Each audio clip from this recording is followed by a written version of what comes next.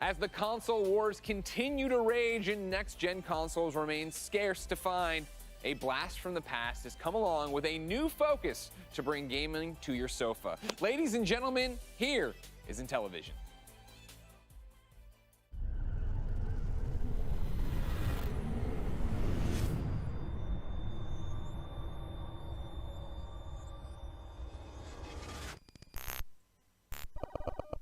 Hi, I'm Tommy Tellerico, and what an honor it is for Intellivision to be a part of this year's E3. I want to personally thank the ESA for having us be involved.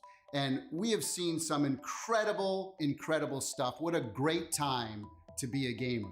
I've been in the video game industry for over 32 years and have been a part of the creative teams that have made some of the greatest video games of all time, including things like Disney's Aladdin, Earthworm Jim, Tony Hawk Pro Skater, Metroid Prime, Guitar Hero. I'm even the guy who did the oof sound for Roblox. Don't hate me. In fact, I own the Guinness World Record for the person who's worked on the most video games in their lifetime. My mother's very proud. But I'm here today to talk about Intellivision and our brand new video game console, Amico. Now, Amico is the Italian word for friend, and that's basically what we've designed our entire system and games around. That friendship, that multiplayer, that couch co-op experience. See, when I was growing up, we didn't have the internet to play video games, so if you wanted to play with somebody else, you went over their house or they came over to your house. It was everybody in a room. In fact, I bet if you're a hardcore gamer, you're probably like me, and I bet your fondest memories of playing games were when you were playing with other people in the same room together. That's what we're all about. Now look, I'm gonna be honest, for a lot of you out there watching this, I'm not gonna impress you with our teraflops and gigawatts and screaming processor and incredible lifelike graphics. That's not what we're about. What we are is a really simple, fun party machine that you can bring out when maybe some of your non-gaming friends come over. Maybe you have a husband or a wife who isn't into gaming as much as you are. Maybe grandma comes over and you want to play a simple motion control game or a card game or a board game, dice, whatever it is. See, all of our games are built around fun and simplicity. That's the most important thing for us, and gathering people in a room together to do it. Here at Intellivision, we've assembled an incredible, passionate team of game makers who have over 600 years experience making some of your favorite games. Everything we do, we focus on bringing people together and having simple fun. In fact, we've designed our hardware entirely around those two things. So for example, our controller is really unique. It has a color capacitive touchscreen on it. It really comes in handy when you're playing others that might not be as good as you in gaming. So it's a great way to give them little hints. For example, here in Shark, whoever's in last place, it will vibrate because we have haptic as well. And then it shows the color of the clam that's going to release the next big bonus pearl. So only that player will get that information. And also, having a screen on every single controller gives you a lot of really cool and unique abilities to do game designs. For example, everybody has their cards and they can hide it in a game like Spades. And here you'll see it on Farkle, another one of our 6-pack-in games that you get free on every console. You can shake it and you'll feel the vibration. We have haptic feedback. And watch, you pour it out, boom, and the dice pour right out onto the screen. Motion controls are also really important, especially for casual gamers. So a lot of our sports and recreation, for example, will use that kind of motion control. You'll see here with Cornhole, you're throwing the bag into the hole. By the way, this is another game that comes free on every console. Now our main disc is really unique as well. Most directional pads have 8 positions, up, down, left, rights, and the diagonals. It has 64 directions and touch sensitivity as well. So the harder I press down, it'll affect gameplay. Here's a feature I think a lot of gamers are gonna love. I can take my controller, I can go over your house, dock it in your system, and because it recognizes that it's my controller, we can now play all of my games that I own on your system at your house. As long as my controller is there, my games are there as well. Another cool feature that we incorporated is wireless contact charging. So once you're done with your controller and your game's over, you just dock it right back into the base and it charges for you. Another unique feature of Amico is that we have interactive LED lighting all throughout the console itself, the base, and all of the controllers. We also have RFID built throughout the entire console, which means you can get a gift card, for example, tap it on the system, and it shows up immediately. You know what's really cool about having the focus be people playing together? I'll give you an example. Astro Smash is a 4-player game. At any point during the game, somebody can pick up a controller and just hit the ship they want and go right into the game at any point. Now, for all you collectors out there, you'll be happy to know that not only can you download games digitally, but we also have physical media as well, and we'll be releasing more information about that later this year. Now, here's something I think a lot of gamers are going to appreciate.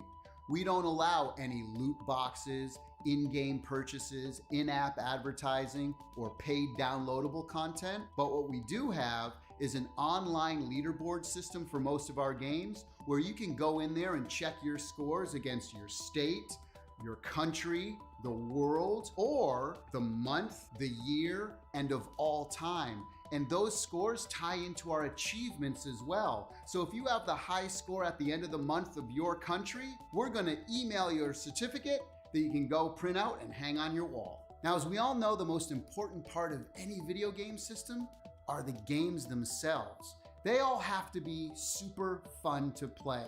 And that's where we really shine. In fact, all of our games on our system are highly curated. All of them contain a single and multiplayer or couch co-op mode. And all the games on our system are exclusive or contain exclusive content. Like Retro Reimagine, where we take some of the greatest classic video games of all time, give them new graphics, new audio, add multiplayer and couch co-op. Some of the things we have, for example, 12 of the best games from Atari like Breakout, Asteroids, Tempest, Missile Command. We have games like Burger Time and Bump and Jump, and even some of the best Intellivision games from the past like Cloudy Mountain and Night Stalker. We have edutainment titles for kids 7 and under, things like Sesame Street and Care Bears. Now, our original IP category contains brand new games that we've created, a lot of times around our unique controller. Some of those games are platformers like Finnegan Fox, Bomb Squad, Space Strikers, Flying Tigers, and we even got the original Echo the Dolphin team to create our new title called Dolphin Quest. We even take more modern games and add exclusive co-op modes, games like Rigid Force Redux Enhanced and Dino Blaster. Now, our sports and recreational category not only has big sports like Major League Baseball and soccer, but also recreational sports like cornhole, skiing, pool, and many more. Now, our casual category contains many party games, dice games, board games, card games, things like spades, emoji charades, and even award-winning board games like Blank Slate, Telestrations, and Ink and Gold. Now, I've already mentioned some really big partnerships and licenses like Major League Baseball and Sesame Street, but we have even more, including things like Mattel Hot Wheels, Harlem Globetrotters, and so much more. Now, we've previously announced that we're doing a brand new exclusive Earthworm Jim game for Intellivision, and we got the original team to be working on it. We wanted to do something special, so we're going to give away 3 of these new prints. All of the team members signed it. All you have to do is email cow@intellivision.com with the subject line groovy. You have till the end of June to do that, and then we'll announce 3 winners at the end of the month. Well, thank you for spending a little time with us here today. Hopefully, as you can see, our approach is a little different than everything else that's out there, and we really don't view others as competition. What we're doing, we view as complementary to what the video game industry is doing. It's such an exciting time to be in the industry, to be a fan of the industry, and we are fans of the video game industry. And you know, if there's something that you've seen here today that might be of interest, or maybe you're a developer who wants to make some games for us, maybe you want to place a pre-order, please go to Intellivision.com. We want to hear from you.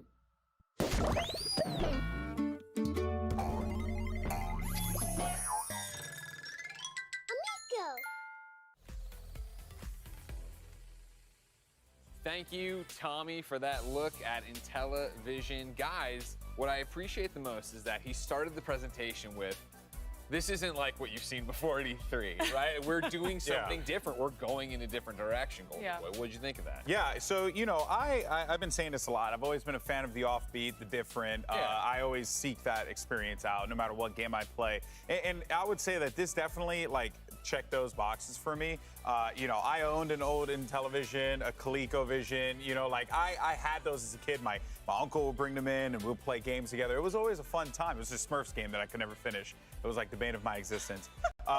This is your second chance. Yeah, you're maybe I'll get another opportunity of doing it. But I do like the idea behind it, and I also like too, like, there's an opportunity here even for independent developers to like get involved and make something super unique on a platform that is unconventional in comparison to what you see out there, you know, in the modern gaming era. Yeah, Jackie, how's it resonate with you? So all I heard was Earthworm Jim, and I was just You're like, Earthworm and Jim? I haven't heard that in forever. Oh my gosh, my brother and I used to mess with that all the time on Super Nintendo. Yeah. Absolutely adored it. So I personally think that it's opening up a lot of accessibility. Like, if you purchase this is something that if your friends don't game, you could be like, hey, this is really simple. Very true. Yeah. I was gonna say it looks like a phone, but it's kind of like a 2001 iPod. But you know what I mean? Yeah, like, with the pretty dial. simple, Yeah, with the dial. right? Yeah. And I just think it'd be very easy for someone to pick up, and the games are also very accessible as well. So I think that this is something I could play with my parents. All I can think of is Mario Kart. My dad tried to play Wario, and you know, that was a slower character, and he was just, it was a struggle. Yeah. It was a struggle. Yeah, I understand. Maybe I know. he could do better with the Amico. So for me, what stood out was definitely Earthworm Jim, and then definitely accessibility. Yeah, that's their whole thing with it, right? And again, I like the idea that they're presenting something different at the end there. Tommy talking about the fact that we don't look at other people as competition because they're clearly in a different market, right? It reminds me how I talk about Nintendo all the time marching to their own beat, right? When everything started going to HD, really, you know, a multiplayer focus, Nintendo didn't do that. There's a lot of interesting ideas with it, right? I think obviously talking about it being the party machine is an excellent idea, but then also the fact that, I really, it resonated with me, the controller, that it's connected to your game, so that if you do have a friend who had this, that if you walked over and put your controller into their That was dock, really cool. all the games you own, you'd be able to play on their The system. dice was really neat when he was like, Sure. Yeah, we got half. Well, I mean, they were definitely on purpose giving us very many callbacks to the Wii. Yeah. When I saw the little girl vibe. bowling, I was like, all right, I know what I'm getting. I also like the price points they set for a lot of their games, very cheap. I think it was like $10 for downloadable. I think it was like $15 for physical or $20 for physical, which, you know that they're going to be coming in pretty cheap. But a lot of these things always boil down to that input, right? Like, and in this case, the controller is the appeal for this. I quite like it. We live in an age now, especially, you know, with the year that we had, where, let's be real, like having couch co-op, that's unrivaled. Like, we need more couch co-op games. Look, I love I'm singing online. your praises right I love now, for online, but real. more couch co-op. I'm all about it in television. Thank you so much for bringing that to light, and I hope it becomes more of a staple with a lot of the big name game companies moving forward as well. Yeah. I love the idea too of that if you are the top in your country or whatever, at the end of the month they send you a certificate to print. That's you can cool. Put up. That's pretty You're like, cool. look, Yeah, it's like very Twin at Galaxies me. type vibe. I like that a lot. Yeah. But yeah, cornhole. They make a cornhole game, so that's all we. That's really all you need. right? Cornhole, baby. Ladies and gentlemen, the year was 1995, and the Electronic Entertainment Expo debuted for the first time in front and center in the world of gaming. Lots of things have changed since then. 16-bit graphics have given way to HD renders in virtual reality headsets, but we wouldn't be where we are today without the developments and announcements of those early years. Here's a look back at the first adventure.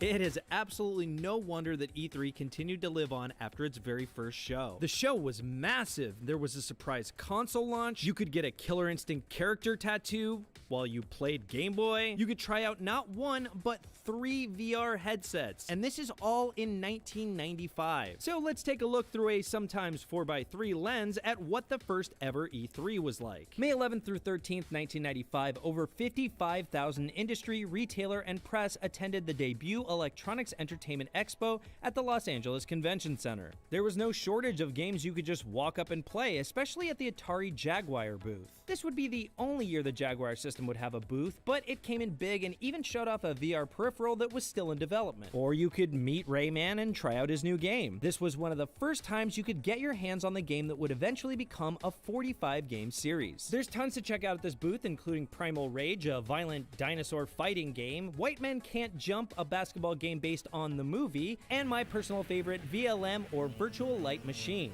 Just walking around the floors, you'll come across Mortal Kombat 3 characters putting on a stage fight that spills into the audience. You could grab a photo with Beavis and Butthead or a Klingon, ride Judge Dredd's motorcycle, or even check out the Batmobile from Batman Forever. And of course, there was no shortage of games that you would stumble upon that are worth playing, like the legendary RPG Chrono Trigger, Earthworm Jim 2, Resident Evil, Ridge Racer, and unique games like Street Fighter the Movie The Game, and a port of the Aerosmith game, Revolution X. There were also plenty of sports games, an industry that would explode in popularity. Games like NBA Jam Tournament Edition, NFL Quarterback Club 96, and FIFA Soccer 96, which is only the third FIFA game in the now famous series. The press conferences lived up to their name, with studio execs in suits at podiums presenting slideshows. The slides consisted mostly of goals, stats, and advertising strategies, but there were hints of the future in their presentations. Side-scrolling games, for all the fun and success they brought us, will ultimately give way to newer, more complex genres. And looks at the industry, then a $5 billion industry that is now an over $150 billion industry. One thing that hasn't changed is that classic E3 excitement when a game is shown.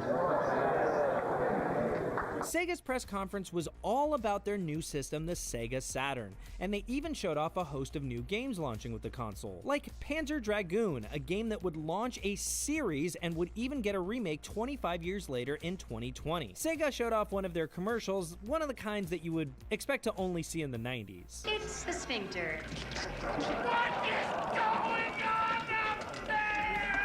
And Sega even had the first, and it's available now, with the surprise announcement that the Sega Saturn is now available in stores. We started our rollout of Sega Saturn yesterday. Months before their original release date. Then they dropped the price and the new tagline, Sega Saturn is not only here now, it's out there. For Sony's presentation, it might surprise you that while Keanu Reeves made a more than memorable appearance at E3 2019, he made his actual first appearance as a key visual in Sony's opening sizzle in 1995. And this very 90s sizzle was pretty important because up until that point, Sony was still widely known as a tech company and hadn't released the PlayStation yet, at least not in the US. We were seeing the birth of a major gaming publisher and system through cheeky slides and clip art. But then came one of the most memorable moments in E3 history. After Sega had earlier announced the Sega Saturn's price of $399, the Sony Computer Entertainment president came up to the stage and simply said, $299. People referenced this moment as the price heard round the world. 3DO also had a press conference showing their successful 1994, how the 3DO console compares to the competition systems, and they even combated the age-old debate of PC versus console. You don't need a dedicated system. A PC can do everything. That's a little bit like telling a family that they only really need one car. They also showed quite a few next-gen visual demos of what their planned upcoming console, the M2, could potentially do. Nintendo spent almost their entire presentation directly discussing forgery systems and piracy that was plaguing the industry at the time. But what they lacked in any formal announcements, they made up for at their giant dome with big letters spelling out Nintendo. This is where you'll find a stage performance for Killer Instinct, as well as a place where you can get an orchid tattoo. Also, there was an early peek at the Ultra 64, which would officially be named the Nintendo 64 a few months later. Nintendo also had Earthbound, which was the origin of NES, Donkey Kong Country 2, Diddy's Conquest, and Nintendo's VR headset, the Virtual Boy. Also on display close by was the X-Band, seemingly the first online gaming attachment for a console. So that's the first E3. A look at what was, what could have been, and what came to be. Game over. At the first E3 in 1995, we wound up showing off an early version of the very first Unreal game. A lot of people who know and use the Unreal Engine don't necessarily know that there's a game that actually launched everything behind all of it. And I remember being there with Mark Rain, and he yells out, "Miyamoto's checking out Unreal." Shigeru Miyamoto, my hero, like my idol, who's made so many games that have just fascinated me throughout my entire life from my childhood. And I remember going over there and shaking and giving him a demo of the game and trying to show him why this game is unique, you know, with weapons that can charge up and players that can dodge and alternate fires and enemy AI that can track you down no matter where you were. And he was very stoic, you know, but I hope that I impressed him. And yeah, I was still shaking for like an hour after that. First E3, Wow. 1995. $2.99, what a moment. You know what I mean? Killed the Saturn in its tracks. And so that's where I want to start. 1995, mid-90s, we're talking about video game consoles. Yeah. Golden Boy, we'll start with you. Were Yeah. you a Sega kid or a Nintendo kid? Oh, yeah, I was a Sega kid.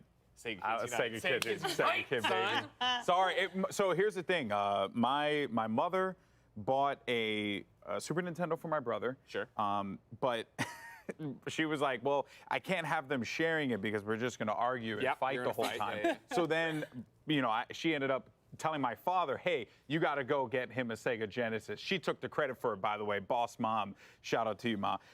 And yeah, and then, you know, I had the Sega Genesis. But the only game I had for like the longest time was Sonic Pinball or Okay, Spinball. Spinball, So yeah, yeah. and that was like one of my favorite Sonic games. Oh, very nice. Yeah. Yeah, I was a Sega Master System kid. I was walking through the store, saw the Ghostbusters game, said, I want that, and my mom did no research, and she got me what I wanted, Yeah, but yeah. then I was a Sega kid, ride or die the rest of the way, Yeah. through the Saturn. I bought a Saturn. I had a Saturn too. Clockwork Knight, by the way, one of the most underrated platformer games ever. Clockwork Knight, so good. Jackie, I feel like I don't need to ask. You want to know what's funny? So actually, the first console we ever got was a Super Nintendo, and it is one of the most vivid memories of my life, actually. I remember my dad came in with the box, and my brother and I were chasing after him. We're like, what is this? What is this? And it was this little TV, like this big, and he was trying to get it all plugged in. My brother and I were sitting in front of this like gray screen, you know? Yeah. And then Super Mario World popped up, and my brother and I looked at each other, and we just screamed, you know? Oh, wow. And little did they know that they were gonna start a full-blown video game obsession after that. But I messed with Sega, okay? I would go to my neighbors and we would play NBA Jam. We'd be like, he's on fire! Oh my gosh, I loved it. And actually, my brother and I got a Dreamcast as well, but we were mainly a Nintendo family. Well, yeah, the only reason I said I think I know is because you have an SNES game in front of you. Actually, I did bring Chrono Trigger. I thought we were gonna be talking about our favorite games from the 90s, and obviously, like, this one, it's near and dear to my heart. My brother and I played it repeatedly. Sure. And Robo's theme was my ringtone for probably 10 years, and then I got an iPhone, and I was like, wait, you can't make a ringtone for these, or can you? And I just haven't figured that out. But anyway, yeah, this story just always resonated with me so much. I was a weirdo. I played like Secret of Mana and Terra Enigma and you were Illusion of perfectly Gaia. normal. But those were like heavy, dark stories for 7- and 8-year-olds to be taken in. So my brother and I are like, you know, we went into the Incan ruins and we found this corpse, and it was like, please tell my family that I shouldn't have gone out searching for treasure, and I abandoned them. And my brother and I are like crying, you know. But I do think that these games made me the person that I am today, and made my brother the person that he was. I'm sorry, I don't mean to get emotional, but I think we can all say that games have had a profound effect on our life. And 100%. these games from the 90s, don't sleep on them, people. Don't sleep on them. Man, They got really, really amazing content. So can I see the box? of course, I know. I'm like, I don't think I've ever. Yeah, do you want to put on white gloves before you handle it, I feel though? like I should. I mean, like, I've never actually held a Chrono Trigger box. I know. It's I saw one in Tokyo, in Akihabara. I walked around for a little bit, and I saw one there, and I asked the guy if I could grab it. He looked at me, said I was crazy, and then I left being, you know, in tears. But this is like a piece of history. Yeah. This is This is super cool. Greg, you can hold it too. I mean, I know this. Yeah, no, this is, you're setting me up for like when that guy shows the Woodstock ticket and tears it in half. I'm not touching that. I'm not ending up on live stream fails. Oh my God, I love it. But I feel like you can just feel the energy like coming off of the game. You know and it was one of the greatest RPGs I know, ever. seriously. Till this day, is still one of the greatest RPGs, like top 5, I think. Oh, easily in my top 5. Yeah. What's in your top 5, y'all? I want to say real quick that, and this is a reformed Sega kid speaking, that like video games made me who I am today. Obviously, it's my entire life, my entire career, my entire passion. Yeah. But like, I always look so longingly at people who were Nintendo kids. Because you have, like, because I feel like I feel like you guys had a different education. And that's not to say Sega didn't, but like, I was a dumb kid. No one else liked video games as much as I did. So I was like just playing licensed stuff all the time. Which got me like Castle of Illusion, Mickey Mouse Castle of Illusion, which was great. But it was also like the Jurassic Park game and all these other Independence Streets of Rage, baby. Dude, I love Streets of Rage. Me and Mike Boylan, I remember that on Genesis sitting there. I remember having the blood in Mortal Kombat, being super stoked. Battletoads versus Double Dragon, Sega Genesis. That game was freaking impossible. But oh man, and Lion King, by the way. Big shout out to my buddy Sancho West, who just finished Lion King recently on stream. Sancho West is my buddy. Oh, okay. Well, he's actually my friend, but he's like a this is what happens when I can't sit between them. Darn it, Sancho, I believed in you. I won. It's all me. I won. Ladies and gentlemen, of course, what are your favorite 90s games? Let us know with the hashtag E32021 so we can get you up on screen. But still to come here on the E3 stage, we've got our indie showcase, Capcom, and so much more. The party's just getting started, so don't go anywhere.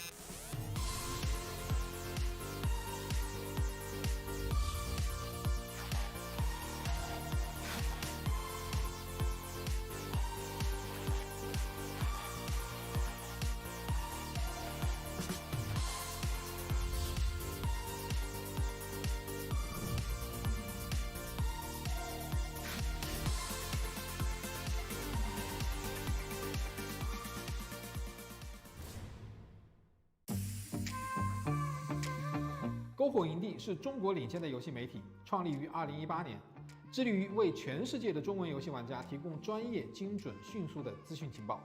篝火营地立足于中国，与多家国际一流游戏媒体同行达成正式内容合作关系，源源不断地将最新鲜的游戏资讯第一时间带给全球中文游戏玩家。自成立以来，篝火营地在全网的内容浏览量已经超过5亿，服务了数百万的读者和玩家。我们的愿景是做游戏文化传播者。您可以在全球各大手机应用市场下载篝火营地 APP， 或者访问3w.gamebonfire.com 来加入游戏传播者的行列。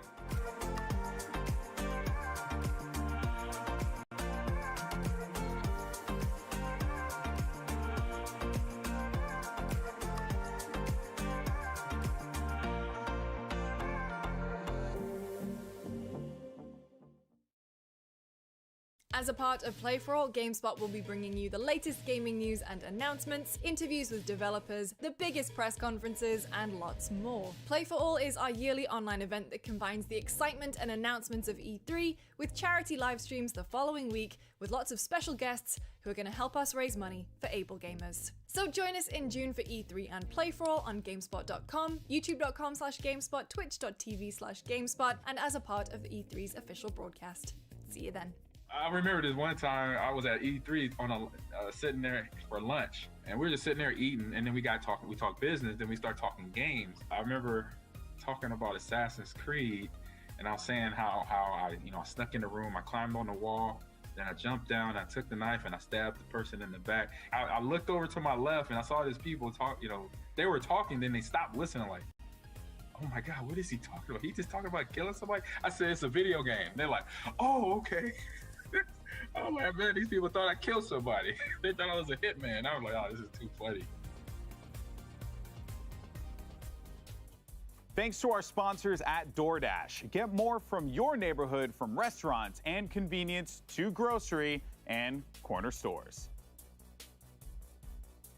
All right, folks. Well, we are back here at E3 2021. And, you know, here's the truth, guys. Sometimes the most difficult discussions, are the ones that you need to have the most. And with the gaming community already being such a diverse place, it's time for the creative space to reflect that. So here's take two with an important discussion on the necessity of diversity, equity, and inclusion, and the corporate responsibility to honor those things.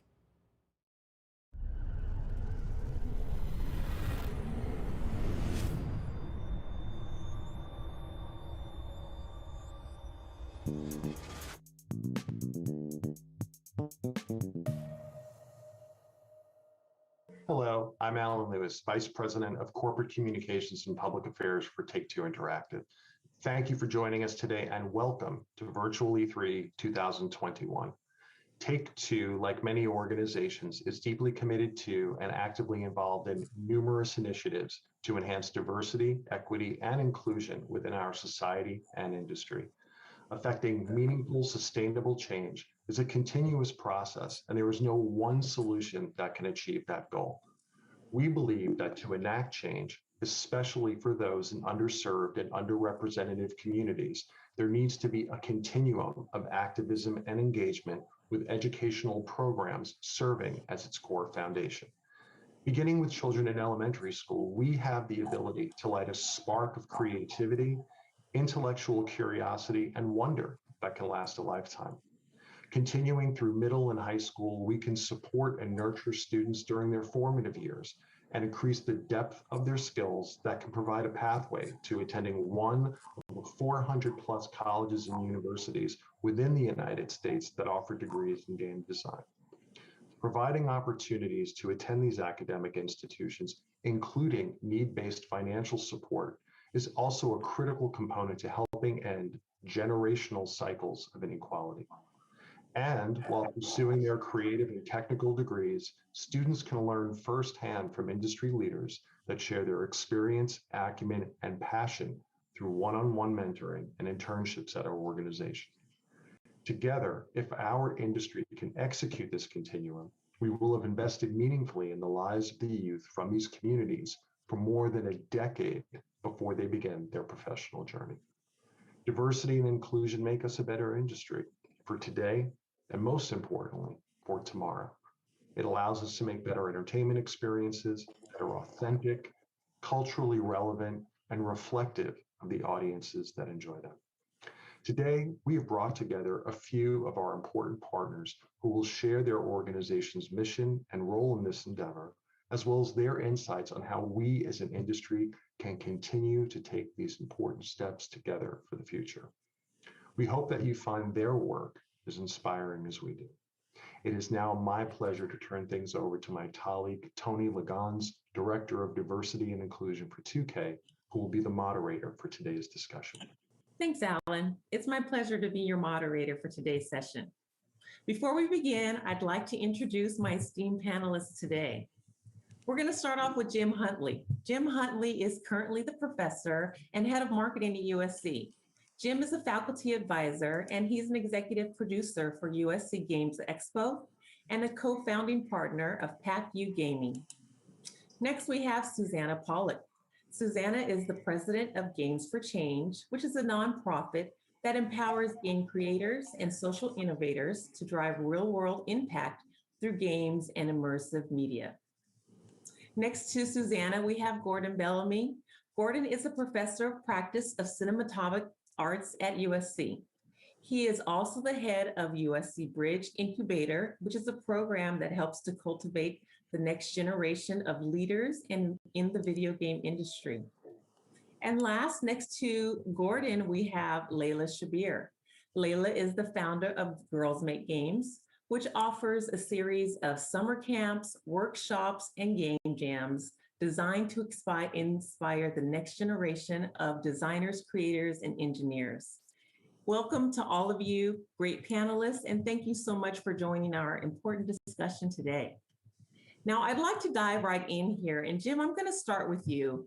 In Alan's opening, he mentioned something that was so important, and it was really just talking about the increasing role that diversity, equity, and inclusion it is playing in the video game industry today. So before we get into the big concepts that we're talking about here, let's just break some things down for our viewers. Jim, can you help us understand and talk about equity and diversity and why it's so important in the conversation about the video game industry today? Absolutely. Equity and diversity has been a challenge for the gaming industry since its inception. It hasn't really changed very, very much over time, but I think the biggest change that people are seeing in the last 2 to 3 years are the lack of it in the modern era and the rationale that there's no excuse behind not having better equity and diversity in the industry from here on out. So what I like about working with companies like Take-Two and some other companies that have reached out to me about an initiative we started called the Gerald A. Lawson Endowment Fund is that companies are now looking to invest in getting more diversity in their ranks and getting more stories told from different points of view. I appreciate that. That's great conversation there. So let's talk about just kind of the inequities and why is it so important to have these conversations. Let's talk about that whole aspect and just getting people in the right mindset to understand what's available for them as majors in this industry. Jim, just talk to us a little bit about that. Absolutely. So a lot of what we've been focusing on from a USC Games perspective is making sure that students of color, Black and Indigenous students in particular, because they have the least amount of representation within our industry out of all the various demographic groups. We've been focusing on scholarships, but the challenge that we have, and I think the challenge that society and the industry has, is it starts earlier than that. There's a phrase from, I can't remember who to attribute to, but there's a phrase that he used that I remember saying, the inequities of our past pay dividends into the future. And that sticks with me because the reality is if you don't have a great opportunity or access to computer science labs and specialized education in grade school and high school and junior high school, the odds of you having a great portfolio piece when it comes time to apply to a program like ours puts you at a deficit. And if that deficit keeps rolling on into the future, generation after generation, the gap between the ability to get into some of these slots in game design and not being able to get them gets wider and wider. So we need to do a better job as a society, and we are willing to do our part and help work with companies like Take-Two to lead the vanguard on how do we get students some opportunity from grade school? Like, how do we make sure they can see this as an option? Because when I, as a Black man, get in front of a small group of grade school students, and I say I work in the video game industry, you can see the eyes just their minds explode because they've never seen anyone like me and the videos they see on YouTube or other visitors to their classes and to their seminars. So it's important to show that we have a presence here, but it's also important to make sure that the students who look like us, who are 20 years, 30 years, 40 years behind us, also have the opportunities that we didn't in some cases to get a job in this industry. Yes, thank you so much for your insights. So important there. Susanna, that really kind of speaks to a lot of the great work that you're doing in helping to reach this underserved community. Can you talk about the work that Games for Change is doing? Sure. So, our mission, as you said earlier, is to empower game designers and social innovators, right? To use games for social change.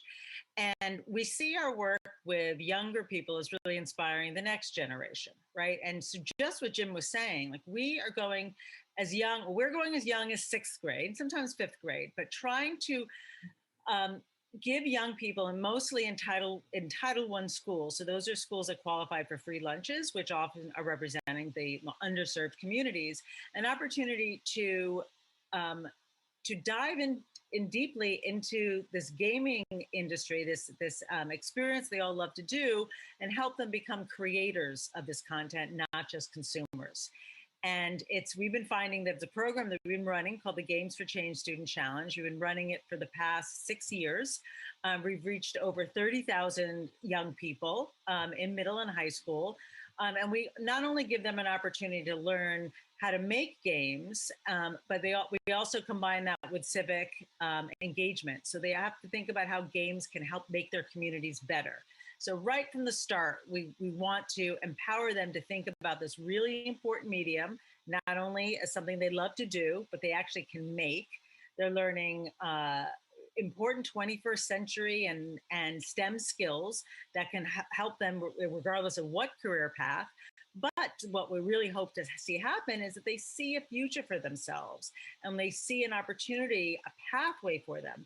And part of our program, an important part of it, is this idea of mentoring and mentoring from near peers and also from people from the community. So as Jim says, it's so important they see themselves in the people that are coming to speak to them. So when we're in Los Angeles, for example, we can reach out to USC Games for game design students to come and speak to the kids, that we can bring people in from Riot or Activision or from Take-Two to come in and say, yes, this is what I do, and this is something for you. And we do the same thing in New York and working in Atlanta and Detroit. And I can tell you that students are coming back year on year, and we're seeing them use this program as like their college essay, or they're building their portfolio. And I love the idea that, if we can get to them at a young age, they spend their summers with Layla at Girls Make Games, and then they can go on and apply to college, and we're talking about this pipeline or this pathway for them. And so that's that role and what we hope to inspire. I love what you said there, Suzanne. There's so many little nuggets that you just pulled out there. The different avenues you can have and career pathways there are in the gaming industry. Just the activity that you can have in terms of having mentorship and role models and representation, and just, having good gamers out there. So there's so many things that you talked about that I want to hit on. Let's just pull Layla into this conversation and just talk about the idea of mentorship and representation. Layla, talk about the workshops and the summer programs that you offer to girls. How does that help to increase the representation and the mentorship aspects that we've talked about? Thanks so much for having me. I was on mute. This is 2021, still going on mute. But like Susanna said, I think it's really important to kind of pass that baton on. And I think we see this summer after summer, having created a place that's, for girls. We get this question a lot. Why do you need a space that's just for girls? There's so many programs out there that are open to everyone. But I think it's just so important to create that space because, like Jim talked about, it's so important to see people who are like yourselves. For many of the girls that come to camp, this is their first time walking into a room full of girls who love video games. They've been so accustomed to kind of being the only girl on their robotics team, or the only girl that went to a coding camp with their brother, and the girl who's fighting her brothers for the Xbox controller. So those are very common themes and stories, and I think it's important to kind of tie in not just the mentorship, but also the community. It's very important to walk into a room and feel like you're not an outsider, and the best way to do that is to show many more faces that look just like you. It's really validating to walk away, not just with the technical skills, but to feel like these are people that I'm going to, kind of encounter in 10, 15 years, and we'll be like professionals, because right now we're just kids making games, but we'll be professionals in a few years. And 7 years out for Girls Make Games, we're finally starting to see, these girls kind of make plans together to go to college. And this year, I would say, like, the first time we got in like dozens of emails from families saying, my daughter is now thinking of college, and how do we get this portfolio going? How do we set that up? So I think, touching on Jim's point too, there's so many challenges that, people have to go through just to get everything right. You shouldn't have to rely on luck so much. So if you look at the women who are now excelling and thriving in the industry, and you ask them their stories, so many things had to go right in their lives to finally end up in the industry. Many of whom ended up there accidentally, like me and even Tony. I think Tony and I touched on that earlier. But it shouldn't have to be luck or accident.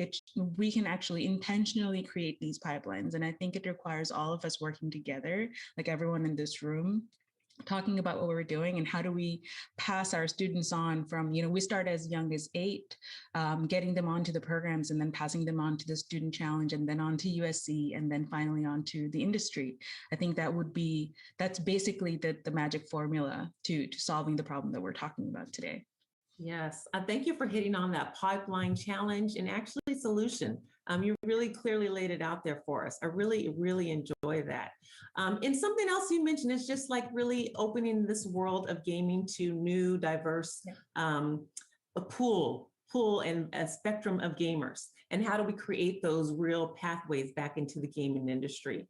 Gordon, you've done a lot of work in just helping to create value where value was not seen in places in the gaming industry, specifically for the gay gaming professionals. Can you talk about how the representation and widening the spectrum of what gaming professional looks like and how your company and your role really accomplishes that? Sure.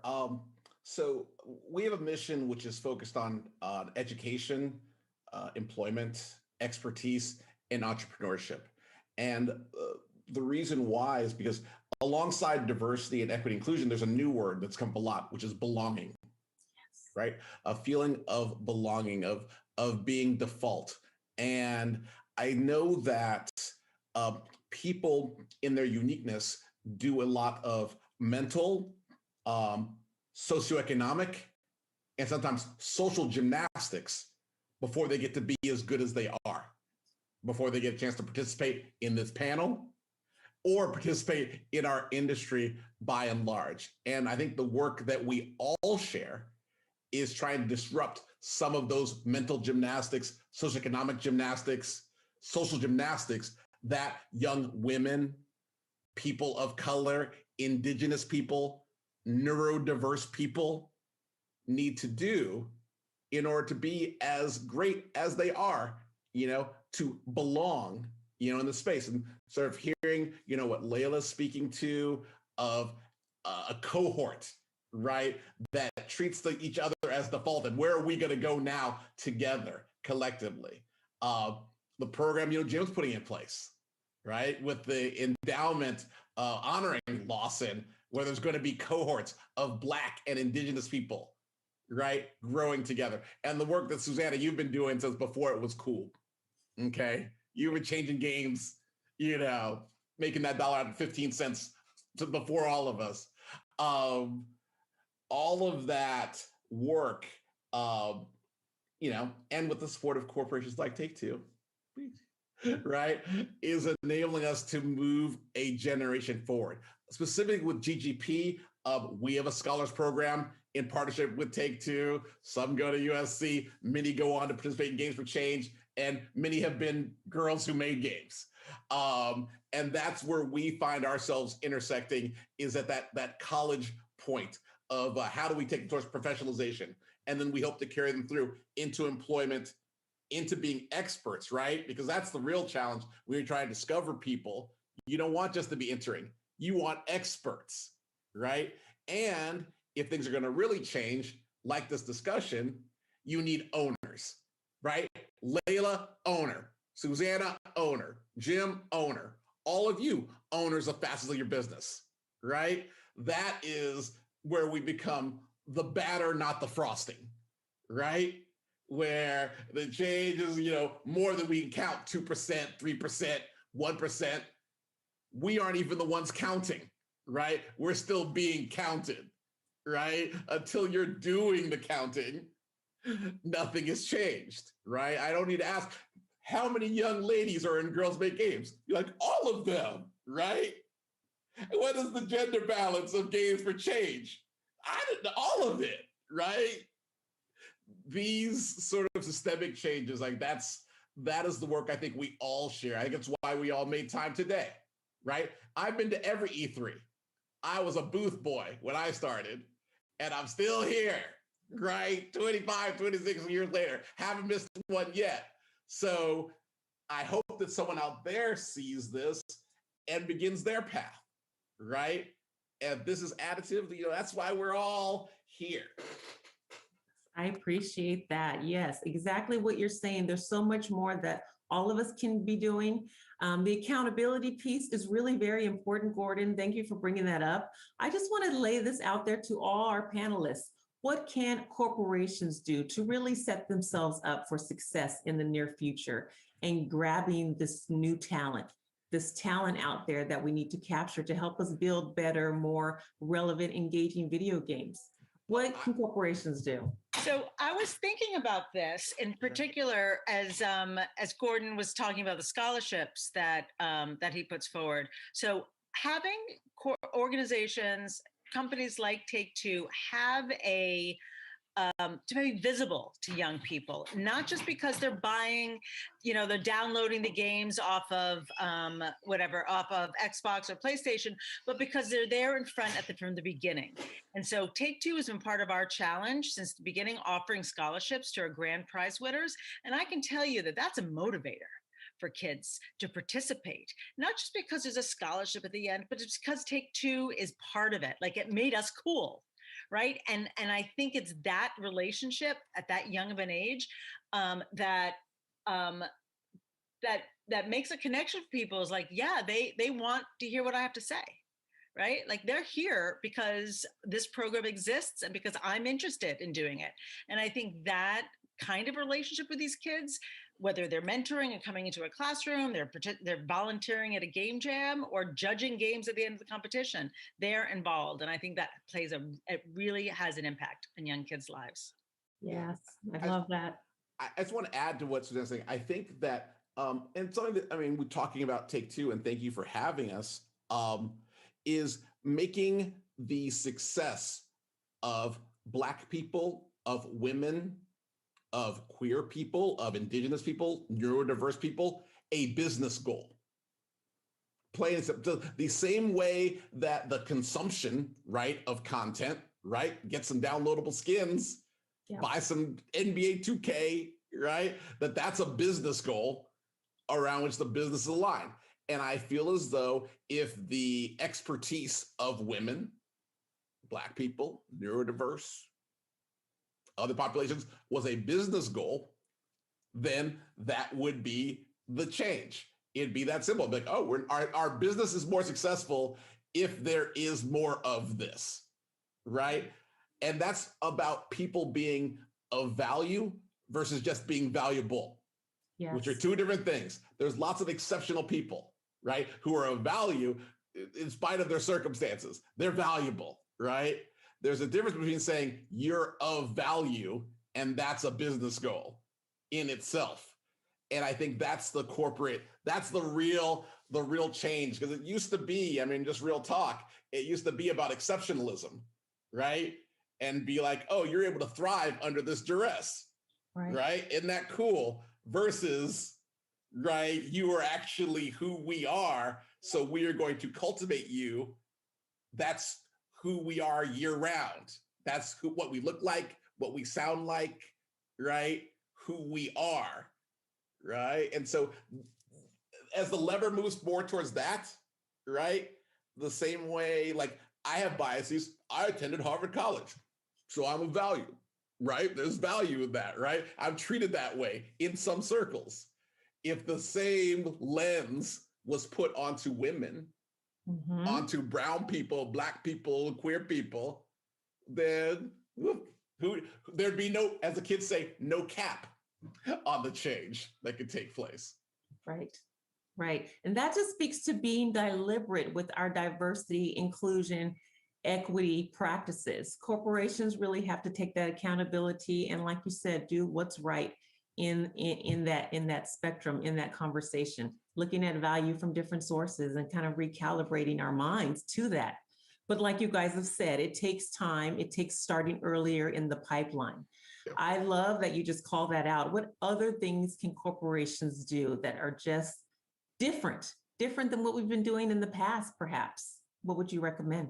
I would even add to what Gordon just said. The looking at this challenge as a business challenge is key. That's what between the inspiration of the social justice marches from last summer and really talking to our chair, Danny Bilson, who said that, hey, if you were going to tackle this issue, this giant generational issue as a business problem, what would you do? And that flipped the light switch on for me. Well, of course, like any business problem, what are my challenges? I've got gaps in my supply chain, if you will. So how do I fill those gaps in my supply chain? And really working your way backwards in a way where you're putting objectives, strategies, and tactics in place to achieve those goals from a business perspective.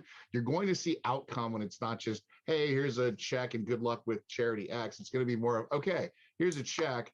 This is what we're hoping to see. Let's measure along the way and see if we're seeing progress on that. And it's the measurement of progress and adjusting in real time based on the data that you're getting back that's where you're going to see the gap start to close in a meaningful way, and be able to point out to other people in the industry, like, hey, this is what we can all do together. What if we scale this effort up and really had an impact on society as a whole? That mindset is really going to be what changes the game. So I like to think about it as like a pie. When we think about from like a corporate strategy, we always think about there's a piece of the pie and everyone gets a little piece of the pie. But I think the way we have to approach this is really, the pie is not a fixed size. I think by including more people, the pie gets bigger. So it's not a fixed size that we're trying to all get a piece of, but by including more people, in the industry, by becoming creators of this medium, we actually expand the medium, expand it beyond just entertainment. And I think that speaks really heavily to me as a problem solver, is like when I look at video games, it's such an underutilized tool for social change. And I think like that, I can see Susanna kind of has been on the forefront of that. And coming in as an outsider to the games industry, I was just kind of blown away that, oh my God, you can do so much. Like 9 out of 10 kids play video games. Not 9 out of 10 boys, 9 out of 10 kids. We're talking about literally changing perceptions and inspiring and educating generation after generation. And yet that power rests in the hand of like a select few. And I think when you think about it, not just from a corporate responsibility, but as a social responsibility, like what are we putting out there for our kids to consume? I think we need to bring in pretty much everyone, anyone and everyone who's interested in building a future together in that. So between the pie and the corporate responsibility, I feel like there's a lot that gets lost. Like I think there's a big dichotomy between these are people that are doing good and these are people that are self-serving, but it doesn't work like that. We have to work together, and everyone does kind of go between what's good for me and what's good for everyone, so. Thank you for bringing that concept up, Layla. The codependency. We are all community members in this pipeline, and we have to be active, deliberate in our processes, in our systems, how we tackle this problem. Before we end this conversation, there's tons of questions that we have that we want to ask you. So I'm going to pause right now and give our esteemed questionnaires a chance to ask their questions that are top of mind related to our conversation today. So we're going to start it off with some questions from our other video game industry experts here. We've got Carrie, she's an executive producer from Private Division. We also have Vanetta, who's a director of talent acquisition with Take-Two, and Nir, he's the head of mobile for Take-Two. So go ahead and fire it away. Awesome. Thank you, Tony. The first question is for Layla, but certainly open to having the rest of our panelists answer the question. But at the beginning of your career, did you ever imagine being a leader within an industry that is predominantly male-dominated? And what is your advice for other young women that are interested in taking a similar path to where you are today? Thank you, Juanetta. I don't think I really envisioned being in a male-dominated industry, although I did envision being in a male-dominated world, because I grew up in the Middle East and I was painfully aware of being a girl and how my life was going to turn out to be different from my male peers or my brothers or my cousins or any of that. I was fortunate that my parents were very supportive and they wanted me to pursue whatever dream I wanted. But I think having that mindset and coming from a world that was very much male dominated already prepared me for, hey, whatever I end up doing, there's going to be more boys or men than me. I think the piece of advice that I would really give girls is to honestly not think about your gender when you think about what you want to pursue, because it's all about you specifically. You might end up liking things that people, even your age, your geographic location, your, educational background, or your family might not have heard of or even thought of. And that is all the things that I ended up doing were things that didn't match anything that I had seen in my own environment, but I just kind of pursued what I wanted to. And then 2 is to kind of use a very selective hearing I think you have to kind of develop selective hearing. Listen to the people that care about you, that love you, and encourage you in being more of who you are, and diminish the voices of people who say you can't do things because it's never been done, or that's not how it is, or that's not how the world works. The way the world works is based on the world that we build, and we're continually building a new world. So it doesn't matter how things are done now, they're going to be done a different way as you grow up, and you can be part of building that world. So those would be like my two pieces of advice for girls, is to just pursue what you want and, develop selective hearing. All right. My question is for Susanna, but also open to anyone else who would like to answer. And I think Gordon kind of hit it earlier when he said that, most of us didn't have a lot of examples or opportunities. I'm in that boat. I didn't have any programs and anyone telling me that I could do this, and definitely had to, not necessarily an accident, but really had to work in a different way, harder than most. So my question, Susanna, for you is, could you share an example of how your program has impacted someone that has participated, or, a few people? Sure. So as I said, our program is 6 years old in New York City. We're a bit younger in the other cities that we're operating in, and there are opportunities now that kids all over the country can participate. But we saw in New York a very particularly strong cohort. We're actually in over 125 schools right now in New York City, and there are some rock star teachers that have encouraged their kids to participate, their participants, year on year on year. And that, to me, is certainly the beginning of getting this kind of program off the ground, and particularly in schools where students usually aren't offered this kind of experience. So one, having the teachers find value and really and work to and making it a part of an annual program within their school system has also allowed students to continue with the program year on year. There's one young woman in particular who won, I think she won the, our theme category the first time round when she participated as a sophomore. The junior year, she won again. And by the senior year, she was a grand prize winner in New York City. And I hear that she then followed on with a full scholarship to NYU Game Center. Right. And it was just amazing. And I just remember she was invited to speak at the Games for Change Festival after she won. It must have been the second year. I don't think it was the third year. And she came, and we were having a conversation about, the program, and she was invited to speak on it. And her father came with her and followed her around the entire 2 days she was there with a camera recording her experience in this, professional environment, not only when she was speaking, but when she was sitting and watching the other people on stage. And it was so awesome to see that kind of support within her family. And I'm like, all right, you've got educators supporting this young woman, this pathway. She's got her family. And actually, since she graduated, I've seen other kids in her family come through the program.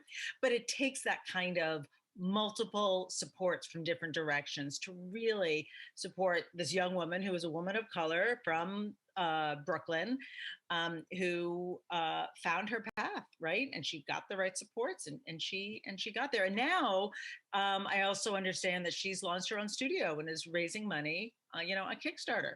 She's remarkable. That's awesome. Thanks for sharing that story. That's so cool. Nir, do you have a question for our panelists? Yeah, hi, I do. So my question is to Gordon. I'm looking at LGBTQ representation in gaming. I've been in gaming for more than 12 years, and it feels to me that representation is a bit low than what you would expect, what I see in tech in other sectors. Do you have some data or some thoughts about that? Is that the fair estimation? And if so, why is that? And what are the main challenges that LGBTQ individuals face in this industry? Sure. Well, I'll tell you a little history here. So when we started GGP about 15 years ago, which is not that long ago in corporate times, queer people only existed on an anonymous mailing list, anonymous to each other. That's okay, because employment safety, which is still a concern globally, not to mention just safety, was a #1 concern which all of us lived with. So, even back then, weird flex, but I had designed Madden Football, had already sold a company to Activision, employment safety. So that is the #1 reason why. And just in this new recent history, have we begun to build the trust and value in each other so as to aggregate and to even acknowledge each other, okay? And to build systemic ties to companies like Take-Two and others to move from hiding from the industry, right? Escaping from the industry, to affinity, right? To employee resource groups and corporate leaders like Tony existing, right? And we're moving closer to being a business resource. And so in other technology areas, that path is further along, where it is like to say in the batter, that queer identity is of value, and there's customers, there's of course creators, there's of course business leaders and owners, of all walks, and in the optimum business, you would cultivate, all types of people. As a game craft, we are still in generation 1. You even asking this question here, you are a wild pioneer. You are the out there with your machete chopping down bamboo to even ask this question, which presumes that LGBT people would be employed, okay, and then in communication with each other, right? In communication with each other across different companies, and in any sort of ongoing concern. So welcome. Thank you for asking. For those of you at home, we have a Discord and a Facebook that you can all join and participate at any time, or you can reach out to me directly on Twitter, Gordon Bellamy. Wherever you may be on or off your path as an LGBTQIA person or an ally, right? Because I think that's something we've all discovered. And I think whatever population you are part of, whether it be across gender or race or expression identity, is that you don't have to be a member to care, okay? You don't got to be a member to say this is an important issue. And in fact, a lot of the work that we do at a corporate level is saying, hey, you don't have to do all the work, right? You don't have to push the rock that's sitting on you. We're going to help you push that rock that's on you. It's not on me, but I can help push, right? Because I can see it. It's on you.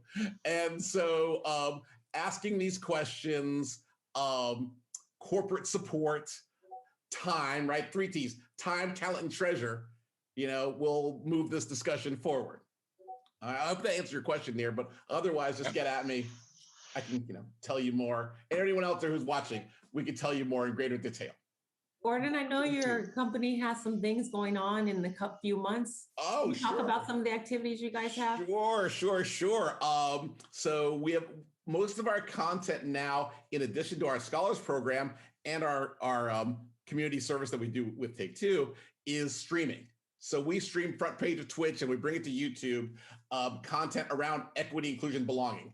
And not just LGBT, we just had our second Indigenous Game Creators panel yesterday.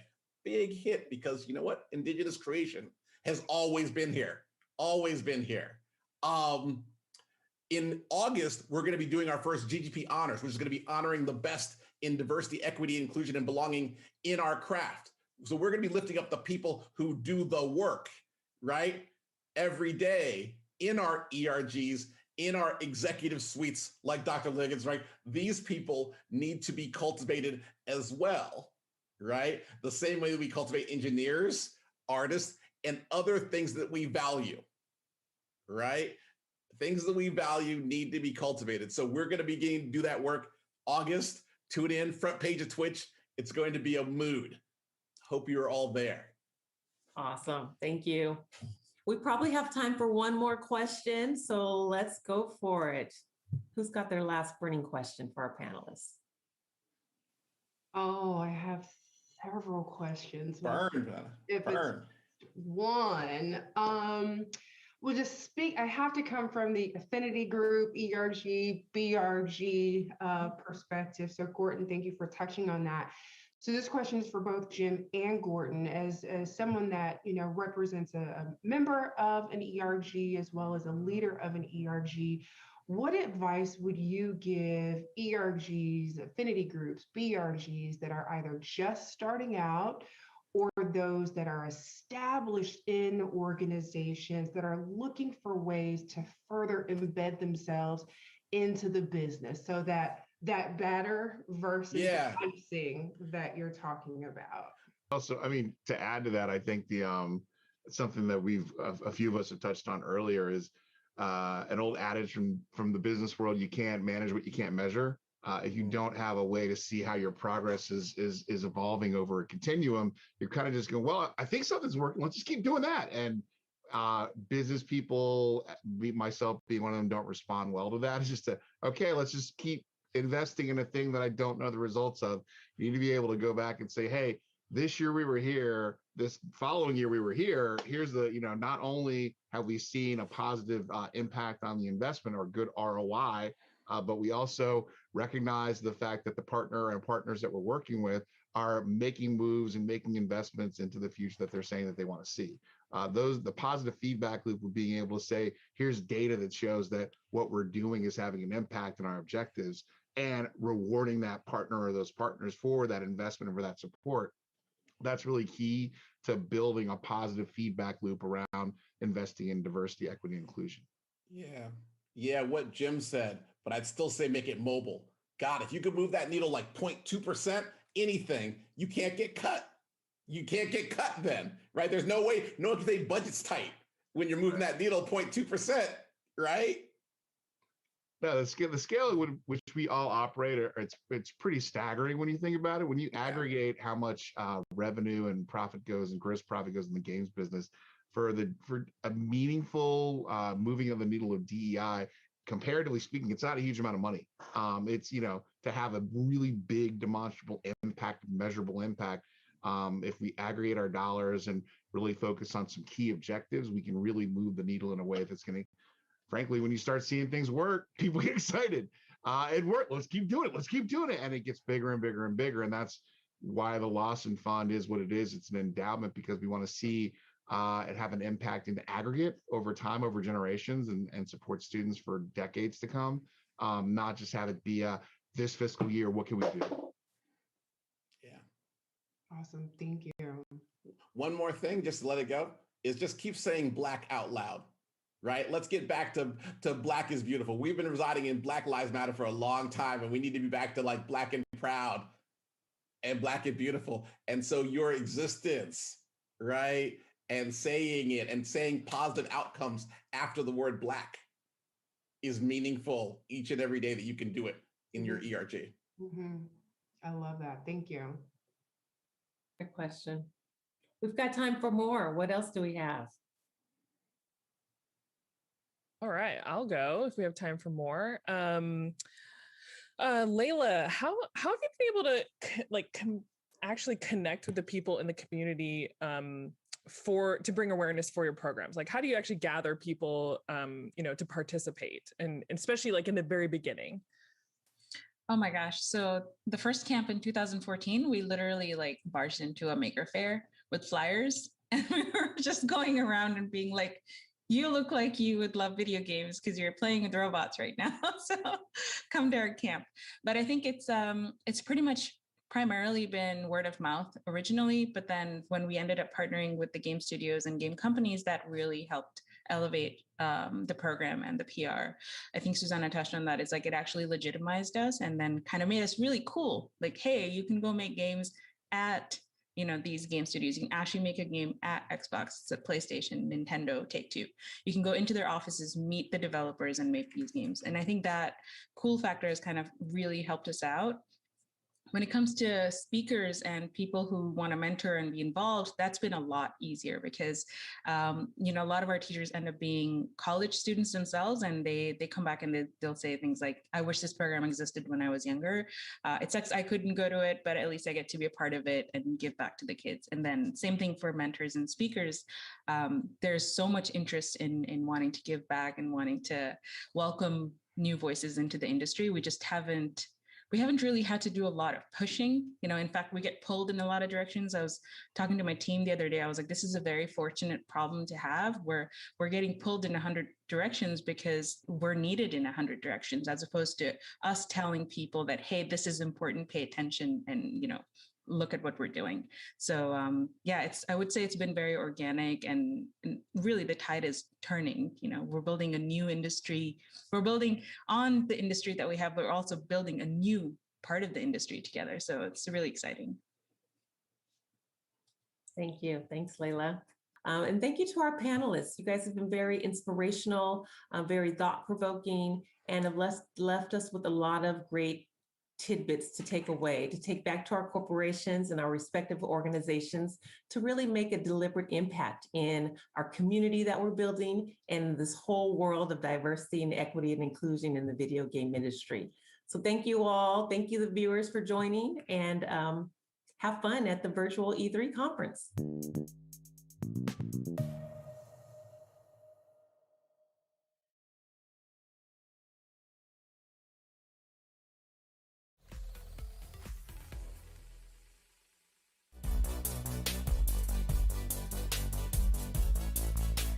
I think ever since Mega Man X, I've just loved the sort of 8-bit, 16-bit pixel art style. As an artist, I just kind of fell in love with that aesthetic. Number one, Mega Man X, favorite game of all time. Whenever somebody asks me the deserted on an island question, Mega Man X is the game. I would say Tomb Raider. Lara Croft is the reason why I started to become really adventurous in my own life and wanted to be as intelligent and curious and brave as her. Grand Theft Auto San Andreas. I feel like that was the first video game that I've ever played where I've seen so many Black people in one game and felt like, oh my gosh, my people. You got the Isley Brothers playing on the radio? Like, oh yes, this is where I need to be. Parappa the Rapper on PlayStation. Man, bring that back, PlayStation. Parappa got more bars than half the industry right now. So I recommend that you all go check it out because it's one of my favorites. I think it might be Apex Legends. And I know, you know, the thing you're most excited about is the thing that you've just done. But truly, I have been waiting my entire life to play a character like Valk. And yeah, it's changed my life. My favorite game is, without question, absolutely League of Legends. It's been like a decade since release, and it's still just at the top of the charts, and it's where I go with all my friends and hang out. It's my go-to. That was the first female I actually ever seen play video games. It's my mother, and she loved 007, and we would all play, me, my brother, my mother, and my dad, and we would just go crazy in that game, have game nights and everything. Lion King, Sega, on Sega, because that will teach you about life right quick. That was hard.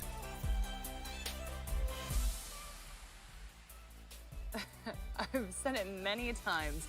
TV should have his own segment. Every time he's on camera, I'm just like cracking up. Love him. Anyway, welcome back to E3 2021. Do not forget to check out e3expo.com/shop for your E3 2021 needs.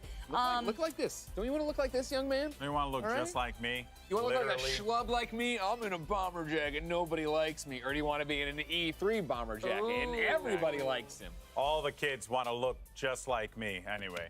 Okay, anyway, we do need to give a big thank you to Razer. Do you see our lovely little Razer Blade laptops here? And then we're in the Razer Isker chair. Oh, sorry, you didn't get one. I got the chair, though. You did, and they're amazing. The lumbar support is on point, y'all. Greg, you and I, we're tall folks, so it's like you need that lumbar support. It makes us stand up straight. That's the thing is, if you're not a tall person, you don't understand how hard it is to be tall. And that's always embarrassing, right? Go, oh, right. Sorry about that. Okay, be nice, gentlemen. The pain I'm feeling right now. I don't have a laptop. Greg, make fun of me. You know what? I quit. No, I'm kidding. No, you know what was low-key the best thing? Yesterday, they were like, Golden Boy, can you put your chair up higher? Can you put your chair up higher? And Greg and I were being so nice. We were not saying anything. We were just like, okay. Anyway, my producer's like, move it along, Jackie. So we did this great segment earlier where we were talking about 90s games and the impact that they had on us. And I kind of went off the rails and started talking about Chrono Trigger and Illusion of Gaia at length. But you both didn't really get a chance to talk about the games that have had a huge effect on you. So I wanted to hear both of y'all just be like, hey, this game changed my life. So you're in the hot seat first because you're right next to me. Hi. Yay. The easy answer for me would have been Halo. I will just give a mention. It was the game that brought me and my brother together. We were always, bickering brothers, right? It's just how it is with siblings. But both of us sitting down playing that campaign, it was great. But for myself personally, one of the games that had a profound impact on me was, funny enough, Final Fantasy VII. It was the first RPG that I had ever played, and it began this infatuation with RPGs. And there was a point in time, folks, where the PlayStation, I swear to God, just had nothing but RPG games. I feel like every other month there was like a new RPG coming out, but that just started this long-lasting love for that genre. And then there was the first game that I played that literally was just, was Batman on the NES. Wow. What a game. Super fun game. That first level as a child, let me tell you, not easy. But those games have always been so big for me. What about for you, Greg? Man, I think if you go back to the youth, there's so many things that put me on this path here, right? But I think for impactful games, the first thing that comes to mind is more modern. I think of Gone Home. Oh, if you haven't played Gone Home, of course, right? It's a walking simulator, and when Gone Home hit, I was told by everyone on the internet to go play it and read nothing about it, which means I will now spoil Gone Home for you. But I played that game like so many people did, thinking it was a horror game. And then slowly there's this side story building about, your sister and she's missing and what's going on with it, and you're reading the notes she's left. And slowly over time, it's like, oh my God, like she's falling in love. Oh my God, she's discovering she's gay. Oh my, and then it was like, wait a second. Is this game a horror game at all, or is it all about that relationship? And it was all about that relationship. And, no video game, no work of fiction, of course, can tell you exactly what it's like to be LGBTQ. But for me, as a hetero white male, where everything's great all the time, right? This was a window, at least, into it of what that discovery is like, and the pressure of it, and what you're going through. And it opened up a window of empathy that I've heard stories before, but to kind of experience it, in a video game way, of being in there and reading these intimate thoughts on a level that I don't get in a passing conversation with somebody, it was so powerful that when that game ended, I felt like I had a brand new empathy for what, LGBTQ people have to go through, of course. Yeah, wow. Definitely got to check that game out now. Yeah, no, for real. I'm like, I am completely sold. I've heard great things about it as well, but I'm like, okay, everybody, Greg Miller says to play it, I'm playing it. Okay, so Golden Boy and I were up in the break room, and I was like, okay, I need you to break down for me, like, NFT, Bitcoin, the works. And he popped out this little diagram. He wouldn't allow me to bring it down here, folks. He's like, Wasn't very well He's done. like, people are going to make fun of my stick figures. Oh, is it like a 7th grade diorama where, like, But what was so sweet about it was Golden Boy's like, you can keep it for you, Jackie. This will just be for you. And I was like, oh, he drew a stick figure of me, and it was like tall and lanky. And then he's like, this is me. And he's like, see, it's got a little belly. And he's like, and it's missing hair. And I was like, stop it, Golden Boy. But actually, this kind of brings us to our discussion about mythical games. That's why we even started talking about it. Yeah, first, I do want to give a huge shout out to my boy Justin Kruger. I've known him for years, and he's over at Mythical, so I'm very much looking forward to seeing what they're going to bring to the table. But yeah, Mythical Games is a very interesting company because what they're doing is they're making games on the blockchain. And I know everyone's like, well, sure, NFTs, blockchain, crypto, there's always these conversations around it. But what's really interesting about games is like, what if you were able to play something like, a Hearthstone, and you had a particular card in Hearthstone. I think Dan used Ragnaros as an example, and you owned a version of that card. Like, you own that card. It was like 1 of 100 or 1 of 200 or whatever, right? It'd be like Magic, right? It would be like what you're already doing. What you're already doing right now. Cards. Exactly. And imagine you were able to do that. Now, this is obviously a fun game. You play with your friends, and it takes that same kind of concept of like ownership over what you have in your game, and then it just paints it with this fun-loving, colorful flair. Yeah. So I'm really looking forward to it. Huge shout out to Mythical Games. I think they're pushing the boundaries a little bit here, and really it's only the beginning, because you're going to see more and more of this as the blockchain continues to improve. Right, it's tip of the sword, right? I think Indeed, that's the thing. indeed. Yeah. Well, fans of Blanco's Block Party are going to be happy to know that they can now own and sell their own characters. So for more on Blanco and an inside look at how the developers plan to change the way we look at video game characters, here is Mythical Games. Let's go. Yay.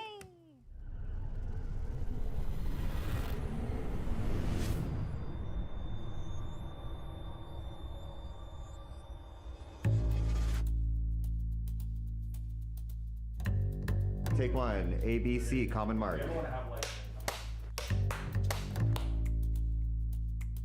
In your own words, what is Blanco's Block Party? Oh, man. Blanco's Block Party, it's a lot of things. The game or just the Blanco? I'm looking at you. Perfect, awesome. So Blancos was originally what we thought a player-owned economy in a video game could be. So it's a cool mixture of art, design, music, entertainment. This is like the evolution of modern art. Seeing how those artists use different mediums again, it's not just about canvases. 50% of my work is digital, and there's been rarely an outlet for that digital aspect of things. What the gaming industry has really become is a lot about microtransactions and getting as much money out of the player as possible. What we're doing at Mythical with NFTs and blockchain really changes that script. By the end of this time next year, I'm going to have a whole row of Blancos. So. Play, earn, collect, sell. That's it. Sorry, I got lost. Can we start again? I gotta say it again for I ain't felt this good in a minute. Own it. I ain't tryna rent it. It feel like it's third down. So I'ma slip farm like Emmett Smith. Yeah, I'm going in, baby. Yeah, I'm tryna win, baby. Yeah, you know the biz, baby. Yeah, you know the biz, baby. The way we win, it ain't fair. But ask, do I care? Yeah, that's right. On the left side, on the right side. Put your hands way in the sky. On the right side, on the left side. Do what you can to do. Here we go. I'ma just do my thing, do my thing, do my thing. I'ma just live my life, live my life, live my life. I'ma do what I want. Yeah, that's right, yeah, that's right. I'ma just do my thing, do my thing, do my thing. Do my thing, do my thing. Do my thing, do my thing. I'ma just do my thing, do my thing, do my thing. Do my thing, do my thing. I just had a quadruple espresso, is that a problem? Hi, my name is John Linden. I'm the CEO of Mythical. So working with Rudy and Jamie have really been a lot of fun because we really have kind of merged three different industries into one. So we have kind of obviously deep experience in gaming, but we also have teams from blockchain and we have teams in marketplace technology. And bringing these three worlds together, it's been a challenge at times, but also it's really helped us explore how to make this work. And I think that's been the intersection of those three industries together has really made Mythical special. I hope that players within Blancos can really kind of be what they want to be. It's kind of a safe place that people can come. It's a great, strong community. And meanwhile, they have this economy behind the scenes that they can earn. They can really transact and be part of the world themselves. And that's really what they need to know. It really has become a great community, and we really encourage people to be part of that community. When you're building a game at the moment, if you want to move from 10,000 users to 10 million users, what you really need to do is have really, really epic gameplay.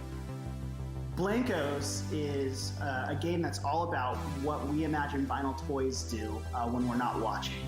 What happens when we go to sleep and these toys are left to their own devices, and an exploration of that whole fun world of creativity that these toys escape to.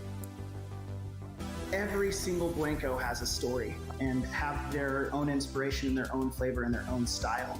And I think that players are going to find that they'll go, oh, I like this toy because it speaks to me. You are playing, building, and collecting. But then outside of that, you are also upgrading and selling. You don't need to understand NFTs or blockchain at all to play Blanco's Block Party. All you need to know is how to play a game, and we teach you that. The Junction is an amazing place where the Blancos go to express their creativity. Players are going to have a role in helping to bring that world online.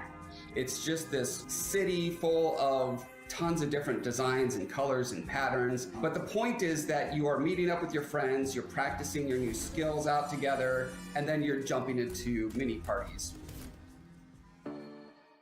Yeah, okay. Players can build their levels using our Blanco build tool.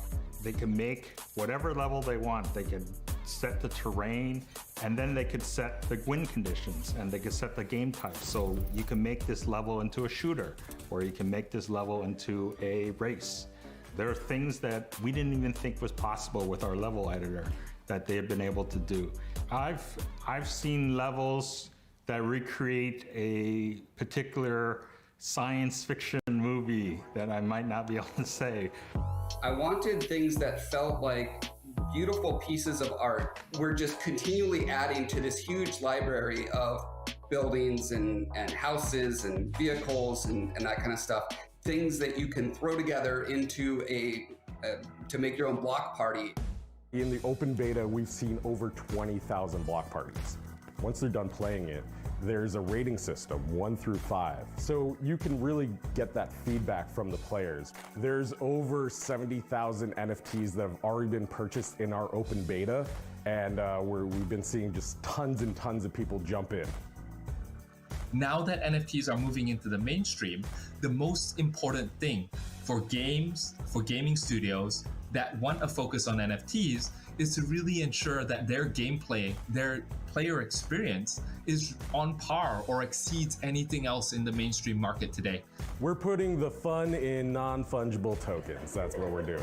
It's going to be really exciting to see the game, the community grow over the next few months. What we're building here with NFTs and blockchain really changes that script, because then it's players that can actually benefit and profit off of all the money they spend. Part of my art exists in the fine art world, and in that world, I could create a painting and sell a painting, and then that painting goes off to a collector, and then I get paid once, right? And then I have no idea, no control over who gets the painting, no idea if 20 people sell it down the road for exponential amount of money. I never see a dime of that. I have no idea what to think. So one of the cool things about NFTs is that smart contract that's locked in, and you're able to just not only track who gets it, but share that profit forever. While one will collect for love, the other side that you want to collect from is also from a perspective of capital appreciation. You know, when we look at the collector world today, vinyl toys are on a tear, right? Just the very fact that Blanco's Block Party created a platform where you could not only collect digital vinyl toys created by epic vinyl toy artists, but at the same time use those vinyl toys to battle other people in games. I truly believe that it's a magic formula for, you know, not only epic capital appreciation on the assets themselves, but also, you know, immense amount of enjoyment in playing the game. Today's gamers are used to having a lot of control over customizing the experience that they have. We've seen that in the trend of games coming out over the last 10 years. Players spend a lot of time online, they spend a lot of time in digital space. That's where they want to express themselves, through skins, through cosmetics, through the things that they buy through games.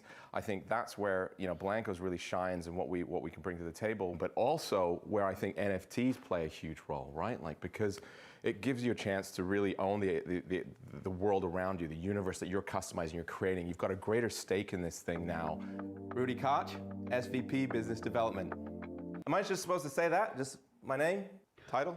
All right. I'm a big time collector. I collect vinyl toys. I have a whole wall of them at home. I'm a nerd. We're all nerds. We all collect. I love collecting. I actually started my career in comic books. I collect sneakers. I loved Magic the Gathering. I had hundreds. These concepts as collectors ourselves, like the box opening, you know, opening a box for your Blanco, or the serial numbers on each of the NFTs that you buy. These are concepts that live in the physical collector's world that we love so much, and we wanted to bring that and translate that into the digital world. And what's amazing is that with the players that we've seen so far and the people engaging with the economy, they are getting these concepts, and it's been a lot of fun to see that all unfold. With real toys in real life, right? When the way to keep their value is you put them in the box, you put them on the shelf, you leave them there. But with Blankos, as you play with them, they get better. You can customize them. You can make them the way that you want them to be, but also increase their rarity and increase their scarcity by playing with them. Our leveling up process, it's called Grade Up. It draws from real toy and collectible culture. It's kind of a neat turn on everything that you would think about collectibles. I'm looking to invest in and acquire assets from games that have the ability to move into the mainstream, games that have the ability to become AAA titles. There are mainly three that top my list. Again, Blankos Block Party, Gods Unchained, as well as Axis Infinity. They've been able to integrate blockchain within their gaming mechanisms, really in the background, while rather than having it to be a requirement to be able to participate in the game and participate in the community. Get yours, yeah. Get the money, get the money. Boo la la la la la, throw it all on me, yeah. A really key focus for my team has been making sure that our marketplace is very accessible for really all players in the game. This is going to continue to develop as we add more functionality around cryptocurrencies, being able to use your crypto wallet. But the core focus of our product is making sure that the mainstream audience is able to enjoy the game and have a super simple experience. Historically, like if you're playing a game and you're trying to sell your items, the game developer doesn't support that, right? And Mythical Games takes the stance of we enable it and we facilitate it. Mythical's blockchain uses proof of authority for consensus, which basically is a much lower carbon footprint than proof of work. And we're planning to bridge to multiple chains. We're bridging to Ethereum, which is about to go to proof of stake, which is about 99.5% less energy. By using blockchain technology, you own your game assets, and then you can build another marketplace, you can build another interface, you can bring them into another game, different metaverses, and that's a new paradigm, and it's inevitable, and I think gamers are going to demand it. Traditionally, like when you're participating in a marketplace, you're relying on trust in the company to keep the database accurate. Where Mythical Games is using a blockchain where our smart contracts are publicly accessible. So you have confidence and trust that you're getting what you're buying and your true ownership and you have it forever. Because traditionally game companies can just say there are 1,000 of them, but who knows if there are 1,000, right? With Mythical Games, we have provable scarcity. And with provable scarcity, as an investor, or a collector, or a gamer, that's really what you want. I've been drawing since I could hold a pen or a pencil. My granddad taught me how to do an engineer drawing when I was 4. I've just fell in love with the idea of drawing and creating. It's just something that gives me a ton of joy. As I started to look around at art, it always really appealed to me, but I was always really appealed by graffiti art and the music that I listened to. Do I have a favorite? That's like asking me what my favorite child is. It's currently my daughter, by the way, if anyone was asking. So for me, it just evolved over time as I started to learn a bit more about street artists and see the evolution of street artists. See an artist go from kind of painting an illegal wall to having a gallery showing or something like that. Seeing how those artists use different mediums again, it's not just about canvases, it's about sculpture. It's about taking these shapes and these 3D canvases and expressing their desires, their needs, whatever it is they're trying to say on a different canvas. We know where we sit now compared to 20 odd years ago when all these artists were still just street artists getting arrested for doing throw-ups on trains. And now, a couple of $1 million at Sotheby's, I'm like, it's pretty cool. Where should our hands be? Just do this. Oh, okay.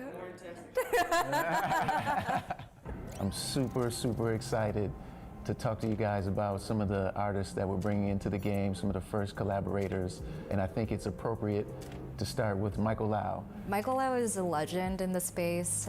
He's definitely known as the godfather of vinyl toys. He has this really awesome quote, which is, all art are toys and all toys are art. And I think that is perfect for Blankos. And so I think we're really excited to see his style come alive in our realm. 點解想合作？咁其實一路以嚟都好想自己啲 character 可以喐啦，好似可以做一啲 animation 啊或者 game。咁今次真係有機會同一個咁配合到 figure 個 game 合作，所以係好開心。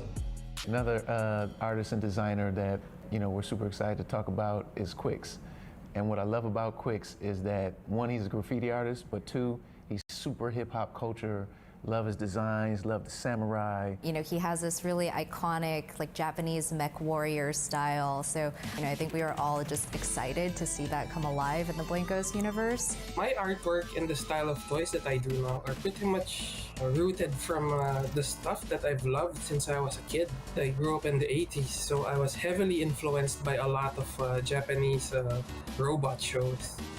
Texas history is like my Mickey Mouse. He represents Japanese robots, hip-hop, and graffiti, all rolled into one character. This brand that we're going to reveal now is near and dear to my heart.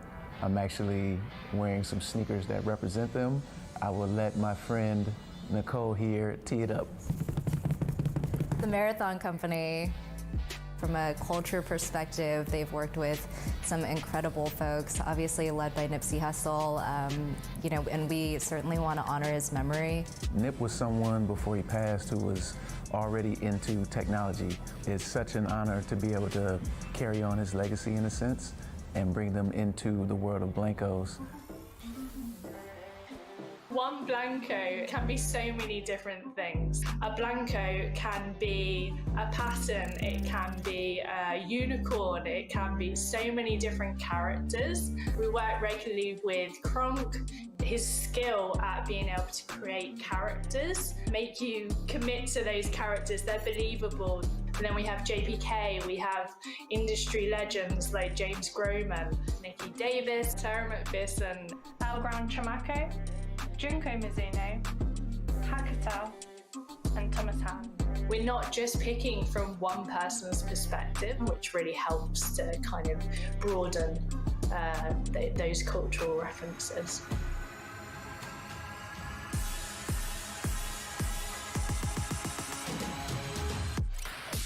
I am an avid vinyl toy collector. I have just a house, floor to ceiling, vinyl toys. To find a game that did such a really great crossover between that kind of tangible good and have that element in the game, no doubt by the end of this time next year, I'm gonna have a whole row of Blankos. So. It's art in a 3D form. I think it's a really great online safe haven for street art where it keeps its integrity and it isn't bastardized. Whether it's on geometry or it's sculpted or it's just tags on walls and stuff like that. I like that. I just like exploring the space. And then you still see this coalescence of cohesion as opposed to a random vomit. Art exhibit games like Blankos, I think is a really great bridge between the traditional mediums of creating art, digital art, or street art or stuff like that, and then into the game engine. And that's cool because all the elements that are familiar to the Deadmau5 fan were really well executed in these skins.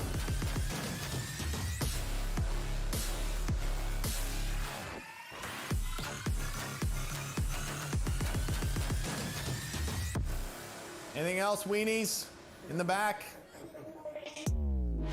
So now that the video is coming to a close, download Blankos, blankos.com, bring your vinyl toys to life, build your own levels, buy all the designs from your favorite brands, artists, and designers, share it with all your friends so they download and play it together.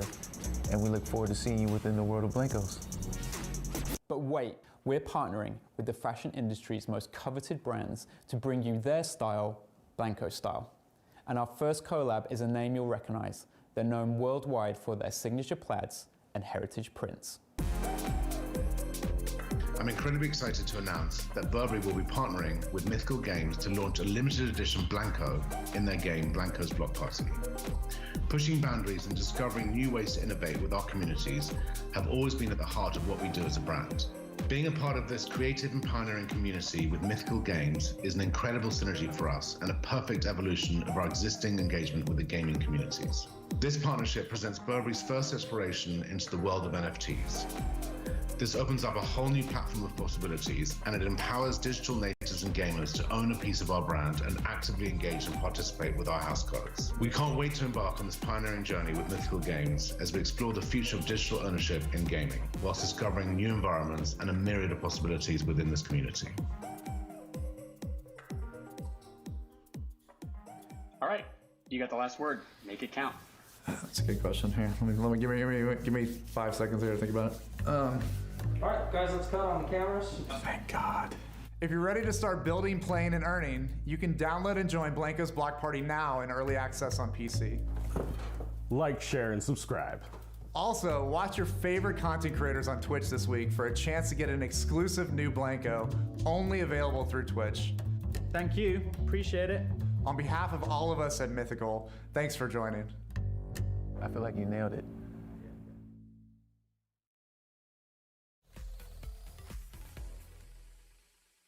Welcome back to E3 2021, and we'll get to our thoughts on Mythical Games here in a second. But first, we wanted to remind everyone that they could win a $100 gift card from our partners at DoorDash just by tagging them in a tweet and following them on Twitter. It's as simple as that. But Mythical Games, I said before, it's a different kind of experience, right, Jackie? It's did you learn a little bit about the blockchain? I mean, I learned so much, and honestly, the art was breathtaking. Yeah. They were talking about how this is the evolution of modern art. I think Deadmau5 himself said this is a safe haven for street art, and I'm honestly just blown away by the entire concept.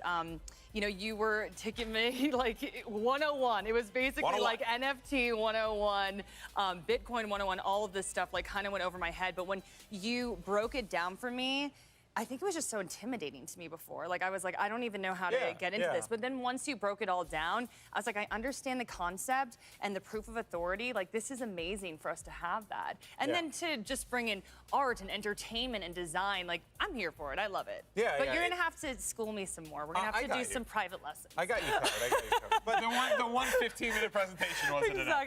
You didn't get to see his.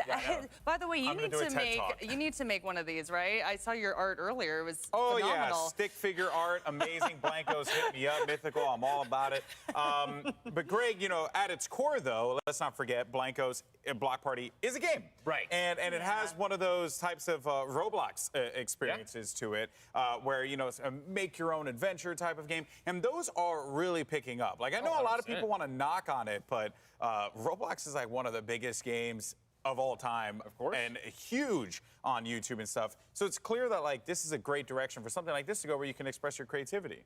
Right, 100%. And I think that's what's interesting about it, is their presentation was so focused on how NFTs work, what they're doing, the designers and artists they're partnering up with. It makes sense in the way of, hey, we want you to understand the business side of it. But for me, I was more, can we see more of the game? Can we talk more about the games? And I was talking to you about it, and it's that idea of well, you could, but you can make whatever you want in it, right? And that's what stands out to me, as a little Big Planet fan, even for Mod Nation Racers, but then more Mod Nation Racers, right? Right now, think about how Core is doing this, how Roblox is doing this. Get in and make your own games. The fact there's already been more than 20,000 block parties they're talking about there. They called it out. You can make shooters, you can make platformers. It's it's early access right now. It's free to play on PC. It's one of those jump on in. It doesn't cost you anything. That you don't have to buy a guy right away or do anything like that. Yeah. A very, very cool concept. I'm very excited to see where they go from here. 100%, Greg. 100%. And also, anyone can hit you up on Twitter for private lessons, correct? Yeah, totally. Just make the YouTube video of it, Golden Boy. That's all you need to do. I'm just trying to get out of frame, guys. Okay. I'll get you out of here. What do you do when you get one of the hottest DJs on the planet collaborates with one of the sick indie titles we're talking about? Well, I caught up with Deadmau5 and Jamie Jackson of Mythical Games to explain how they plan to keep the party going for Blancos and the crew. He talked to Deadmau5. What?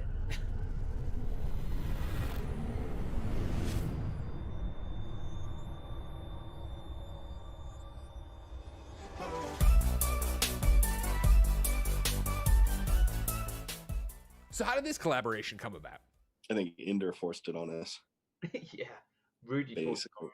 We didn't want to work together again. We would. No. It was all mandated. Orders from above, from our benevolent overlords. So that's mostly true, but also, we're in the video game world. We're in the NFT world. Joel, you've done some cool stuff in it as well, right? Yeah, a little bit. Yeah, I've been playing around with that, but I outside of like, you know, the woo and wah of selling JPEGs for tens of thousands of dollars, I really liked what you guys were doing with like kind of the integrating the tangible good with that same kind of video gamey thing. That was what really got me excited. First time with Blancos anywhere where we kind of put somebody in the game and tried to create what their character was like. You know, it was pretty cool. It was cool to like figure out how we represented him as well. What was the inspiration behind the Dead Mouse cross Blancos character? I mean, from my point of view, I knew like how Joel's cat Meowingtons is a big part of his life, and it felt like, you know, we wanted to represent the head, the mouse head, because it's such an iconic part of who he is and what he does. But we kind of didn't want to just do a modification to the Blanco. We wanted to make it a bit bigger than that. So it's actually the first time we've got a full head attachment in the game. And then we were like, well, you know, it'd be cool if when that head comes off, it's not Joel underneath, and it's Meowingtons, and we kind of took a play on that. And I thought it was really cool.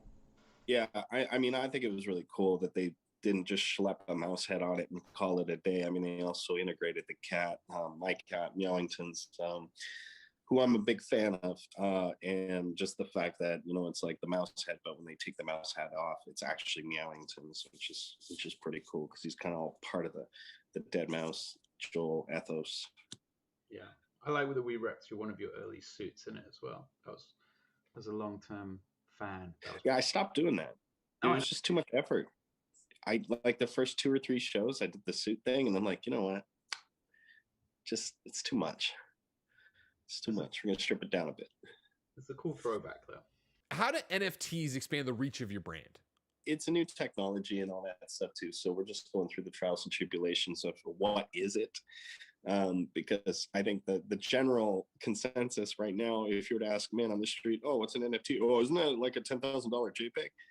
You know, is kind of the answer you're going to get. But it's really a lot more than that. It's the underlying framework and technology that allows for, you know, the blockchain provenance, you know, that unique identifier that can be used from platform to platform to platform. So think of it as like what Steam's is to video games is, you know, is like the world's Steam, you know, like, so every time you log into Steam or something like that, they're gonna use Steamworks to, like, you know, grab achievements and stuff like that. It's all stored on that centralized system, but blockchain being the similar concept, but decentralized across all computers and stuff like that. And because the way that the infrastructure works with blockchain is that that's all very easily swappable. The metadata, not the actual assets, but that metadata that ties to the assets can be interchangeable between a multitude of systems. So now I think that people are just now starting to kind of take in that standard protocol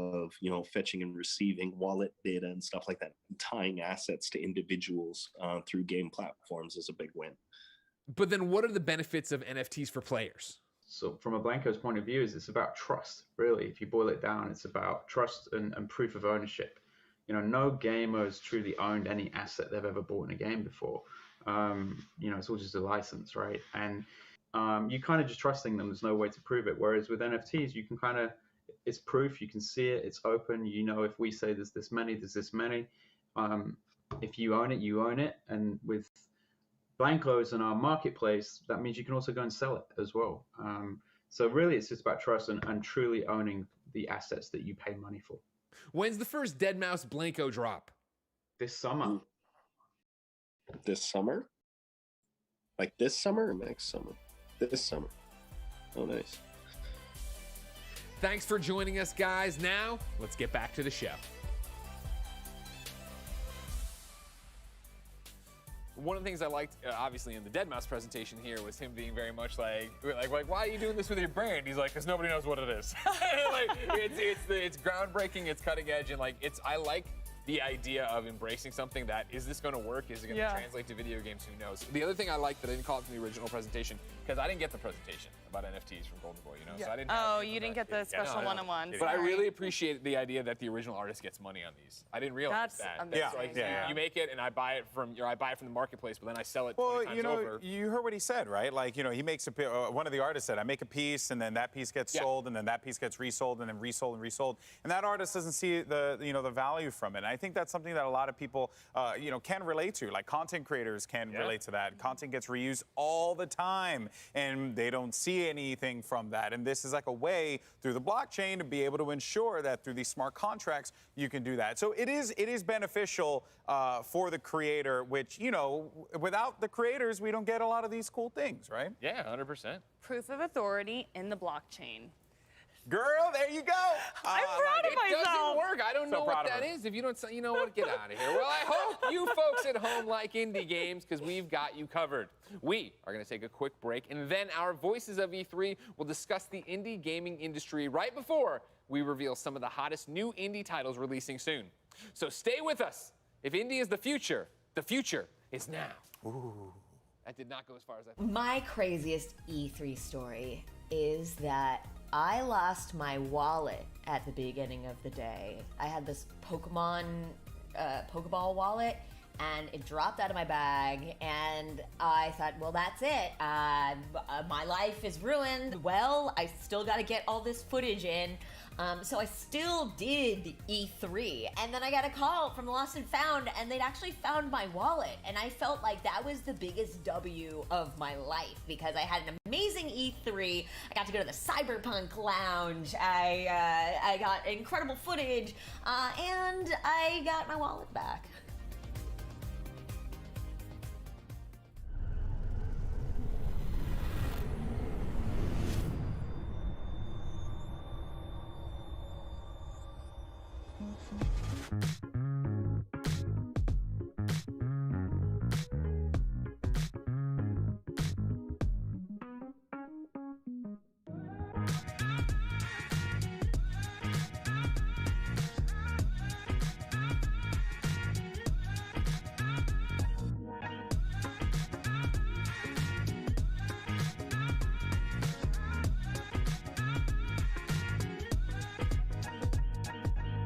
As a part of Play For All, GameSpot will be bringing you the latest gaming news and announcements, interviews with developers, the biggest press conferences, and lots more. Play For All is our yearly online event that combines the excitement and announcements of E3 with charity live streams the following week with lots of special guests who are going to help us raise money for able gamers. So join us in June for E3 and Play For All on GameSpot.com, YouTube.com/GameSpot, Twitch.tv/GameSpot, and as a part of the E3's official broadcast. See you then.篝火营地是中国领先的游戏媒体，创立于2018年，致力于为全世界的中文游戏玩家提供专业、精准、迅速的资讯情报。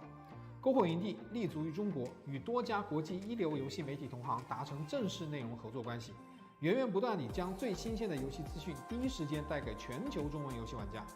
自成立以来，篝火营地在全网的内容浏览量已经超过5亿，服务了数百万的读者和玩家。我们的愿景是做游戏文化传播者。您可以在全球各大手机应用市场下载篝火营地 APP， 或者访问3w.gamebonfire.com 来加入游戏传播者的行列。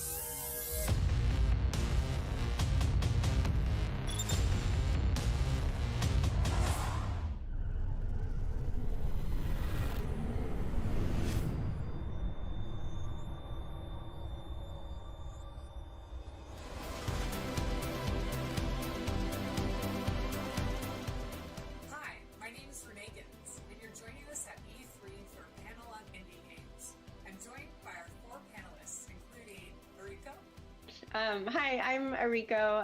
I am a self-proclaimed Nintendo lifer. I want to work at Nintendo as long as they will keep me. I am head of indies, and I'm probably one of the handful of people who have worked in all 3 major regions, so Nintendo of Japan, Europe, and currently I work at Nintendo of America. I am super honored and excited to be here today. Thank you. Hello, I'm Mike Micah. I'm studio head for Other Ocean and Digital Eclipse. I've been making games for far too long, but my favorite games these days happen to be these really fun small games called indie games. Hi, Michelle Branstetter, Director of Business Development for Freedom Games. I started in games long ago, PS1, Brew, even earlier than that. Love it, excited to be here. Thank you for having me, and excited to announce more games too. Hi, I'm Edmund McMillan, creator of Super Meat Boy, Binding of Isaac, and a bunch of other games. I'm an indie game developer. You may know me from Indie Game the Movie. Well, maybe not, it's 10 years old, but I'm here. Hi, thanks for having me. So in recent years, and particularly over this last year, we've seen more and more people playing games. Indie games have filled the void of social and activities in the day-to-day life just as much as AAA titles. Do you believe that this line between indie games and larger publisher games is becoming blurred in the eyes of gamers? It's becoming more of a drastic thing. Like there are super indies, and then there's this like marketable indie, which is I think a more acceptable thing that a lot of publishers are picking up. But it's kind of surprising. The real breakout hits tend to be the ones that aren't even being looked at by a publisher, that are just being picked up by, going viral, essentially. It's right to say that like indie seems to be the in thing right now. A lot of people are like, indie games, go here. It's like a category. Go to the indie games category. But I do like the idea of blurring the lines, because when I was a kid buying software or downloading software, whatever you were doing back then, I would not disassociate what Jeff Minter was doing from, say, an Activision game at the time. And right now, when I'm sitting there like going through a storefront, I'm not looking for like specific things. Things catch my eye, and I see all these smaller games. There's so many of them now. But like, I'm actually looking for something that appeals to me. It's like when I used to go to the music store and go to different sections in the store. I wasn't really looking for a specific artist. I was trying to find that artist that spoke to me and take a gamble on it. I love that part of this right now. I love that somebody can still in their garage with all the engines we have now and all the help that you can get online and create a vision and then put it out there for people to either come en masse and enjoy, or just come to take a look, and maybe you don't sell that many games, or maybe you don't like get that many downloads. But to me, that is what Edmund's saying is the quintessential indie in my mind. I want to add to that, because at Nintendo we're definitely seeing that. I think there's such a ease to access. There's more accessibility to tools and technology now, and so a lot of the smaller developers are able to self-express and really create unique experiences that they want to do. And at Nintendo, we definitely discussed about, okay, how do we define indies? Like, what does that mean? And ultimately, we decided, let our partners decide if they identify as indies, and how do they want to represent indies. And we're just here to really support and amplify their message. And if you look at our Indie World showcases, it's really intentional, where we let the developers talk. They're like the superstars of our showcases. And they're the ones who are on camera, and they're the stars of the show, and they get to tell their stories with their own voices. Do you feel that having the Nintendo Switch and the graphics style that's popular in the games, and just the wealth of indie titles that are available on the platform, is due to the platform itself, or to the audience that you have, or your connection with those developers? Yeah, I think we want our content to reflect our audience, and our audience is all genders, all ages. They have all the different tastes in games, and they're from all over the world. And so at Nintendo, we always talk about diversity and innovation. Like, those two words come out all the time. And we have indie teams based in Europe and Japan and the US and elsewhere. And we all have an equal voice. It's truly global when we think about, okay, what do we want to showcase through our campaigns? And so we want to make sure that our global teams have equal voices, and the content reflect our audience. Absolutely. Michelle, I know that Freedom Games publishes many games from small developers. Do you see those developers, though you're publishing them, as indies, and do they identify as indies themselves?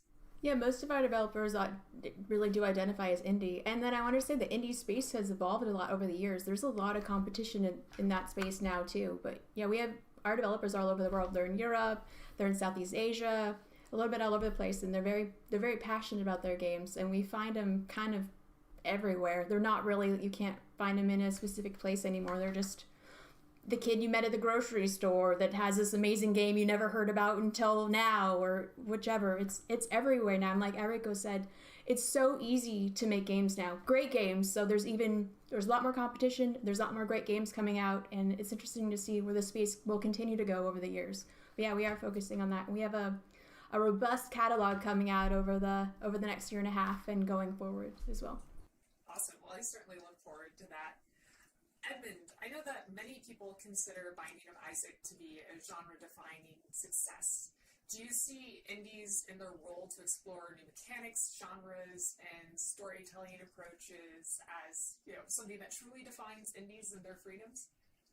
For me, the thing that really defines indies is the ability to take complete,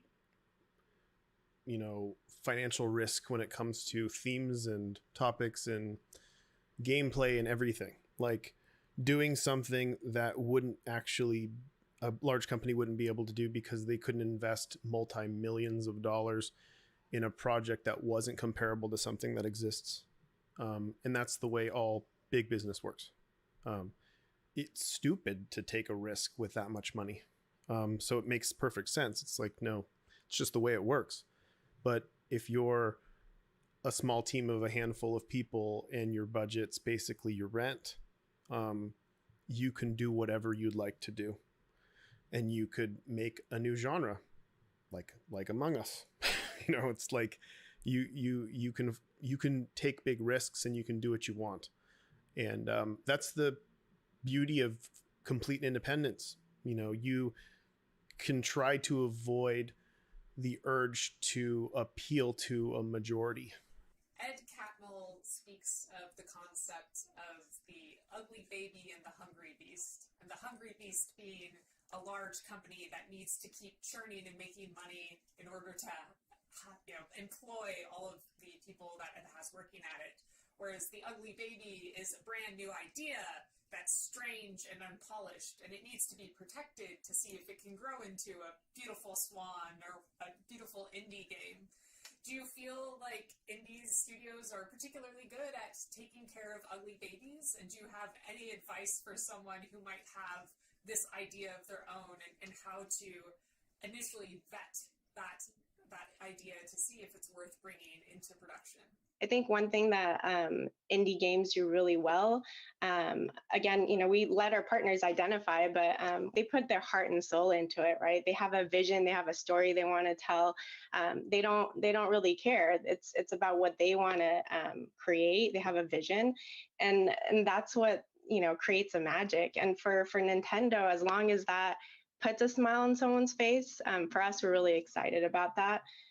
For me, recently, it was a short hike. I am a mom of two, and I'm super busy all the time and exhausted at the end of the day. And so when I get to put that on and relax and, fly around the island, it's cute, adorable characters. And I even shed a tear. I won't spoil it for people, but, that's a great indie game for me. And so I think that's the magic of indie games. Michelle, how does Freedom Games evaluate these initially unproven mechanics and ideas? The developers are extremely passionate about the game. That kind of weighs a lot into it as well. I came from an indie background too. If you didn't live, eat, and sleep what you were selling, it wasn't going to work. So a lot of our indies are kind of the same, but more in a more healthy scenario now. That's something that we consider too. But basically, Triple I is all about passion. It really is, and that's what kind of differentiates it from some other titles or genres is passion, I would say. Right now, what I love about a lot of really good, talented game developers that I meet is that their motivation isn't driven by money.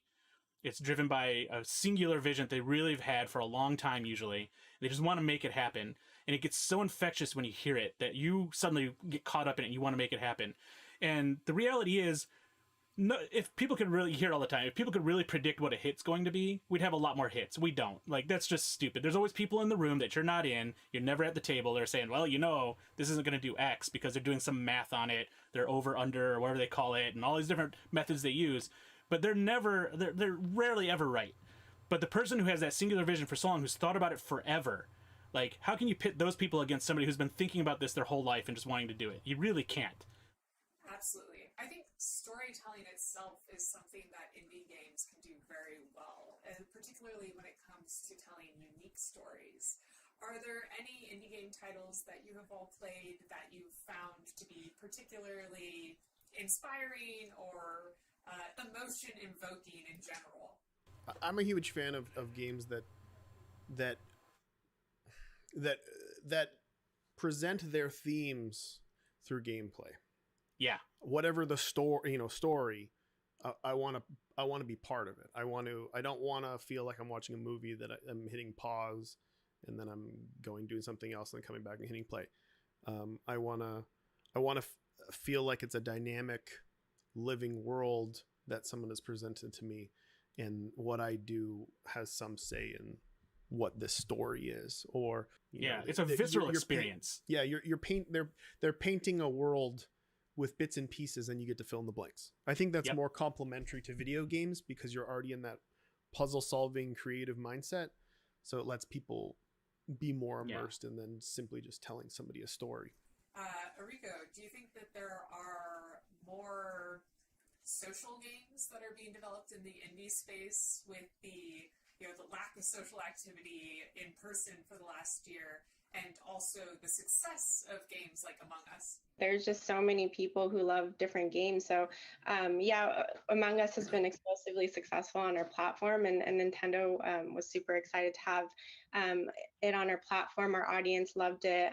But look at Hades, for example, which is also on Nintendo Switch. It won Game of the Year recently at DICE. And so I think there's just all sorts of games. A funny story is Human Fall Flat. That's another puzzle game published by Curve Digital, and that's been massively popular in Japan. And elementary school kids who probably don't have the concept of indies, they just loved it. They thought it was super fun, and it's been really popular in Japan. So I think there's just all sorts of games that are fun and out there.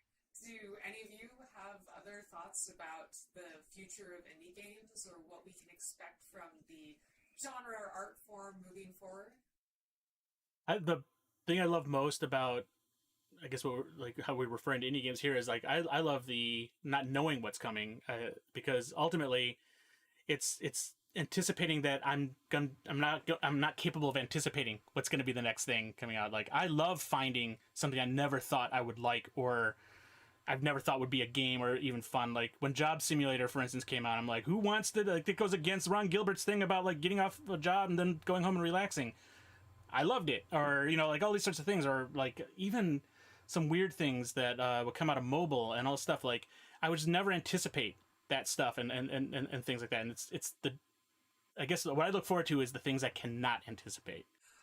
Well, this has been a wonderful conversation. It's so great to hear the different perspectives about indie games and indie studios, as well as hear your thoughts on what's coming up next and what to look out for. It's been a true pleasure. Thank you very much. iHeartRadio is a proud partner of E3 2021 and the #1 podcast publisher in the U.S. Listen to all your favorite shows on the iHeartRadio app. And, of course, Golden Boy, just like us. Use the Razer stuff. Use the Razer blade. Use the Razer stuff. Use the Razer chair. Have a good time. You know what I mean? I have actually been wanting a Razer blade for a very long time. When I used to work at Twitch. Put it in your bag. Yes, I should. When I used to work at Twitch, you had an option. You can either get a Razer for, like, Windows users or a Mac. Yeah. And I don't mess with Macs at all because I'm terrible. My brain just doesn't work that way for some reason. So I went with the original Razer blade. Yeah. That was so fun to carry around the office. Just a sleek black thing. Sure, play games games whenever you want too. Yeah, right? it was that's amazing. pretty I big, used to right? just at that time I was playing a lot of controller games, so I would just plug it in and just go nuts. It was a good time. So yeah, it sounded like a shameless plug, but I swear to God, it was the truth. Well, speaking of a shameless plug, the Razer Blade is a great place to play indie games. And what an indie presentation we just had. Of course, it's not over. We have the indie panel coming up. But there was something said in that panel here. Janet Garcia, of course, from MinMax and Kinda Funny, put up this tweet. That's the beauty of independence. You can try to avoid the urge to appeal to a majority. That was Ed McMillan on that panel right there. So good. I think that is the power of indie games, and especially as we're here at E3 talking about the biggest of big AAA games, but also spotlighting so many small indies is, yeah, you can take more chances as a small studio. It's vital to highlight the independent games business as a whole because there's so much diversity there. And just in the games that they're delivering, top to bottom, you know, you can ram off like a few names like off the top of your head, but like, you know, for me, one independent game that I discovered that I fell in love with was Moonlighter. Oh my God, yes. Love that game so much. And I found it out on a whim because I was playing another independent game. I think it's Momodora, I believe was on the Switch. Great game. And I was like, man, I'm looking for something else. And, you know, I finished that one and I found Moonlighter. And oh my goodness, it just stole me. It captured my heart. Love that game. And I wouldn't have found that, you know, if someone just, you know, take that to a AAA studio or something like that. Totally, and that's the thing right now is there are so many indies, it's impossible to keep up with all of them, right? And that's, Moonlighter was the exact same thing. My job, of course, every day is to talk about video games, review video games, preview video games, and I didn't know about Moonlighter until somebody on our subreddit was like, this is a great game, you need to play it. 100%. And that's why I think it's so powerful that E3 keeps doing indie showcases, ladies and gentlemen. So let's get back to game reviews. Yeah. We know why we're here, we know why you're there, so without further delay, here are some of the hottest indie titles set to come your way soon.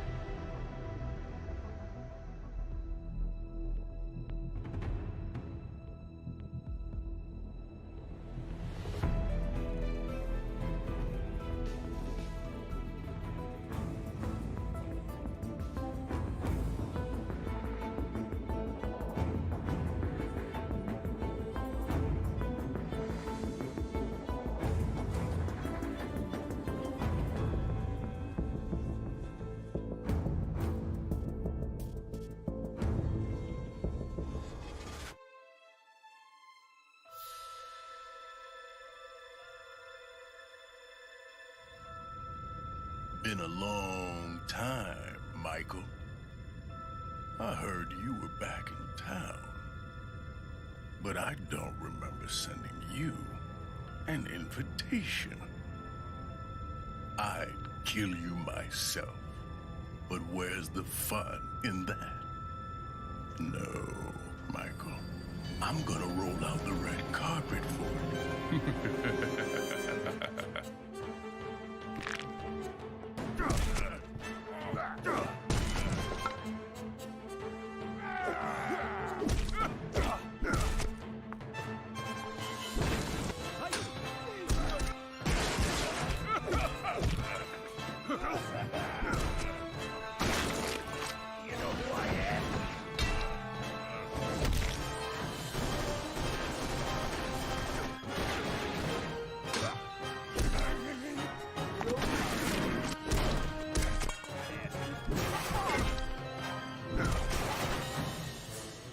I'll be watching you, Michael. Good luck, old friend.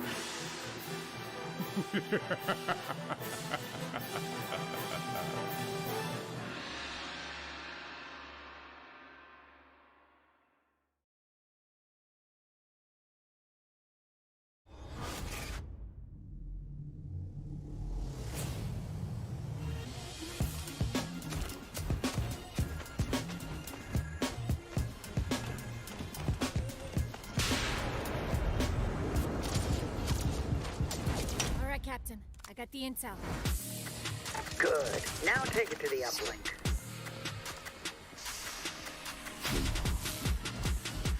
Ahí está vaina. The base road Target is marked. Oh, thanks. Ciao. So, remind me, what's the deal with this intel? I guess I'll kill you now. The drone is down. The drone is mine.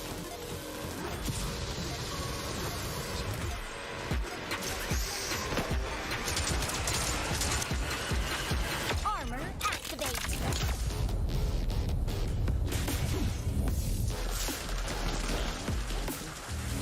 You are safe with me.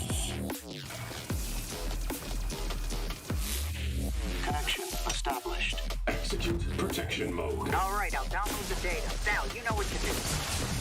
Toretta, soldiers, we need you here. Keep your wig on, Pet. I'm all over it.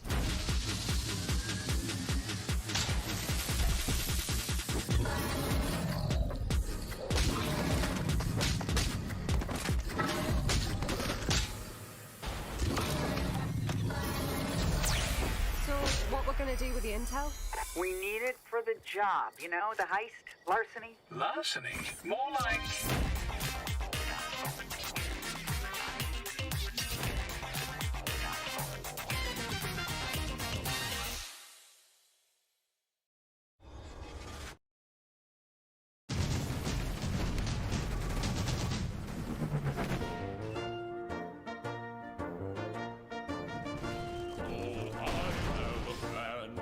Most ingenious plan to end this war too sweet and straight away. So I asked to see the general, but the sergeant told me no. He said, in the trenches where you're meant to stay. I said, dear sergeant, pardon me, I see that I've made you upset, but let me tell you my plan to save the day. Oh, let's try being a little nicer. Let us all agree to disagree. Why don't we send some flowers to the Kaiser, and then we'll all be home in time for tea. Oh, let's try being a little sweeter. You catch more flies with honey, don't you see? If the brass would change their tone, then we could all go home. But the generals never listened. The generals never listened. The generals never listened to me.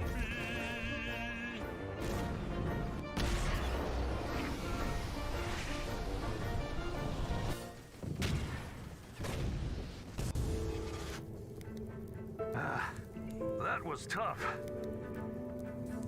Ammo Hamilton. Some beast is looking at us. Whoa, would you look at that? Mars is one heck of a planet. So green and beautiful. Let's just be careful, sir.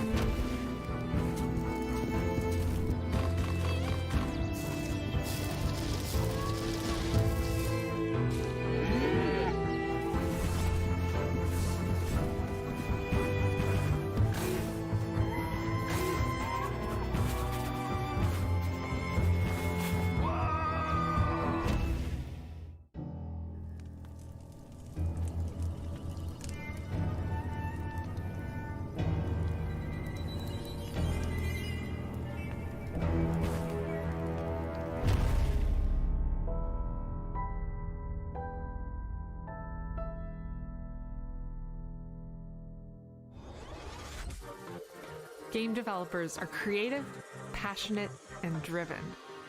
We tackle new technologies and overcome many challenges in the pursuit of our creative vision. At the IGDA, it is our mission to support and empower all game developers around the world. We provide community, mentorship, research, knowledge, and best practices. We're here for you when you need it, so you can advance your career while keeping your health. Join us and help make our industry a better place for all of us, now and in the future. Help make a difference and join the IGDA.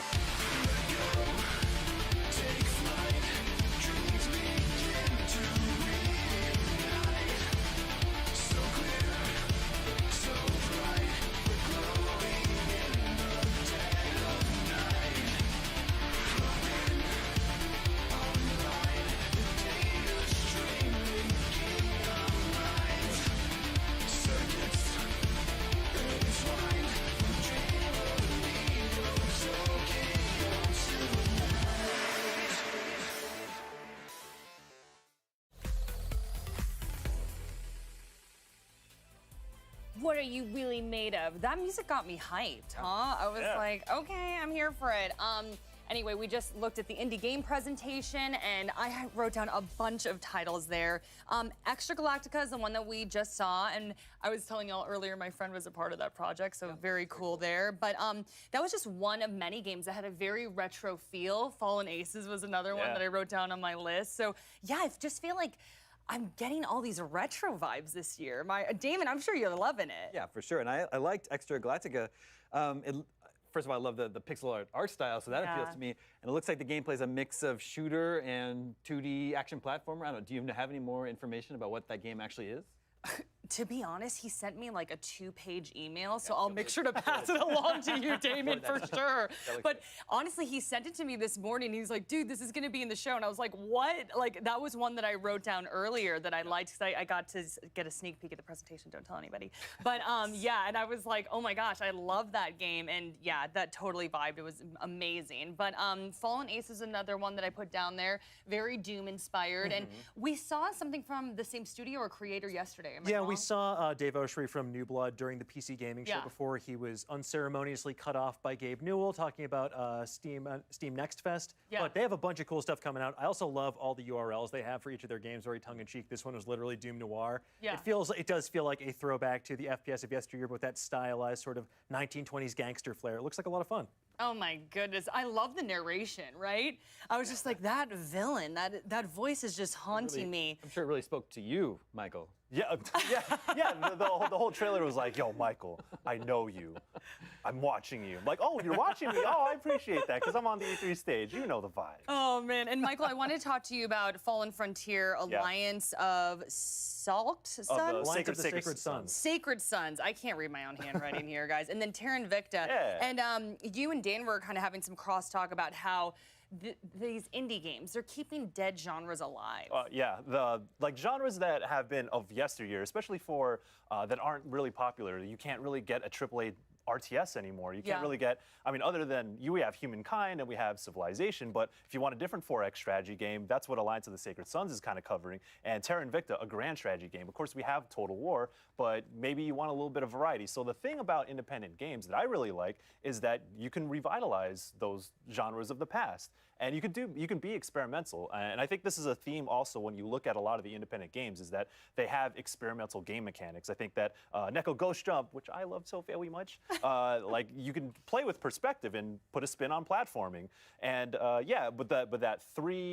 the triple threat of strategy games, I know that I used to play a lot of them when I had time back in the day. I used to play a lot of StarCraft and Warcraft, and I miss like the early days of Civilization 4 when I was in high school and I had time to pour into matches. And so if you're craving that sort of thing, you can definitely pay attention to these sorts of games and maybe get your fill. Yeah, I got to agree. I think 4X games are a fantastic way to hit fast forward on life sometimes. Like, for example, Civilization was a saving grace during the pandemic as well because I'd be like, oh man, I'm really kind of bored right now. Oh, suddenly it is 4 a.m. and I've been playing this for hours. And that looks exactly like what I'm going to get from Alliance of the Sacred Sons. But I also have to say one that really caught my eye here is a game that looks like a bit of a Metroidvania, and that is Moolander. Oh my gosh, I had that on my super fun. list. Yeah. Like it's the same sort of like irreverent feeling that I got from a game like Guacamelee, for example. But with this, I love that these cows are your enemies. I was getting some Diablo 2 vibes from that hell cow at the end there. I'm just very excited to see what that has in store because it looks like it has a good sense of action, gameplay, and whimsy. Wow, you really milked that one. An utter disgrace. Oh, no. Beat me to it. If y'all could Got beat hear the now. puns coming from Dan, we really should be writing them down. We did have the pull up earlier, though, and I wasn't able to reference it right away because I just love hearing y'all talk about this stuff. But I do think that Neko Ghost Jump was #1. So. Oh, really? Yeah, I was Hell like, yeah. there you go. And then also I know there was Life Slide and a bunch of other incredibly cute ones that I was just like, oh my gosh, indie games, just so much fun. But okay, favorites? Should we go down the line here? Damon, what you picking? I see the wheels turning. I mean, they were coming fast and furiously. Yeah. I know people like Fallen Aces. I got to give a shout out to Toy Soldiers HD. I reviewed the original Toy Soldiers for IGN way back in the day, and that's like a tower defense game that you're kind of take the action right down to the ground. It's built in 3D space, so it's really cool to see that game making a comeback. Neko, I already mentioned Neko Ghost Jump, but I do want to shout out Tuscaloosa, I forgot the name. Tunguska, the Tunguska. Wow. Yes. Wow, I really messed that one up. But yeah, the top-down shooter, that looks interesting. I'm very interested in that. Larcenauts, let's go. Let's compete in VR. I'm down for it. Oh my gosh, I love it. I think I'd pick Tunguska as well, but Nico is very close behind, runner-up. Well, so many great indie titles. Let's see what GB and Greg thought of the indie games that we saw today. Hi, guys. I know y'all love the Nico game. I don't even need to ask, right? Of course we did, Jackie, but it didn't make my top 3. Golden Boy, what do you have over there? What stood out to you from that indie presentation? E3 2021. A lot. So I'm actually newly appointed member of the VR community. Oh, welcome. You know, so Larcenauts was awesome. I liked it a lot. Big shout out to my boy BMF. Who covers a lot of the VR stuff as a thrill seeker, big fan of those guys, and I always love checking out their content. Keeps me up to date on all things VR. Of course. Then the other one, Fallen Aces, man. Yeah, Fallen Aces made my list for sure. That was a dope literally trailer. saw that and I was like, oh, I'm 100% playing this on stream. Like, this is happening because it looks so dang good. And then I would probably go with Tunguska. Another shooter, but for some reason the style was really appealing to me. Like, the style of shooting was really appealing to me. Sure. So I'm all about that. Looked really good. Okay, great. Yeah, on my list, I put Fallen Aces for sure. Stylized first-person shooter, love it. That Doom LA Noire mashup, why not? Let's get out there and do it. And yeah, New Blood, of course, always being cheeky, as they said, doomnoir.com. It's like they really, I do feel like they like never do wrong. Like, the New Blood's great. They're a great studio. They know what they're doing, right? Exactly. They're in that vein of Devolver, where they have a personality and their games do too, and you know what that means when you see that, I think, splash across it. Exactly. The other one I want to give a shot was Bark. It was that kid shmup that went by or whatever. Yeah. One of my friends in the industry is working on it. He had emailed me to give me a heads up that, hey, it's at E3. You should check it out in the virtual booth if you have time. And basically, he pitched it as a shmup for dads. Like, it's couch co-op. Get in there with your kid. You're piloting. You know, it was a little dog that caught my eye, but you can be a little cat. Okay. It's this colorful game that you go through and you're shooting things, but you're not shooting things. Yeah. Right? You're able to explore that way. And then, for me, to echo what people said over there, Extra Galactica, right? Stylized. I mean, you do anything that's in a cyberpunk style world, and I'm literally there. I'm all about it. Great visuals. I feel like that is, again, you know, and everyone's going to look at me like, oh, there's a lot of like pixel art game stuff, but you think about what people have been able to create in these universes, in this style of artwork. It is gorgeous. And, you know, because Fallen Ace is also bringing back the stylized cel-shaded approach, which was something that I fell in love with when I first feast my eyes on Jet Grind Radio. So there is really a lot of quality here, and this was awesome. Some great games I'm really looking forward to trying. Me too, ladies and gentlemen. What were your favorites? Let us know. Hashtag E3 2021 so you can get up on the big screen. But when E3 2021 returns, we'll have the latest from Freedom Games, Capcom, and more. Take a breath and hold on. We'll be back after this.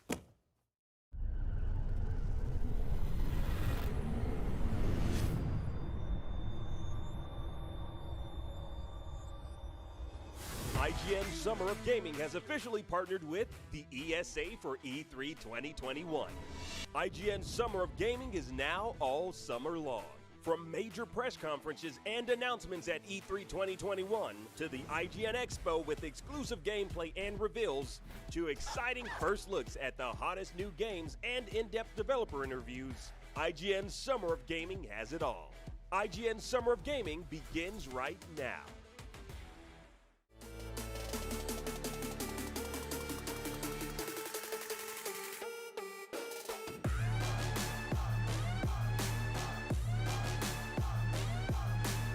More power.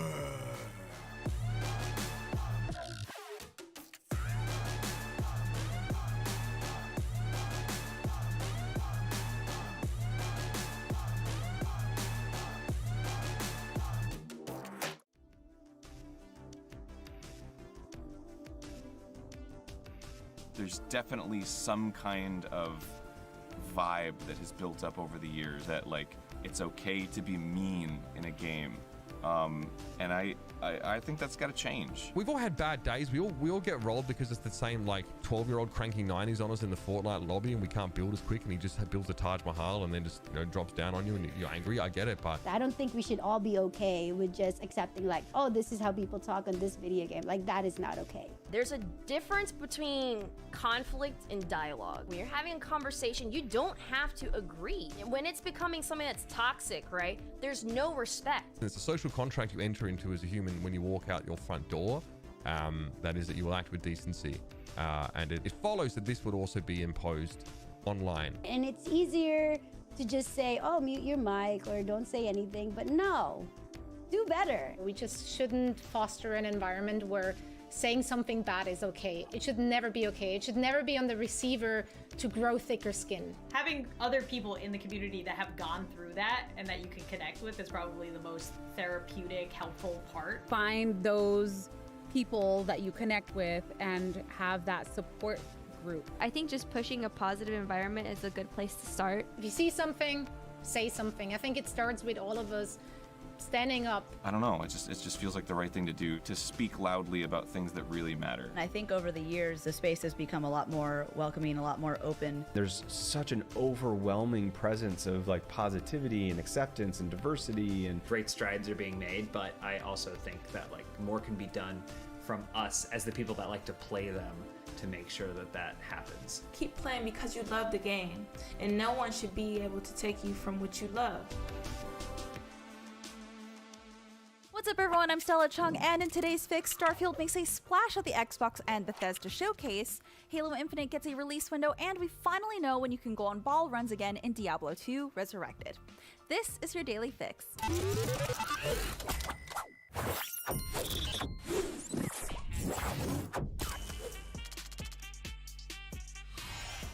Microsoft came out swinging with a look at Bethesda's first new property in over 20 years, Starfield. The in-engine trailer begins on an alien planet aboard a vessel called the Constellation. The narrator talks about venturing into a field of stars, and we get a look inside the interior of the Constellation, which looks reminiscent of the space-age ships from the 60s. Beyond the cinematic trailer, we still don't know much about the gameplay itself. On stage, Todd Howard said that Starfield is about hope and shared humanity. Bethesda also confirmed separately that Starfield will be the first game created on its updated Creation Engine 2, which means improvement to graphical fidelity, among other things. A tweet shared by Bethesda Game Studios themselves stated, "We've spent years developing it to power the next generation of immersion and exploration." And yes, you'll be able to play it on Xbox consoles and PC when it lands on November 11th, 2022. That's not all Team Green had in store for fans, with a deeper look at Halo Infinite and its free-to-play multiplayer. Our first taste of Infinite's multiplayer came in the form of a fast-paced montage of match moments across a variety of maps. Cosmetic upgrades from Halo games past are making a return, as well as our favorite narrator. The free-to-play multiplayer suite will be crossplay and cross-progression. The experience will reportedly be optimized for every device: PC, Xbox One, Xbox Series X, and S. We also got a glimpse at the campaign with Master Chief using his grappling hook to pull himself through some zero-gravity wreckage. There seems to be a new AI construct working with the Master Chief, but judging by its dialogue, Cortana may still play a pivotal role in the story. Halo Infinite will be launching on Game Pass at release, but we just don't know when that release date is specifically, although they did say it was due this holiday after having been originally delayed out of fall 2020. With the remaster of Diablo 2 announced at BlizzConline earlier this year, fans have been wondering just when they can take on the forces of hell again, and we finally have an answer. Diablo 2 Resurrected is hitting consoles and PC on September 23rd. This HD remaster of the classic ARPG will be available on PC via Blizzard's Battle.net, and Xbox Series X and S, Xbox One, PS4, PS5, and Nintendo Switch. It will include both the Diablo 2 base game and Lord of Destruction expansion. This follows a playable alpha in April, which looked pretty impressive. Despite a few changes, Blizzard is trying to stay true to Diablo 2's roots. If that isn't enough fire and brimstone for you, the remaster will be available standalone or as a part of a bundle, the Diablo Primeval Collection. This comprehensive collection contains the Diablo 3 Eternal Collection, which includes Diablo 3, the Reaper of Souls expansion, the Rise of the Necromancer content pack, and a few cosmetic goodies. Pre-orders are available now, and don't forget to pick up Word's leg so you can open that portal to the Chaos secret level. With E3 now in full swing, are there some games you're still looking for? Did Microsoft blow your mind? Let us know. I'm Stella Chung, and that was your Daily Fix. Now that you're all caught up on the news, be sure to check out the rest of our E3 coverage on YouTube, across social media, and even on your smart TV. Download the IGN app on all of your mobile devices, subscribe to the Daily Fix on Snapchat, and for all things, everything else, IGN.com.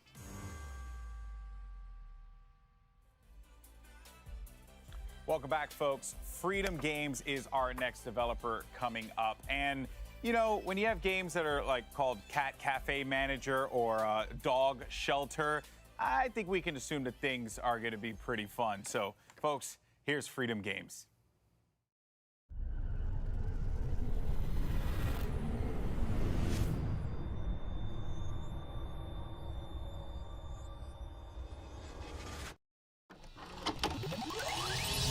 I decided, you know what, I've dabbled in indie games. I'm going to give this one last shot. Let's just make a game. It felt like jumping to the deep end. I realized that making games was like a real thing that you can do. It's just so, that's the word, is liberating. We owned this project. We just want to make a fun game. You have an idea of what the vision of it looks like, but then it actually coming out the other side looking like that, it's pretty rare. I co-founded the studio with two of my friends. We had all worked at a company that did not end up turning out like, you know, any of us had hoped. So coming out of that experience, the three of us, we wanted to do something that felt a little bit more authentic to who we were and what we liked. Going into it, we knew that we had complementary skill sets. Having the kind of the core pillars of game design already there and having experience, we were able to cover a lot of bases. This is really the first time we've been able to pour so much of ourselves into the development of a game. I think I'm most proud of us being able to look at this game and know that we're hitting our own quality bar, especially for our first game.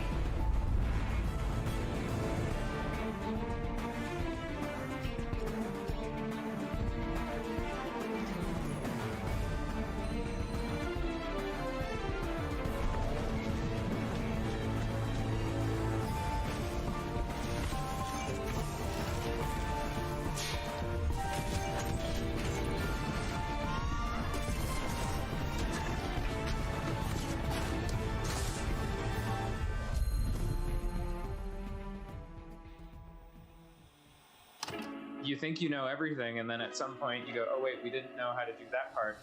Well, I guess we got to figure it out. The four of us who started the studio worked in AAA. I left to go start making indie games. So we took that opportunity to kind of use our old friend group and our old expertise to start up the Wandering Band. And it was the first time that all of us felt complete creative control. That was fun. It was a challenge. It was also scary at the beginning. On a AAA team, you have technical artists and a dozen animators. I think the biggest challenge for us was trying to learn new skills and new parts of the game development process without ever doing it before. But I wouldn't trade it away. I think it's the creativity and the creative freedom is totally worth it.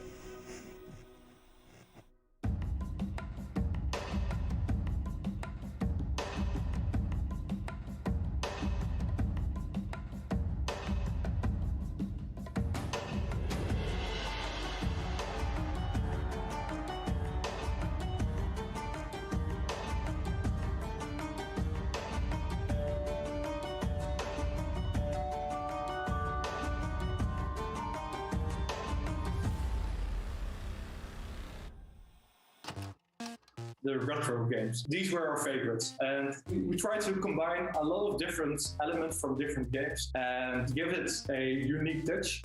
A shout out to our community. They helped us translate the demo. They helped us get out the words. The demo has been played over 1 million times. It's just great to get a community like that. They helped us make Corman what it is.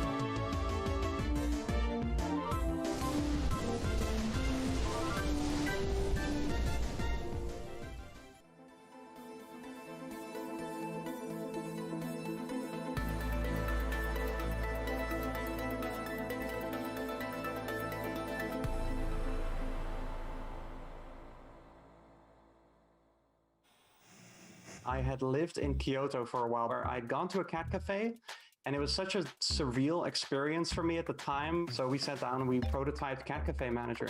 When you're petting a cat, I don't know what it is, like endorphins that are being released, like the good feeling that you get from that, we kind of wanted to put in the game. We live in a time that's like pretty stressful and out of control in a lot of ways. So for us, it's very important that you sort of get a cozy feeling when you get introduced to the game. Just making the cat cafe of your dreams.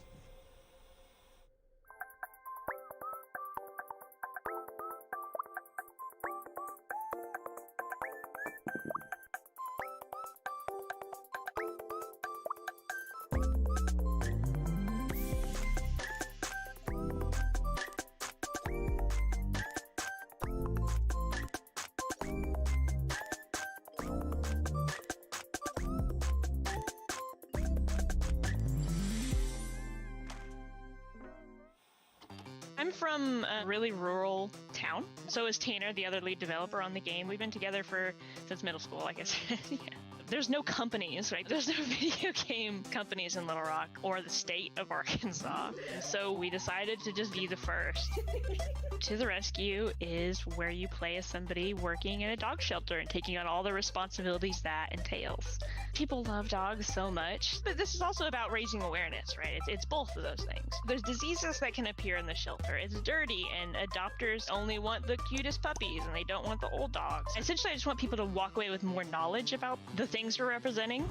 We've gotten a lot of people that work in real shelters that are like, I'm glad that you're doing this, because a lot of people don't realize how hard the work is and how thankless it is. So 20% of every dollar that Little Rock Games makes from this game is going to be going to the Pet Finder Foundation. The game is about being hopeful that you can improve your community in some small way.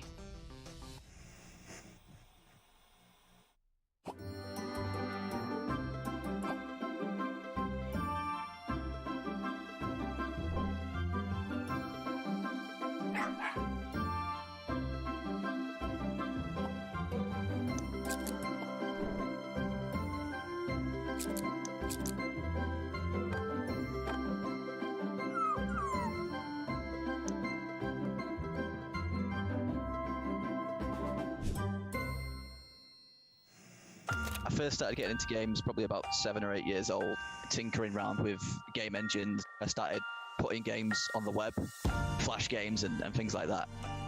I always liked the idea of really silly deaths, characters getting blown to bits in like a cartoony way.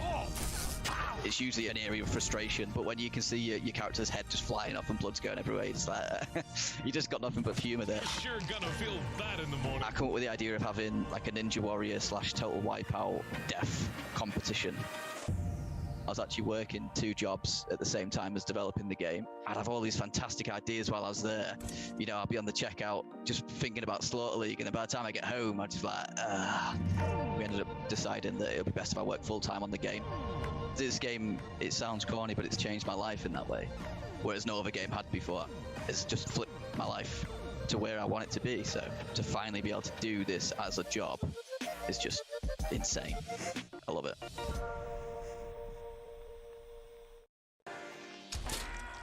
This is definitely like a good, just relax, chill in the evening, play with buds, laugh at stupid stuff kind of game.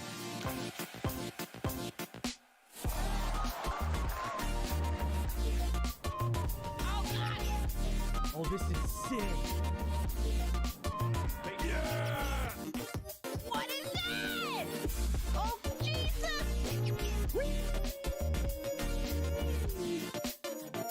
It's gonna be an absolute show. I was pretty laid back in college. I did just fine, but I worked on Dark Deity. I didn't work on my own work. None of us have ever worked on games at all. So for the majority of development, I worked on it in a dorm, yeah. We would sort of just sit in the dorm room, just like, you know, typing, working away. I learned how to code for like a whole week. I just didn't leave my room, didn't eat, didn't do anything. You know, where we're at, we're all 23. 2 of us haven't even graduated college yet. To be at E3 is pretty exciting.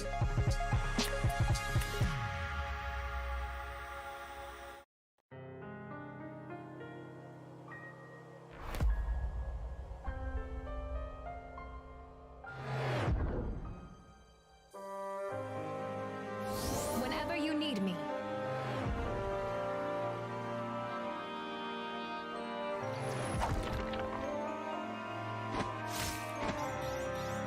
I should raise my rates.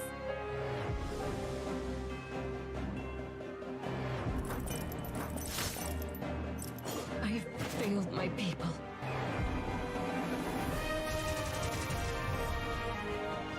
Weakness has consequences.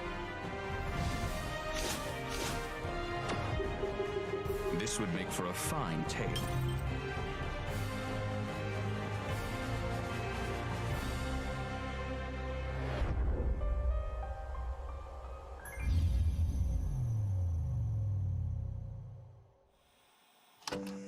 I've always thought that I would be good at making video games. My mom just sent me a picture of a drawing I did when I was like 8, titled My Own Game.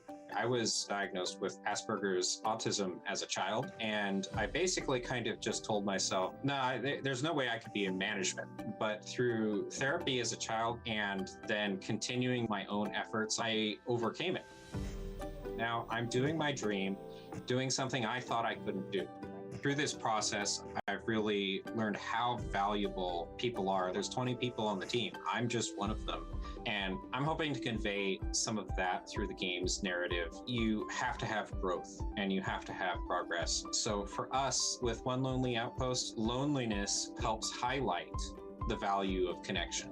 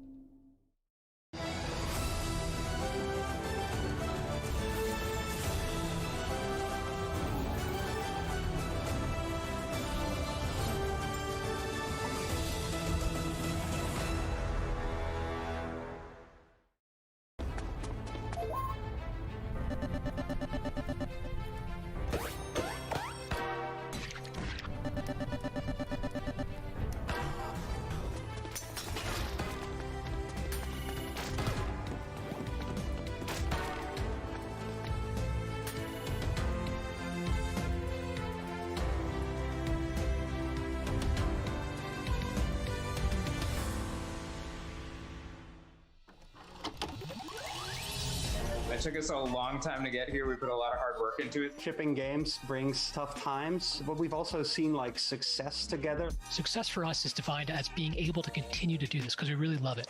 We want to be what we know and be the best at that. Making something that people enjoy.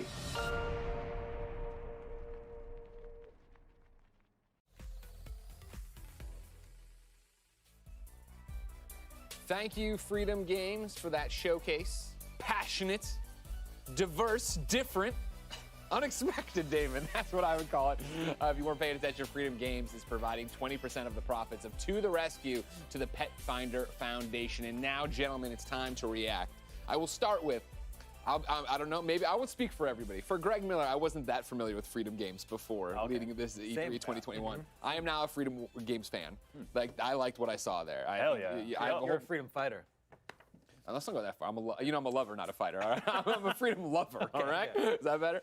Koromon, Cat Cafe manager, To the Rescue, and then Slaughter League all jump out at me. But you guys are the experts. Dan, what did you like? Well, first I have to give it up for To the Rescue. Not only is it a great way to support the Pet Finder Foundation, but I really like that kind of simulation game. You saw a great pairing there. Whether you're a cat fan or a dog fan, you can come together to celebrate these awesome pets with a fun, like, sort of management sim. It looks really up my alley.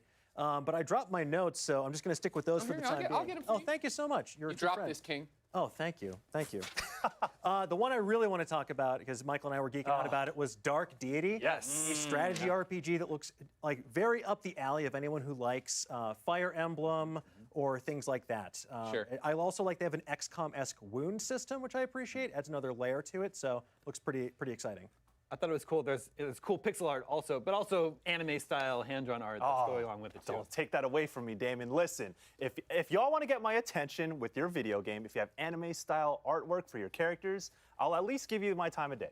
I'll say that much. That was the one. I mean, for Dark Deity, you went, ooh. I wrote my only note on Dark Deity is Mikey likes, because you liked it. I mean, yeah, and Cat Cafe Manager. Yo, Freedom Games really hit me with my brand. Yeah, for sure. I love Cat. Dude, it's so cute. You know, Cat Cafe Manager. I've been to a Cat Cafe before. You know, you get a little coffee, you go pet the cats. If you're allergic, R.I.P. But yeah, that was really cute. It's obviously like a tycoon simulator management thing, and cute cats. Say less. Say less. Damon, you love cats. Did Cat Cafe Manager work for you? For sure. I've been to many a cat cafe, Greg. I have some ideas about how they might be run better. Well, here we go. See if you can put proof in the pudding and you get out there, you manage your own cafe. This fool's lying. No, it's true. Oh, okay. True. Yeah. Anything else stand out to you? I mean, the games are coming so quickly. You see, like, well, this game looks interesting, and then they're on to the next one. There was I think it's fair to say it's a Pokemon-like in there. Mon's even in the title. Koromon. Mon is in the title. Koromon, I think there's more to it than that. There's definitely like animal battling. Well, when it started, I was watching and he started like moving puzzles. Like, oh, I wrote very Zelda-like, and then it became Pokemon. I was like, oh, very Pokemon-like. Actually, I'm sorry, I got this one wrong. As you can see, ladies and gentlemen, right now you can get out there and vote. No matter which platform you're watching E3 2021 on, you can vote right now. Cat Cafe Manager is winning narrowly with 32%. Right behind it, Koromon with 26%, and then Dreamscaper with 19%. Remember, no matter where you are watching, you can put it into your chat of choice. And if you want to just roll down your window and yell, somebody else will jot it down, and we'll figure out how to tally it up there, right? Yes, Thank sir. Another thing that an extension from the indie showcase that we saw, like a lot of experimentation. Exactly. Yeah. Even though we saw some things that are kind of like, oh, that reminds me of this, that reminds me of Fire Emblem, that reminds me of Pokemon. They're still putting their spin on it, and like I like to see those kinds of things in those games. Everyone has an inspiration, so it's like I want to make the game make something similar to the game that I love. So it's all this evolution. I mean, like, think about One Lonely Outpost, for example. You know, we were joking around like, oh, Space Dew Valley, because it does look Stardew Valley inspired, which in turn is inspired by Harvest Moon. So there's a lot more that you can do with this kind of genre, this type of game. No one really gets to be sort of the be-all, end-all of that category or genre, and I'm excited to see what they can offer here. So it's nice to see a lot of these indie developers wearing their influences on their sleeve. I was really excited about Slaughter League, for example. It looks like that kind of competitive madcap fun of a game like Fall Guys, for example, but with the kind of murdery chaos you'd expect from like a Smash TV or like a I'm blanking on the name right now. Meat Boy. Oh yes. And it's funny you mentioned Meat Boy, right? In the panel before, right? In the panel before, where they were doing the indie games conversation. Ed McMillan talked about the fact that the power of indies is that you don't have to appeal to the mainstream. And I think that's why this one stands out in terms of a conference so far, and we can all find something else to hone in on, right? Where it's like, yeah, I don't know if To the Rescue, a realistic, sim about running a rescue operation for dogs and cats would stand out or make sense for a big publisher who has to get a big return on their investment. But for this team here that wants to do a dog shelter and wants to have this stuff and wants to, get profits out there to people and help, it's great. It's smart of Freedom Games to, in addition to showing trailers or gameplays for the games, to actually put the creators in front of the camera as well. Indie games can be so much more personal. It's so much more one person's vision or a very small team's vision. Totally. Yeah, one of the things I loved about it when you were watching their To the Rescues, they showed them at PAX, right? And if you've never had the chance to go to a PAX, I urge you to do it and then go to the Indie Mega Booth when you can go to things again. Because getting to sit there and get a demo from somebody like, oh, what do you do in the game? Like, oh, I make the game. It's the most personal way and the best way to get it. Ladies and gentlemen, when we return, our friends at Venn will give us a special edition of their series Origin Stories featuring 100 Thieves founder and CEO Nadeshot. That and more after this. I always really appreciate queer narratives, trans narratives, gender diverse narratives. Tell Me Why by Don't Nod, with a trans character as one of the main characters, is huge. I can't recall many, if any, main characters that are trans that are playable. Being someone who identifies as non-binary, seeing someone that is proudly trans represented in a game is just so incredible to me, because it shows that not only game developers, but the world is seeing these narratives as important things and stories to tell, because games are just another way of telling stories.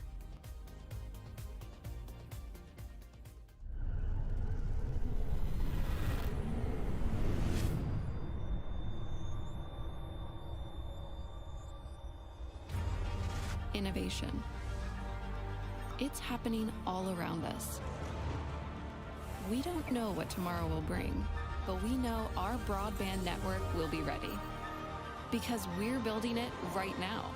It's more reliable, more secure, and 10 times faster than today. 10G will power America's digital future. We're ready for what's next. Are you?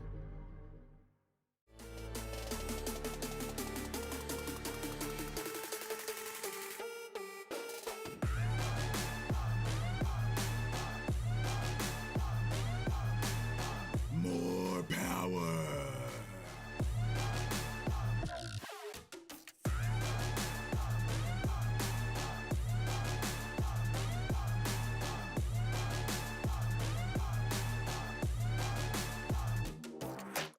IGN Summer of Gaming has officially partnered with the ESA for E3 2021. IGN Summer of Gaming is now all summer long. From major press conferences and announcements at E3 2021 to the IGN Expo with exclusive gameplay and reveals to exciting first looks at the hottest new games and in-depth developer interviews, IGN Summer of Gaming has it all. IGN Summer of Gaming begins right now. Welcome back, everybody. Hello, hello. Now, we know a little bit about this topic, don't you think? Thing or two.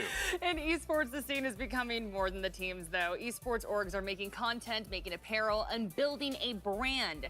One org taking this model to the next level is 100 Thieves, led by their CEO, Nadeshot. And Alex, you have covered all sorts of events with 100 Thieves. So what do you think is so special about this org and Nadeshot? Yeah, well, you know, I've known Nade for years at this point. You know, all the way back to when he was a competitor. I used to make the joke, he hates it when I say it, that he's America's favorite gamer. But because he was, you know, at one point, he was like the biggest name in Call of Duty. He was one of the biggest names in esports, right? And he still continues to do that to this day. You know, and I'm so proud to be able to talk about a friend like this, because to see his success has truly been incredible. I could not be more proud of him. And 100 Thieves as an organization, you know, they had such a history, right? From an initial reveal that didn't go the way they wanted to this complete transformation of this brand with a lot of support from great figures in the entertainment and sports industry. It has become amazing what 100 Thieves has been able to accomplish with their drops. Like, they themselves, I feel like there have been a lot of great collaborations over time, but few have been able to make independent products, right? Without collaborations that are just, they're huge. The drops are massive, and their hoodies, their shirts, all the lines that they have, the talent that they sign, everything is done meticulously, and I give him a lot of credit for. Recently, Courage, another friend of mine, is alongside Valkyrie, who is an amazing figure in esports, becoming you know, co-CEOs in the company as well. 100 Thieves have just done incredible work in esports, and I give them a lot of credit for what they've done. No. I mean, honestly, I feel like they've paved the way for so many orgs. I feel like a lot of orgs modeled their formula of how to approach all these different things, like you were saying, merch and the content creators. But anyway, it's absolutely fascinating, and I'd love to hear more about it. So for more on the Nadeshot 100 Thieves and what's next, here's a special E3 edition and the Origin Story series from our friends at Ben.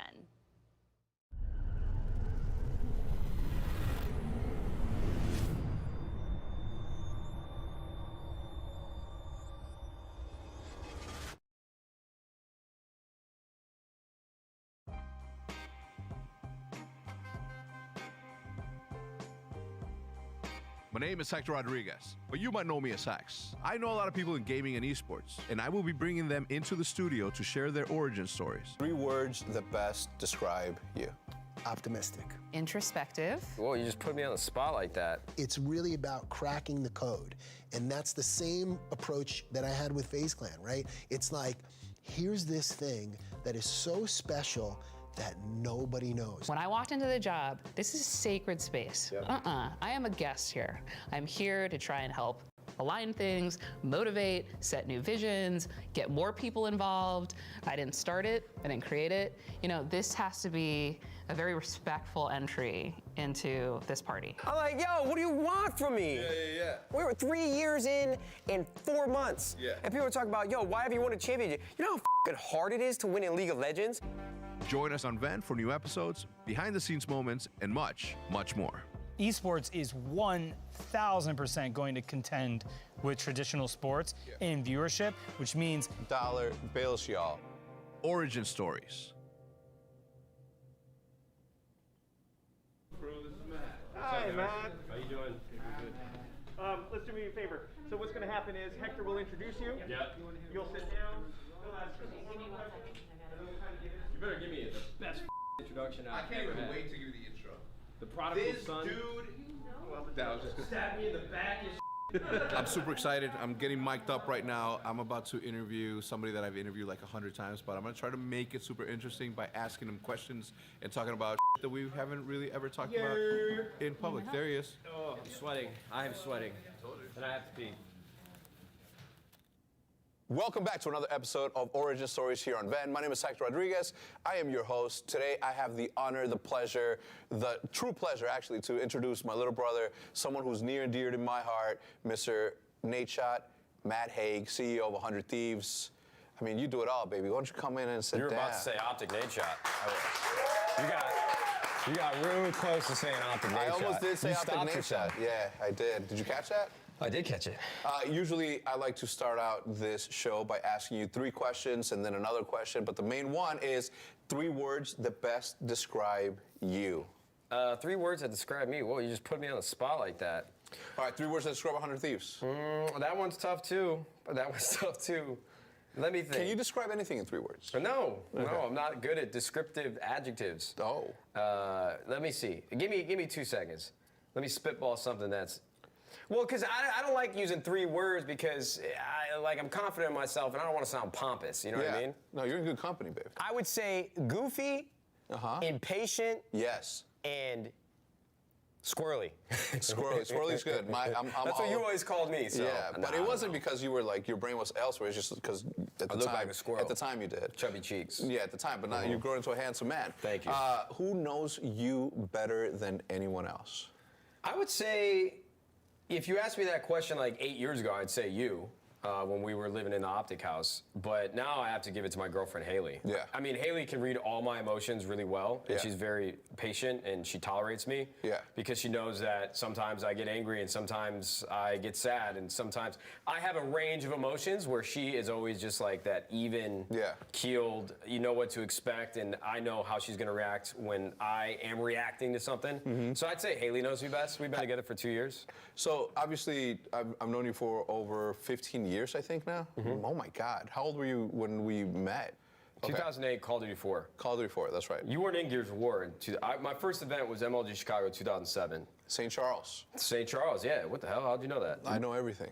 Were you there?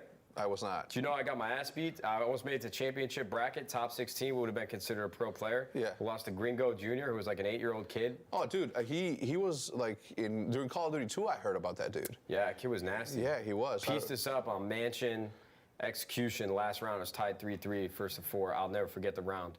Yeah. Made a call, did not pan out. How many times a day do you say 100 Thieves or 100 Thieves or 100 T? I guess I say 100 Thieves a lot. 100 Thieves, 100 Thieves, 100 Thieves. Yeah. I was doing like a PR tour for Excedrin. We had a partnership to make people aware of mindfulness routine that can help you reduce headaches. And everybody on that call kept saying 100 Thieves, and it was driving me nuts. Yeah. We talked to like 30 different outlets in 4 hours this morning. They all said 100 Thieves. I didn't correct enough. Yeah. I didn't want to be that guy. Just 100 Thieves? 100 Thieves, 100 Thieves, 100 Thieves. Yeah. Let's go back to the earliest memory that you have. Born in Chicago, Illinois, lived in Palos Hills. Palos Hills. Does your dad still live at the same crib? He built the house that we grew up in Palos Hills, and then after my mom passed, I think there were just too many bad memories in the house, so he sold it and moved to a nice part of town, which was like 20 minutes away. It's called Orland Park. Okay. And now he moved again to a city called Lisle. So it's tough, man. I wish I could go back to that house to kind of like face some of the fears that I had from stuff that I saw with my mom, but I'm glad that I can still go back to Chicago. I'm bummed that you guys went to Texas, because that was always like my saving grace. All right, I go see my pops, go hang out with Optic. That was great. But my earliest memory, that's kind of tough. I think one of my earliest memories was probably my dad. He would have to reside the house every couple years because of the material that he used to build it. And he had scaffolding built up the side of this 2-story home. And I was playing on like a jungle gym, but little did I know that a wasp was started nesting inside the scaffolding itself. Yeah. And so like 4 or 5 of them came out and stung me all at one time in my hand, and I've been terrified of flying bugs ever since. How old were you? I don't know. I was young. Like, were you a teenager, or were you like a toddler? No, I was younger than that. Like 7, 8? I was probably like 8, 9, 10. Were you crying? Yeah, bawling my eyes out. I cried a lot as a kid. Did you? Yeah. I was a very emotional young man. I think I cried a lot up until like I was 4 years old, and that's what my parents told me. It's like it wasn't until I was able to hit someone that I cried, because I didn't know how to release that anger. But once I learned how to punch walls and things, I started doing that in the bed. Yeah, I didn't get angry. I got sad. I was telling Lee Trink the story about me being in Mexico as for my school, as a Catholic school. Juarez. Yeah, and how the nuns would grab me from the hair here, and then they would just like seriously jerk it. So I was like, oh my God, that hurt. Yeah. Yeah, because they were just disciplinaries. And both of my parents were actually disciplinaries. My dad was super strict, him, a very quiet dude, but that's because of that. And my mom was just super yeah. And I still became what I became. Just, I didn't give a shit. They hurt. I would pretend like it hurt, but I'd be like, it don't hurt. I would look at the wall or my teddy bear and be like, see, I love that. But I think that's what I appreciated actually a lot, getting to hang out with you. You're like 10 years older than me when we first started hanging out. And I always loved your mentality around other people. You're just very tough exterior. And that was something that I could appreciate, because my dad was a great dad. I love my dad to death. He's my hero. But there was a lot of things that, I don't want to say, because we're not in the streets in Schaumburg of Illinois, but just seeing how you interact with individuals. If somebody doesn't talk to you right, you kind of let them know that they weren't talking to you the right way. Yeah. And I don't like confrontation, and that was stuff that I wouldn't do. But now that I'm older and a lot more confident in myself, I feel like I picked up some tendencies from you. Do you wish that you could go back to a certain situation and be like, yo, my man? All the time, brother. All the time, man. Do you have one that you can recall right now? Man, I mean, well, what's the situation? Do I have the knowledge that I do of where I'm gonna be in life? No, you're just you. I was just me? Yeah. Nah, man, I didn't have going for me. Who am I gonna step up to, bro? I was bro, I didn't get testosterone shots as a kid. Did you know that? No. I was not even in the percentile of growth, so they were worried that I wasn't gonna be on track to be a certain height or a certain weight. So freshman year, bro, I weighed 85 pounds, and I was 4'8". So were you like a good kid, bad kid? Did you get in trouble? Were you the class clown? What kind of kid were you? No, I wasn't the class clown. Dude, I've told people this before, but I was a super timid kid. I mean, I was really bad in social situations. I didn't know how to make friends. I mean, I had friends in grade school and going into high school, but my first job at McDonald's is what really helped me come out of my shell and start learning how to talk to people and not be so afraid. But yeah, I wasn't a class clown. I kind of just stayed to the side, and I wanted attention. I know that for a fact. I just took this narcissism test. I'm right in the middle. I'm a 18 out of 40. Are you? I thought I'd be way more narcissistic than that. Yeah. What do you think mine would be? My score? I think you'd probably be a 28. Is that bad? 40 is the highest. 40 is the highest? You know Jackson from 100 Thieves? He got a 33. Jackson got a 33? He's the definition of a narcissist. Yeah. But yeah, either way, I was just a quiet kid. Play sports? Yeah. Baseball, basketball, B team. I was terrible at that. I was too short, man. I didn't have any athletic ability. Yeah? I mean, so was Muggsy Bogues, I think. Second baseman, 4th through 8th grade, though, all-stars every year. Really? Yeah. If you can hang your hat on that. I can. Yeah. I mean, I've seen the pictures, or I've seen the one picture of you as a baby with a bat. Yeah. Just chubby cheek. That was me in 7th grade. No, you were not. No, I'm playing. Oh my God. Bro, I literally thought that was true, and I'm like, man, you had to look like you're 7. Yeah. I remember clearly, by the way, the first day that I heard your voice when we were playing on Vacant with Diesel and somebody else. You were playing with somebody else. But I remember, and I'm like, damn, this has got a deep ass voice. No, you go back and watch my old videos. I sound like a. No, I don't know why, but you sounded like, I don't know, you were talking like a grown dude. Must have been the testosterone shots. May have been. I didn't grow this myself. No. But I remember that clearly. When do you think was the first time that we met? Well, I mean, I could tell you the story how you and I met, but I don't know if you want that on camera with Optic Nerve. Yeah. Yeah, go. Well, so we were one of the better competitive teams in Modern Warfare 2. We won the first 3 major tournaments in Modern Warfare 2. And then Optic reached out to this guy named Optic Nerve, who no longer works there. I mean, he wasn't even working there much longer after I joined. But he basically said, yeah, we're looking for a competitive team right now. We make YouTube videos and we make money off of it. And my mind was blown. I'm like, wait, what? Wait, hold on. Back up.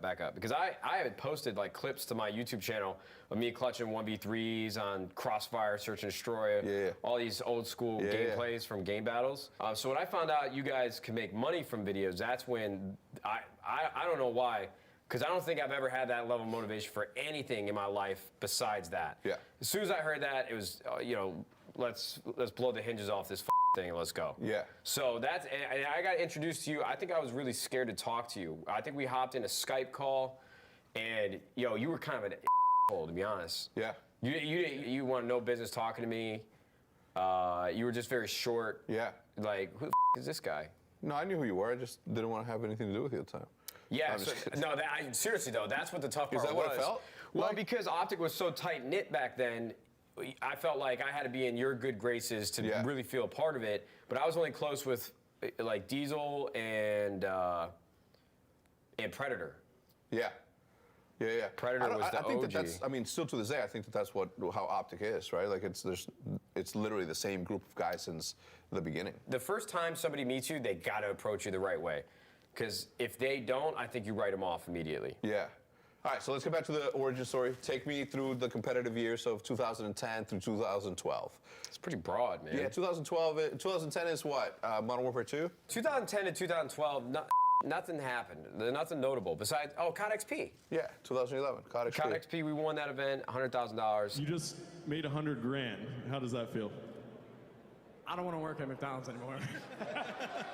You guys end up winning, and again, I knew that we were gonna win it. I don't know how, but I remember that the moment that you guys won, I was in the middle of the crowd, and Jericho, Gold Glove, Dr. Disrespect at the time, or Guy, he wasn't in custom, Guy and Bashir Musa, and T Martin were all there. Bash? Yeah, Bash. Yeah.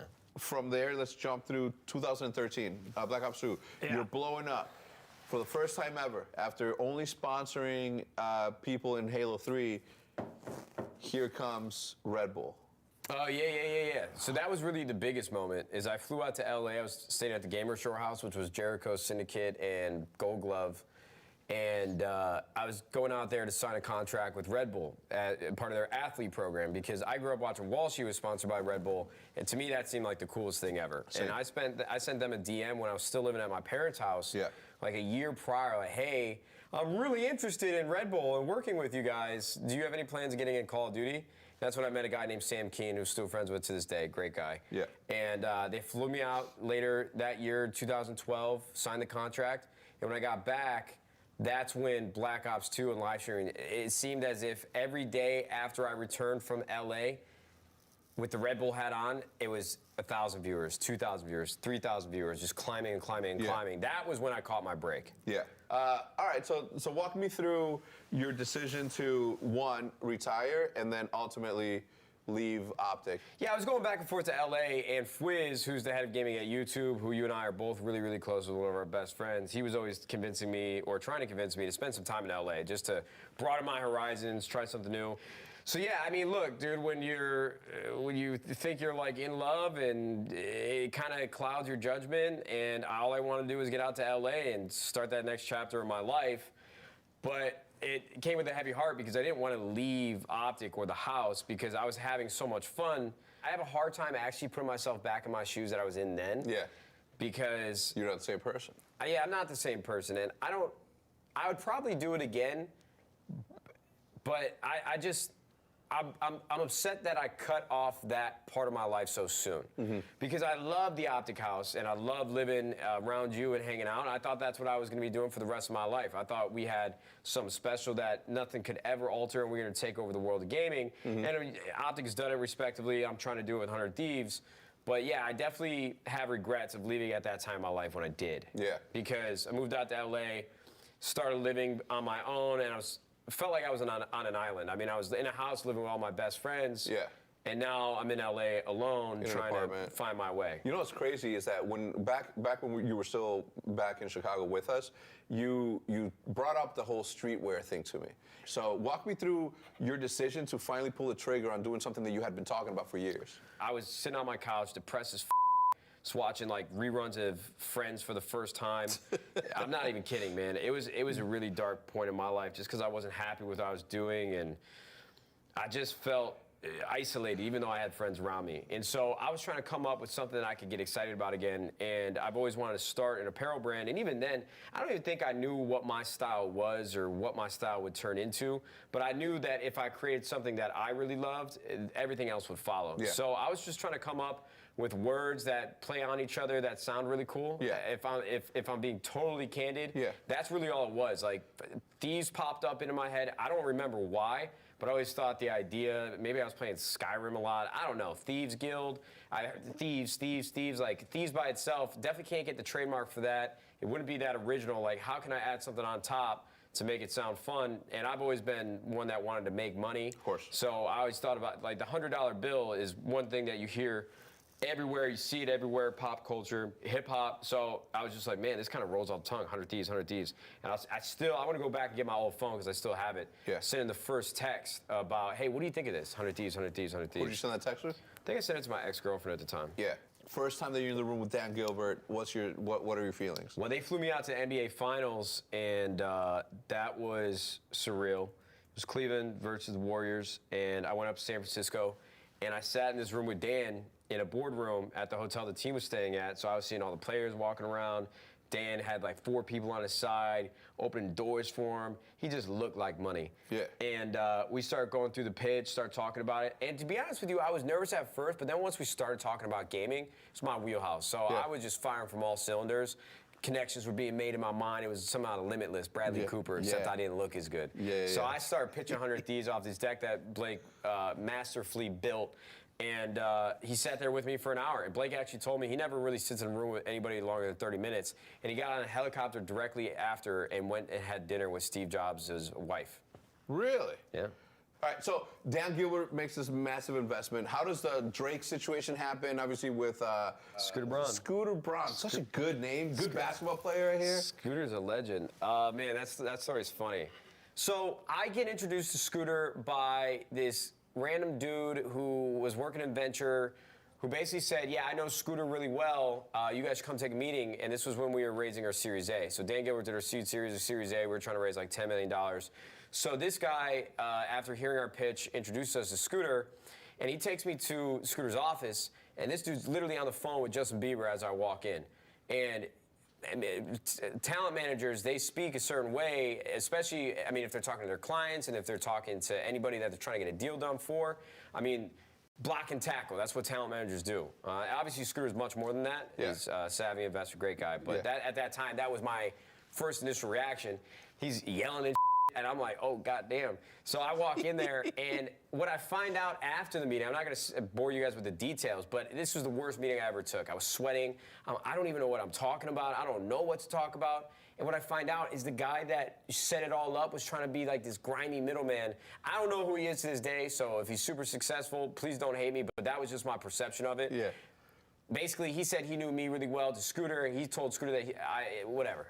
Yeah. Basically, playing them. And so it was the worst meeting I ever took. I'm like, yo, I don't think Scooter's the right fit. You know, I went back to John. I don't know if it makes sense. He was saying a lot of things. I don't think he really understood where I was coming from.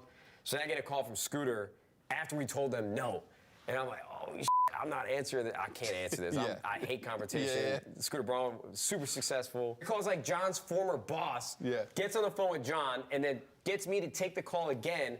And I'm in the drive-thru with Jackson, who was one of the co-founders of 100 Thieves, and he apologized to me. He was like, hey, look, man, I didn't know what that situation was, or I had no context to what we were talking about. Yeah. But as I sat down and learned more about your business with your partner, John, I'd really love to be a part of this. I promise you I can take care of you and open a lot of doors that you wouldn't be able to open without my help. And to this day, Scooter has been one of the biggest contributors to our success. Just great guy. 100%, man. That's so crazy. And he introduced us to Drake, too. Yeah. The next day. How did that happen? We're finalizing the deal. And he's like, yo, you know who would love this? I got a friend in hip-hop who would love this. I'm like, who's that? He's like, Drake. He calls up Drake's manager, Future, in the room with us, in our tiny 400-square-foot bedroom, which was our office for our leadership team. It's on speakerphone, you hear, yeah. Oh, we didn't have it on speaker. He's like, all right, yeah, you're gonna come by tomorrow? The next day, Drake's manager, Future, was in our living room, and we pitched him on the business, and then a couple months later, we went and met Drake at his house, told him more about 100 Thieves, and it was a wrap. Damn. That when you dropped that picture, I was just like, I mean, I knew about it already, but everyone's reaction was just like so iconic. Yeah, I mean, it's so tough too because Drake was on tour at that time, so we took a lot of we tried really hard to get in front of him. I mean, he's busy. He doesn't know me that well. He just knows a little bit about the business. He loves gaming. Yeah. I mean, I'd be lying to you if I told you we were really close because we're not. You know, we've spoken over DMs a couple times over the years. But him and Future both still contribute from like a creative level. Our board meetings like 4 times a year. But I was just honored and just over the moon with the fact that he fucked with 100 Thieves just a sliver, just enough to be like, all right, I'm gonna throw some cash at this. And it was a good amount of money, and I met with him twice. It was awesome, man.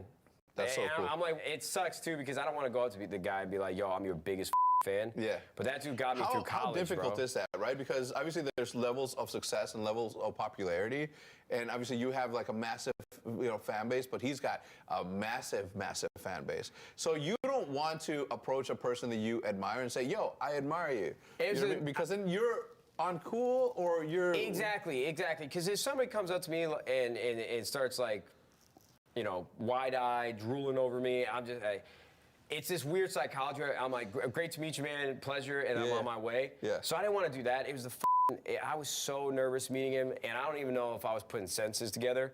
And it's tough too, like I said, because his soundtrack reminds me of so many things. Yeah. His discography of me in high school, just struggling with shit, college, dealing with my mom, like.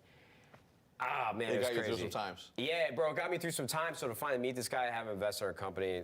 One of the best days of my life. So tell me about 100 Thieves. What are you guys doing in the future? I mean, obviously don't tell me what you got, but what are some of the industry thoughts that you have about where your position is in this space? Yeah, so I think what's really important for us is just to continue to push the boundaries of what it means to be an entertainment company in gaming. I feel as if there is a lot of narrow-mindedness in esports because if you do anything other than competition, which teams haven't traditionally done, or that's always what they've done, is just compete. Yeah.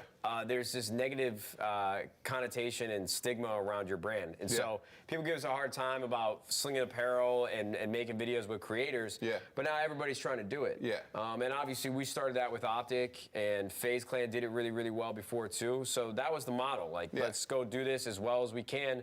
And build something special. What's worse about the space right now is that they get mad at you, at me, at FaZe, and they just get mad at the fact that they're not just a sports team. Everybody's out here trying to be the Cowboys, but nobody's thinking, it's like, I want to be the Cowboys, I want to be HBO, and I also want to be Supreme.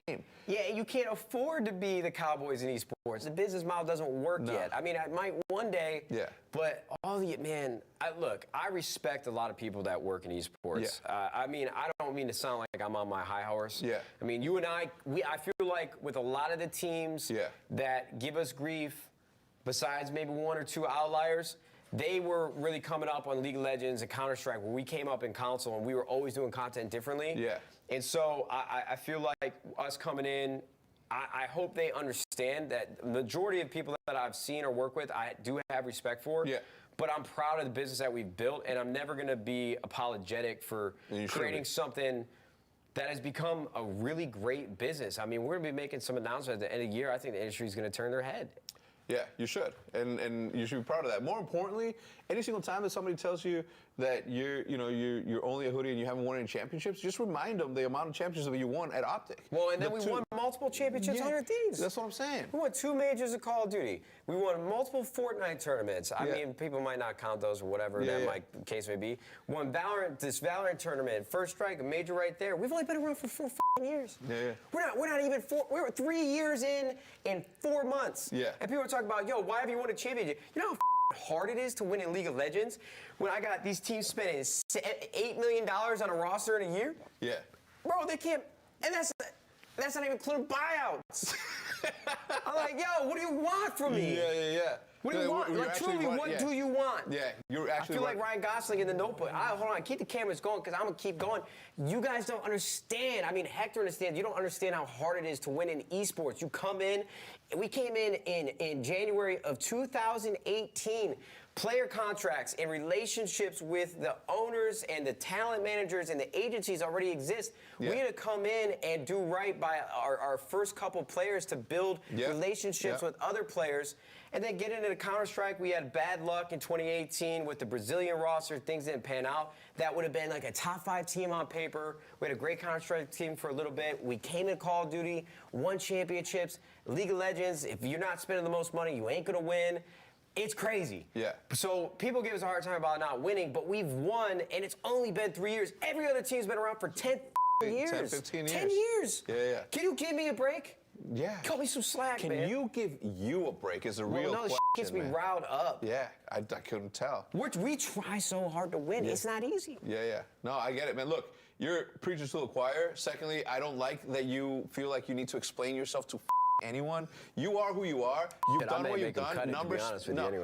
Numbers speak for themselves, and anybody that has any sort of issue needs to look inwards, look at their bottom line on that spreadsheet, and say whether or not they're making money on that and how much is going out the window. And if it doesn't look anything like the way that we've been doing it for the longest time, where we are very concentrated on the fact that this is a business and money needs to be made, they're playing the wrong game because they're spending other people's money, and it's so easy. But when you're the one putting your ass on the line with all that cash, investing your personal $300,000 into your team that isn't even a team, where's the respect? Yeah, bro. Where is the respect?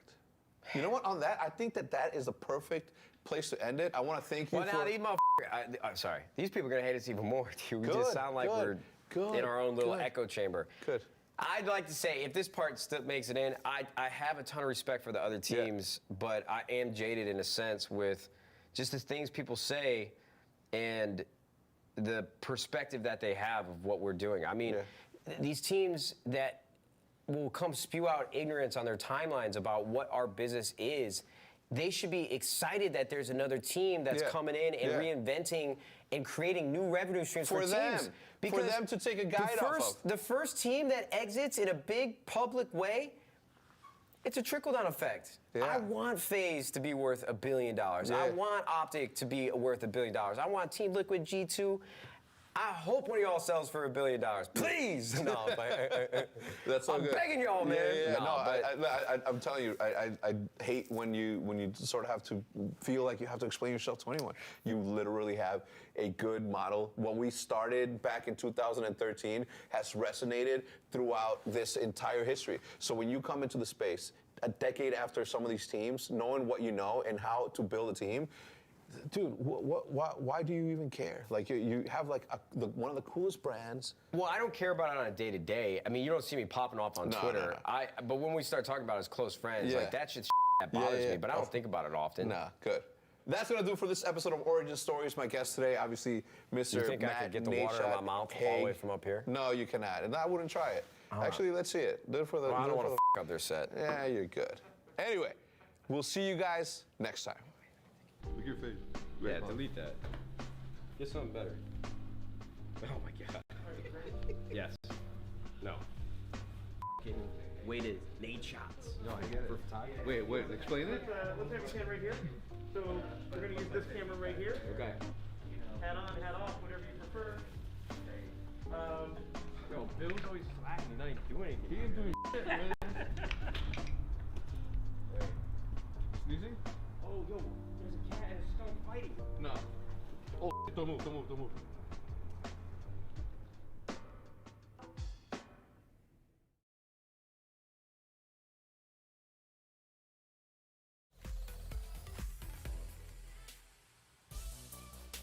again, that was a very exciting and lovely interview with Hex and Nadeshot, and there was so much I wanted to say, and then it ended with a skunk and a cat fighting there. Yeah, they said in our ear, this video ends with a skunk and a cat fighting, and I was like, that can't be right, and then there it was. Yeah. There it was, Ben. I didn't know what was gonna happen. I was like, are they gonna both get into furry costumes, and we're gonna see like a fight like that, and then, no, it was just in the alley, the so back there you go. alley. You don't see that every day, that's for sure. But anyway, you know, you and Golden Boy have been working the bomber jacket look, and I was like, I need to get in on that, man. Like, come on. We just heard from Nadeshot himself about establishing a brand, being more than just an esports team, right? 100%. So there you go. Go be part of the E3 esports team, ladies and gentlemen. Of course, you can go to e3expo.com/shop and get all your E3 merch. I'd also like to say, as a woman who is 6'2", and Greg Miller can probably appreciate this as well, sleeve length. Yeah, that's good. Fantastic, folks. Usually when I put on a jacket, it's like up to here, but this is actually pretty good. There you go, look at that. Okay, so it's made for tall people as well. And sorry, Golden Boy. They'll make a kid's version one day. Oh, be nice to him. But not here at to least defend he can wear the dad's hat. Yeah, He does like the dad hat. He can wear the just dad hat. like throw that on the ground over there. But we do have some great merch. So again, e3expo.com/shop. I was like, oh my God, help me out if I don't say it right. Anyway, again, that was a really great inside look at Nadeshot and 100%. Hex. Yeah. If I can, like, you know, as somebody who interviews people all the time, and I know you do too, in a longer form podcast interview, I was surprised at how candid that was, how insightful it was. Like, I know about 100 Thieves because so many of our ex-IGN colleagues have gone to 100 Thieves, but I don't know much about Nadeshot. So to hear that, first off, I didn't realize he's a suburb of the Chicago kid, just like myself. DuPage County, Glen Ellen represent. But on top of that, you know, his journey, right? I mean, talking about having to take testosterone shots. I know, so super open, candid. Talking about being depressed, right? Leaving his team before he started 100 Thieves. Like, that's all a fascinating journey. And it's, you know, as you continue to see 100 Thieves blow up, that's awesome. Yeah, I absolutely just loved how candid they were with each other. They're obviously like very close friends. And I think Hex said at the beginning, like, I've interviewed you so many times, I don't even know what to say to you right now. And then he's like, what are 3 ways that you would describe yourself? What are 3 ways you describe 100 Thieves? They were just having a good time, so super fun. But anyways, so games have changed so much over the years by becoming more inclusive and representative of their player bases, but there's still more work to be done in this space. Let's discuss how we can make games more inclusive. Okay. Yay!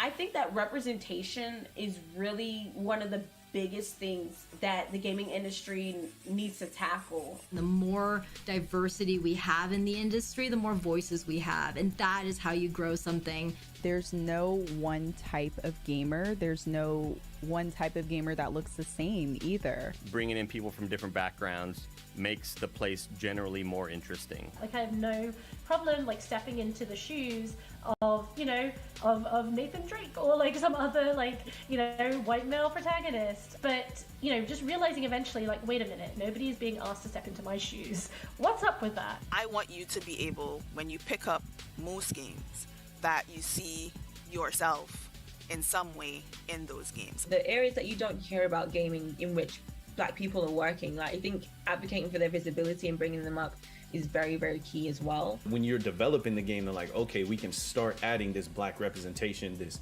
you know, brown representation into the game from the ground up, and then that alleviates the problem. This is where we need to have programs in place to allow more women, more people of color to have a transition into this space and an opportunity to work their way up the ladder like everyone else. It's gonna make a huge difference on how your games are created.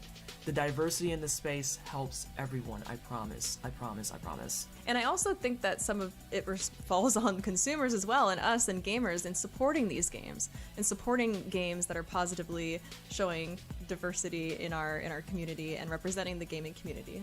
Female gamers make up 48%, and you wouldn't even know it by looking from the outside in. So that's what I would want to change. The next era of gaming is just going to be so sweet, and I am super excited about it. We are definitely heading in that direction, but I can't wait until everyone is part of it and everyone has great ideas and everyone just feels like they belong in the community, and it's just going to be a great time when that happens.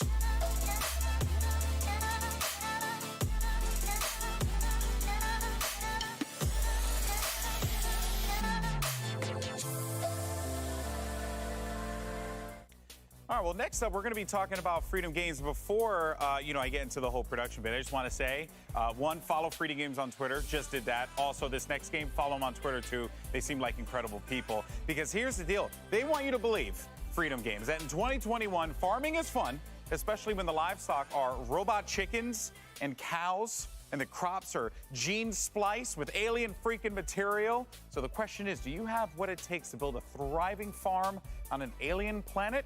Here's one lonely outpost so you can see for yourself.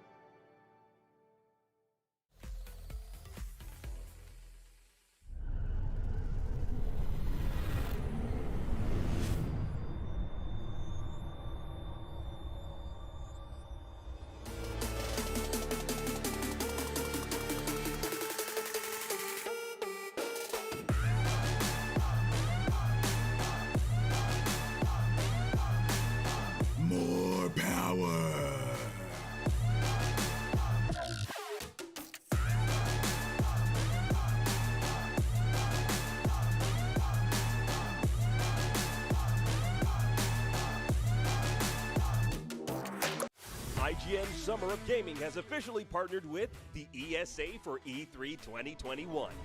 IGN Summer of Gaming is now all summer long. From major press conferences and announcements at E3 2021 to the IGN Expo with exclusive gameplay and reveals to exciting first looks at the hottest new games and in-depth developer interviews, IGN Summer of Gaming has it all. IGN Summer of Gaming begins right now.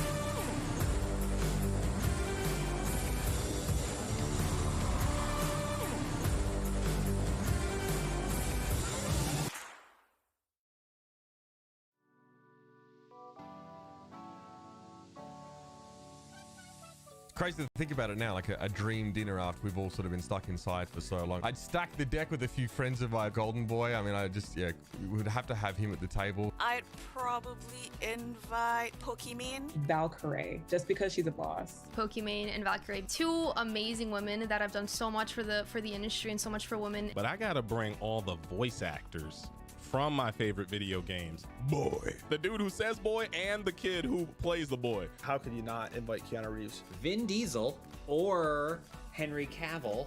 Little Richard, if we could get him back.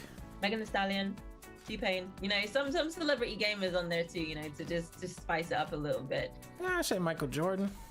Bring him in.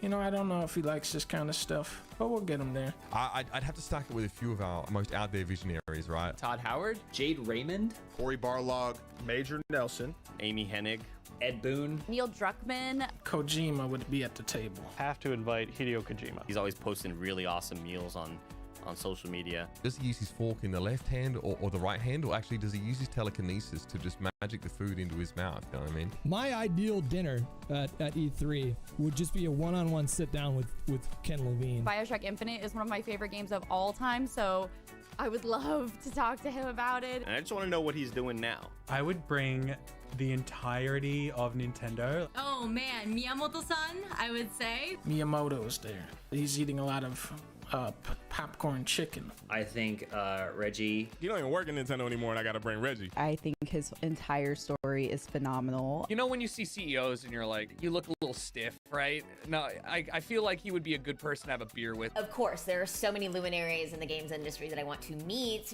but like, I want to party with QA. I'd actually extend that to everyone. No, I would bring everybody. This is for us. We're all eating from the gaming entree that is E3. So yeah, you're all invited to my dinner. If y'all can afford $75,000 a plate.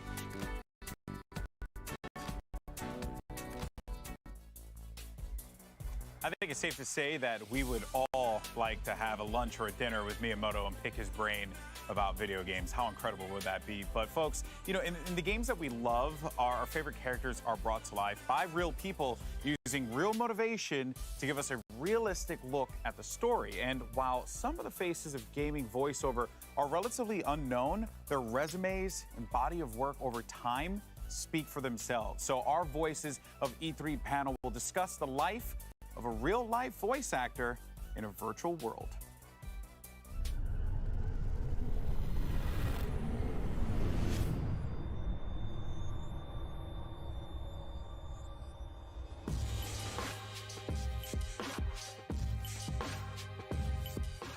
And here we are for the Wonder Women and Gaming panel with some incredible women in the industry. I'm so excited to be moderating this. I'm so excited to call most of them friends, all of them friends, right? Some of us are newer friends, but we're all friends. Which one of us isn't a friend? I'm I know, who didn't make the cut, y'all? Who did not make the cut? Oh no. You're all friends. We're all friends. All right, let me jump in because we have a lot to talk about, and I'm so excited to pick all your brains and get us flowing and get us moving. So let me introduce the wonderful women of this panel. Oh, I guess I should say what my name is. I'm Kritzia Bajos. I'm also a voice actress, on-camera actress. Yes, part of What the Vox with these wonderful women. But enough about me. Let's get to the women here in the panel. We've got Courtney Taylor Callie-Born, most famous for Jack in Mass Effect, Ada Wong in Resident Evil, Soul Survivor for Fallout 4. Passionate about activism, she co-founded the online community of Nerds Vote.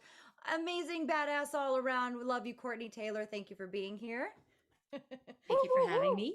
Anjali Bhamani, I have to say specifically, she is known as the international superstar Anjali. Goodness. Well, you know, that's what was requested. It's a super spy. Sorry, super spy. So even better. But I'll take superstar. I mean, either way. Superstar, super spy. Why can't we both. have both? Why can't we have both? Sure.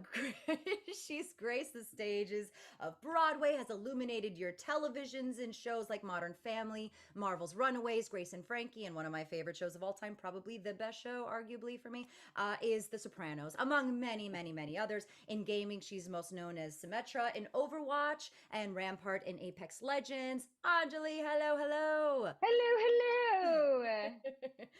And we're moving over to multilingual, 5 languages, y'all. Carolina Rabasa, Colombiana. 4. I saw 5. A little bit of French. Don't humble yourself. Oh, I make it up. I make it up. Yeah, sure. Okay. All right.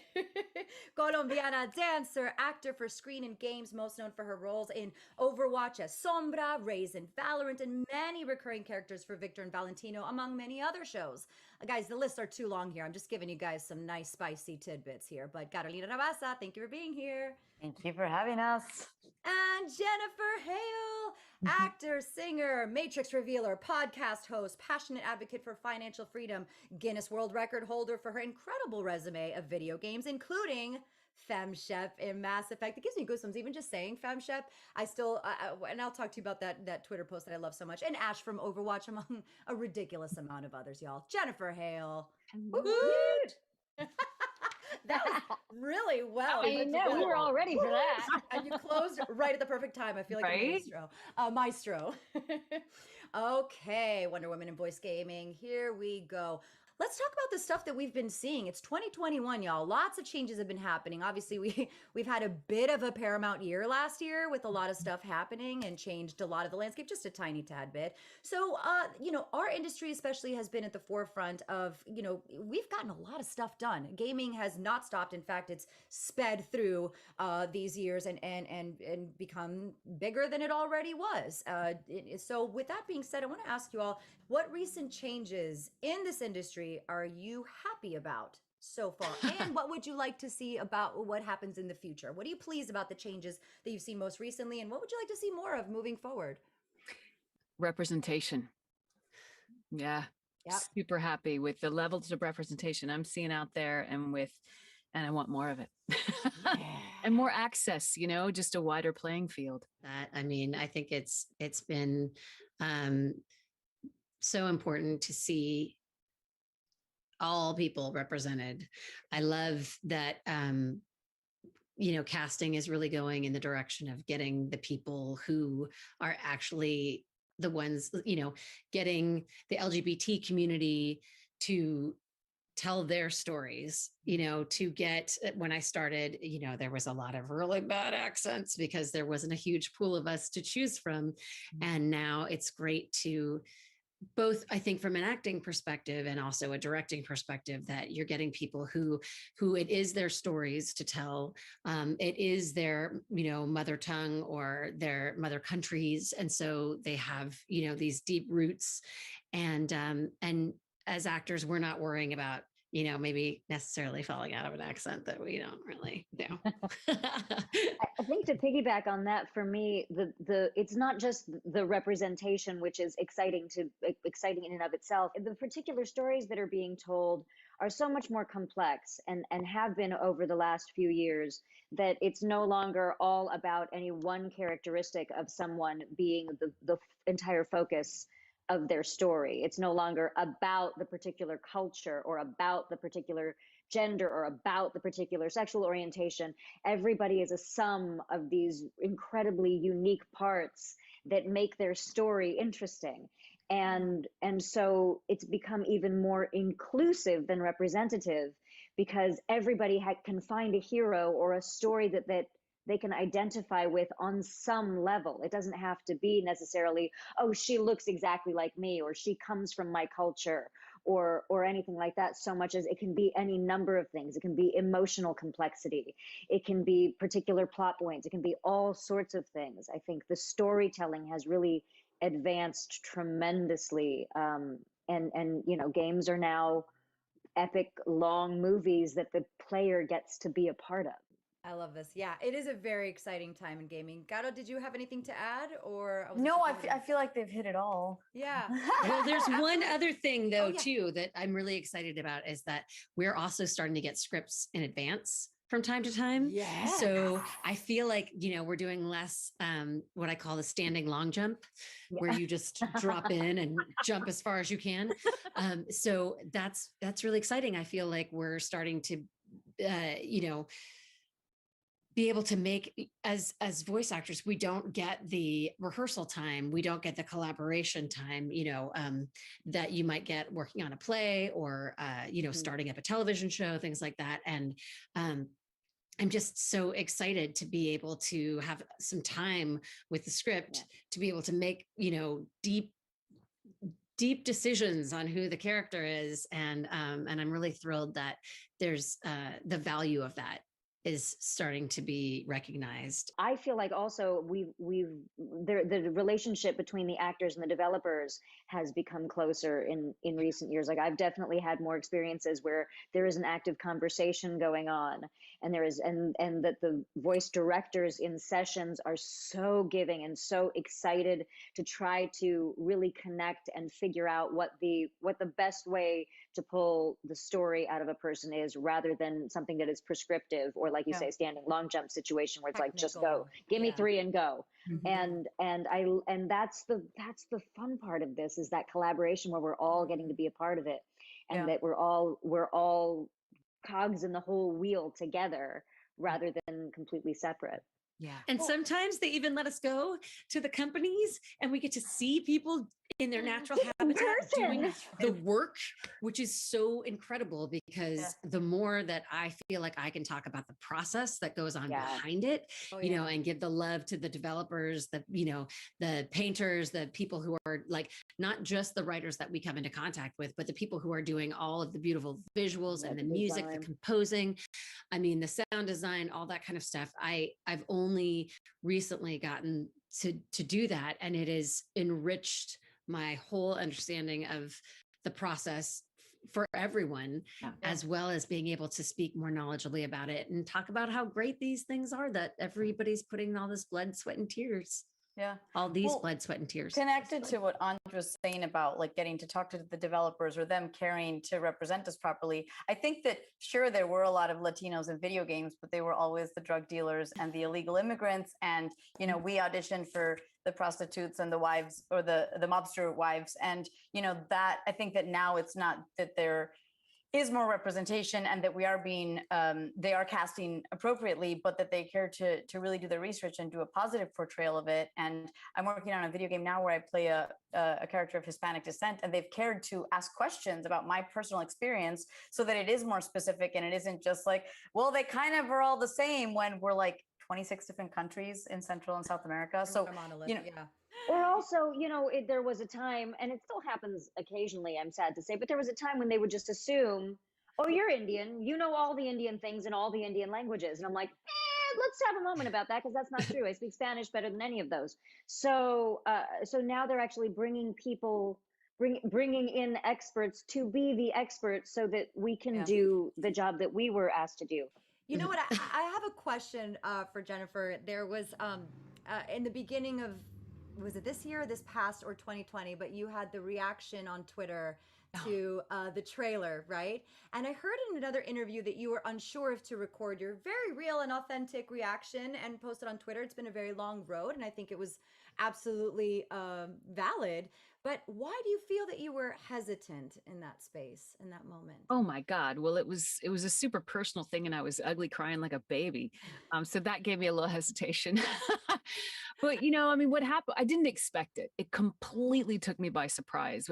And I didn't even really understand why I had the reaction I had until somebody on Twitter pointed out, they were like, this is what representation looks like. And I went, oh my God. Oh my God. Like I've been in this business for a while, and I've conditioned myself to accept a certain status quo and not to expect much outside of that, because to do so is to create an enormous amount of frustration and discontent, and those aren't productive states for me. So I've just put a cap on all that.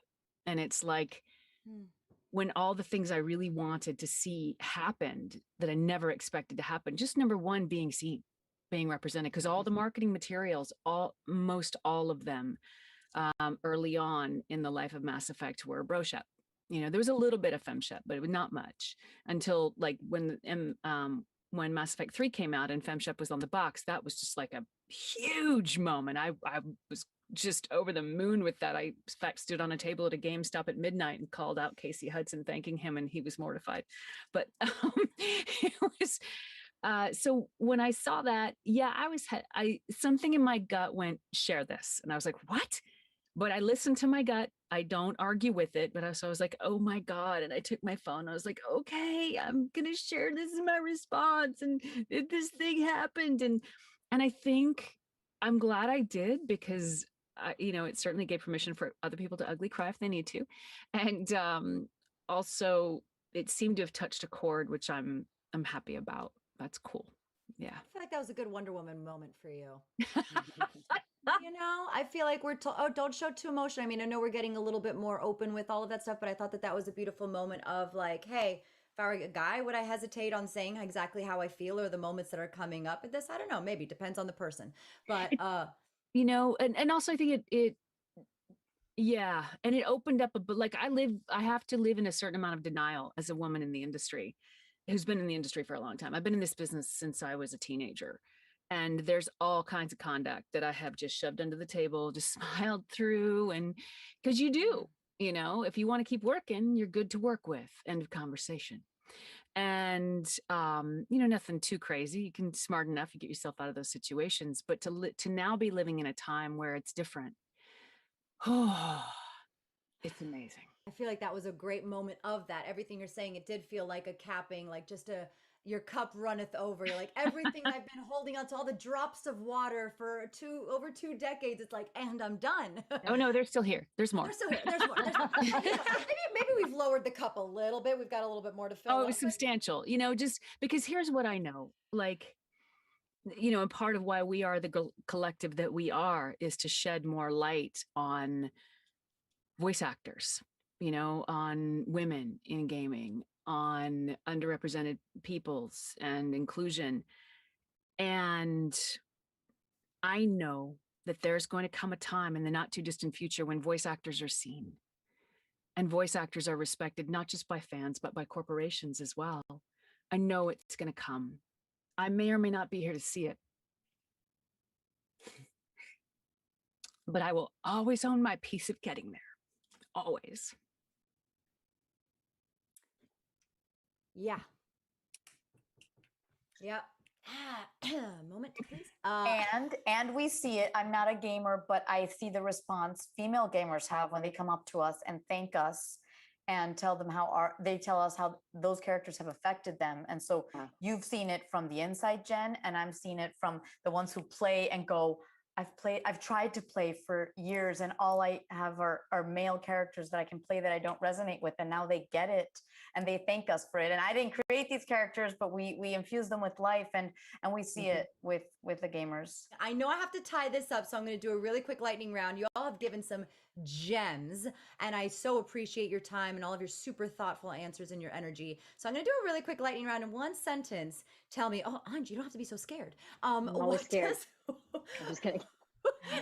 Wonder Women in voice acting or in gaming mean to you? Wonder Women in gaming. What does that mean to you? One sentence. How do we culminate that? Courtney. Me first. Okay. No, I'm ready. I'm ready. Here I go. It means being the pillar of support that everyone needs in the community. It means a rising tide, lifting all boats, helping other women in this business, but also just helping everyone and being an example of what collaboration can look like. What she said.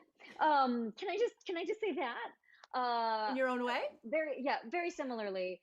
Climbing up the ladder, there is no ceiling. And reaching back down and pulling people up along with you to tell new and exciting stories and collaborate as much as possible, bringing the collaboration together more and more and more, I think, is the big thing. Good. That wasn't a really good grammatical sentence. No, but you know what? The feeling is all there, and that's what matters. I feel it here. Caro? It means women that are so incredibly different. It means these characters that can be moms, these characters that can be nurses, these characters that they're not just sexy ladies running around with guns being badasses. We're all badasses in such a different way. And it can be soft, and it can be nurturing, and it can be sensual, and it can be all of the things. So like encompassing this idea that it is way bigger than we can imagine. Oh, I love it. Jennifer, close us out. All right. What the Vox, Wonder Women in Gaming. Because we're here because it's time to change the world. We're linking arms because all boats rise together. No grand act of the universe is coming to do this for us. We are the ones we've been waiting for, and we're here and ready. Else got chills? Anybody else got chills from that lightning round? Thank you. Thank you so very much. And I can't wait. Thank you. My pleasure. This has been a joy, an absolute joy. I love each and every one of you. Thank you for your time. Thank you to E3. Thank you for everybody else. Amber, Chris, Brian, for making this happen today. Yes, thank you so much. Have a beautiful rest of your day, y'all. Wonder Woman in Gaming. Out. Let's do it. Thank you. Bye, guys. Thank you. Jennifer Hale, why do you insist on making me tear up all the time?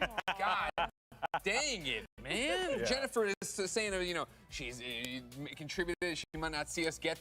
You're gonna see us get there to equality and all the things that you want, Jennifer. I mean, geez, Louise. Yeah, she's voice great. acting. Oh, I know. Yeah, exactly. Jennifer Hale, of course, FemShep. Right now, Rivet and Ratchet and Clank just crushing it as she does, and so did the rest of the panel, Courtney and everybody else. But Jennifer was on We Have Cool Friends over at Kind of Funny just this past pandemic, whenever the year was. I can't keep track. I know, and of right? course, like I've interviewed her so many times throughout my career, and she never fails to be such a source of inspiration. Her story and what she does, and I think part of that, of course, is tied to how much the characters, these voice actors, play, and how much those characters mean to us, Jackie. Yeah, honestly, that was a really moving panel. Earlier we were talking about toxicity, and it's the internet, folks. Like, we see that negativity out there, but just hearing these women come together and talk about representation, talk about inclusion, and I think that last question there was Wonder Women in Gaming or something like that. That was really fun. Yeah, and I think Courtney said something about being a pillar of support and uplifting each other. And I think that you were kind of touching on this earlier, but it's not just not being mean and not being bad. It's about being good and being loving as well. Actually, calling out negativity and being like, hey, can we be more positive here? Can we be more loving here? And being supportive of each other. Yeah. I think all of us can say that when you are hosting something, you feed on energy right away, right? And immediately I met both of you, and you were just both so loving and kind, and we were a team. Still a way to you could explain feel we're that insane. support. Well, a little bit of animosity here. No, I'm kidding. Not at all. Really, really great vibes. But for me, it was just you have a choice, right? You can be negative or you can be positive. And they were like, hey, let's support each other. Let's be good to each other. Let's be loving to each other. So no more fighting, you two. Oh, no, that's definitely going to happen. We fight the WWE way. In the WWE way. In the WWE way. We put each other over, bury sometime. It's okay. But, one thing I do just want to highlight. I'm sorry. No, it's okay. I almost fell over. I was like, we might have a problem. I'm okay. I'm okay. Sorry. Well, you could use me as leverage. But something that I am just so happy to see is how much voice acting has taken such a role, like a center stage role, as it should have, because there was a point in time where, especially animes and stuff, you didn't know, they didn't get credit to the voice actors, but now voice acting it's emerged in such a way where there's it's just top to bottom, man. Hey, Jennifer Hale, you took the Jennifer Hale gush session, so I do appreciate that. She's incredible. But yeah, it's wild to see how much this has improved and how it's only going to get better from here. The acting, the quality, the bar is being set so high for future generations to come.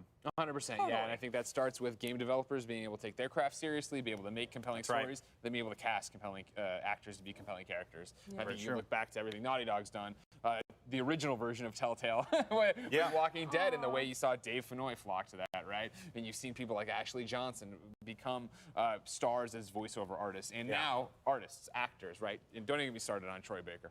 Oh, yeah, Troy Baker doesn't deserve more love. Outside of voice acting, of course, music is an important part of the games we love, creating intensity, drama, or even just a theme song you'll hum for the rest of your life. Thank you, Metal Gear Solid Peace Walker. So, who better to talk about music and gaming than the hosts of Rolling Stone on Twitch, Tia and John?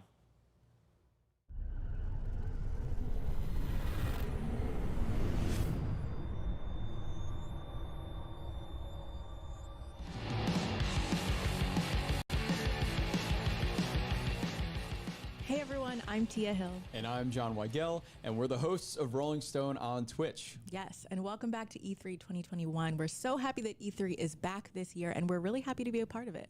That's right. And you can see us anytime you want, 4 to 6 p.m. Eastern Time on weekdays, Monday through Friday, where we talk about music news, have live performances, and have very special guests come in pretty much every day of the week. Exactly. So definitely make sure you follow us on Rolling Stone on Twitch. And right now we're going to do one of our favorite segments that we call a dream mixtape. So this is a segment, usually we have a guest come in, we give them about 10 different prompts, and then we put together a playlist that's available on our Spotify based on these prompts. But this is a very special dream mixtape in honor of E3 coming back, and we're doing a dream video game mixtape. That's right. If our channel was a video game, these are the songs that we feel would be the soundtrack to our video game. Yes. That we're currently in. Exactly. And this would be the cover of the video game. If our channel were a video game, it is a drawing of John and I that we had on the channel. It's a beautiful drawing. It is done by Ross Tran from Ross Draws on YouTube. He did a great job. He made us our different characters. He made Tia kind of this hacker kind of persona, and me this big old meathead with an axe or a guitar axe. So it's looking great, and that would be the cover of our video game. Exactly. If we had one, which we do now, theoretically. Exactly. Well, we have the soundtrack for one at the very least. So starting off with the first track in the video game, probably the most important thing because it's the first thing you hear, the title screen. Right.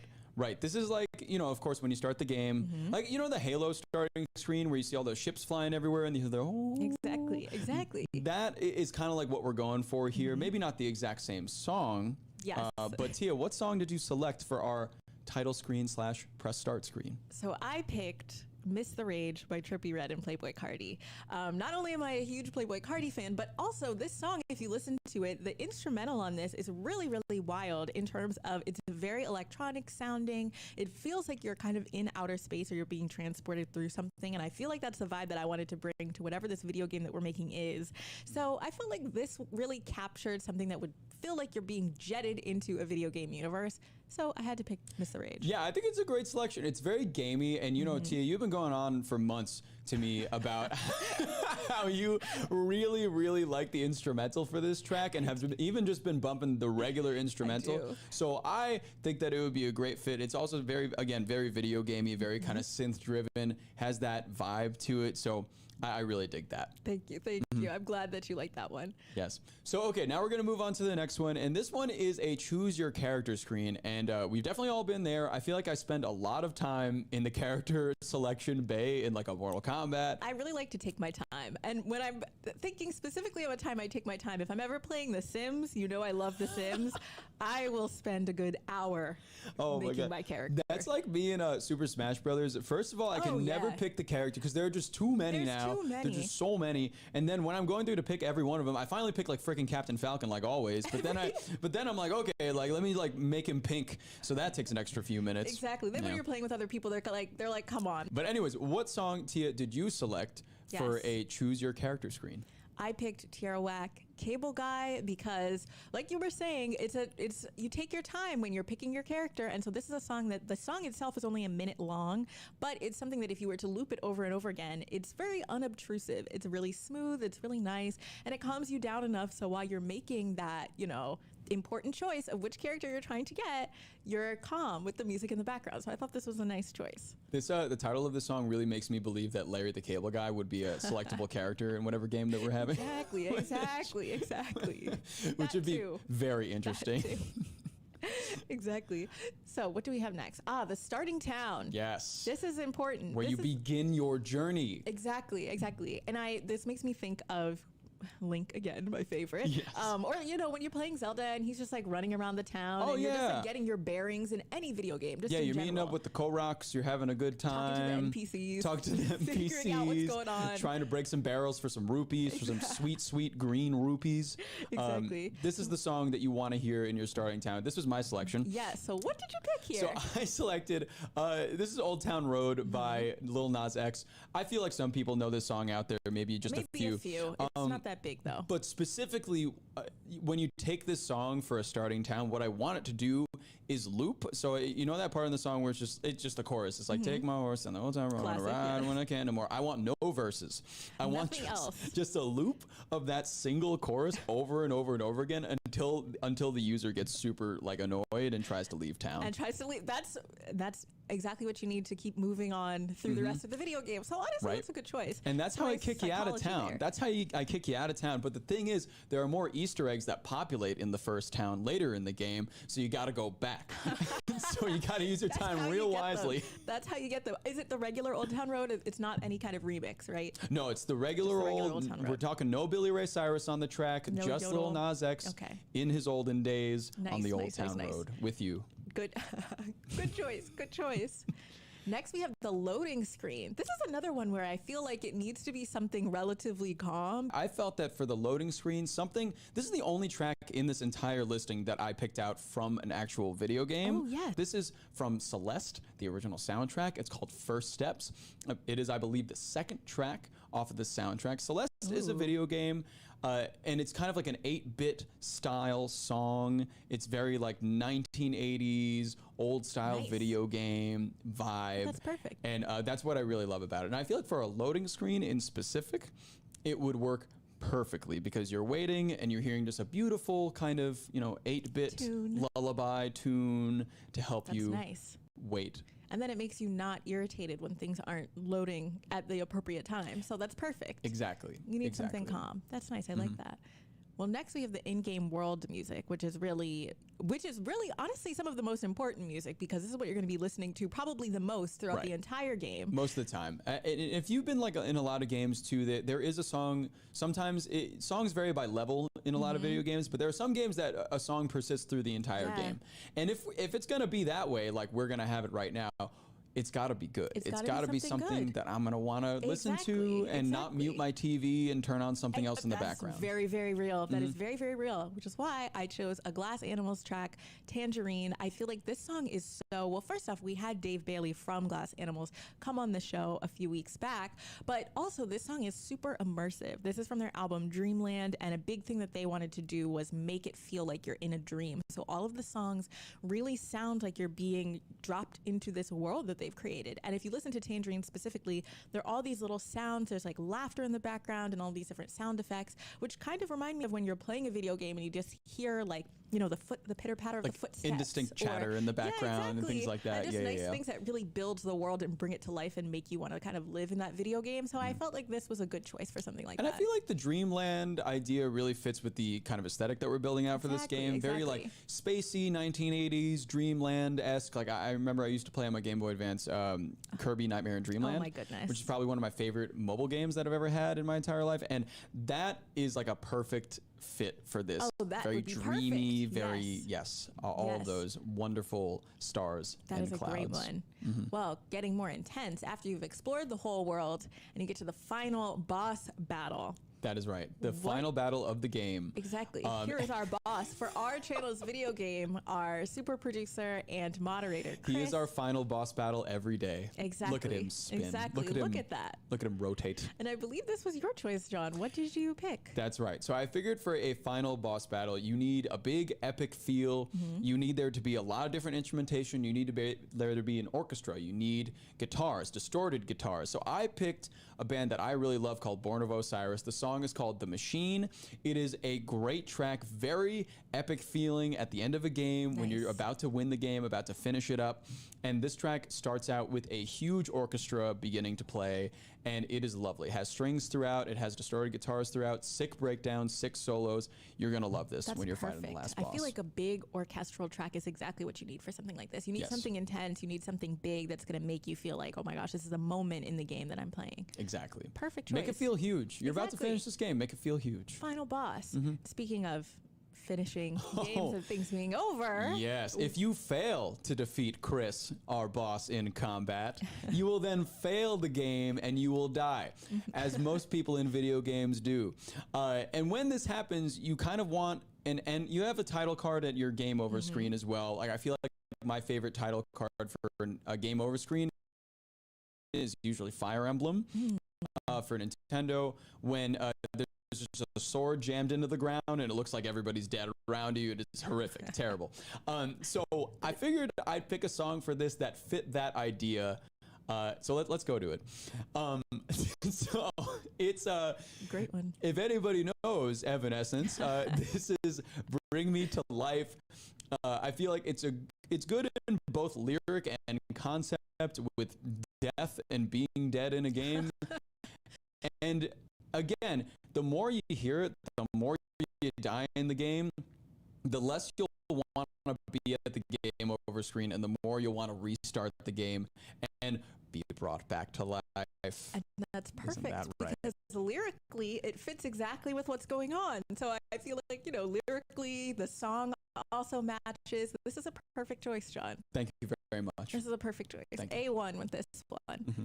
Well, next we have the in-game radio track. So we've described there's a lot of different elements to this video game we're creating. I'm going to add this kind of GTA element because I'm picturing GTA radio when I think in-game radio track.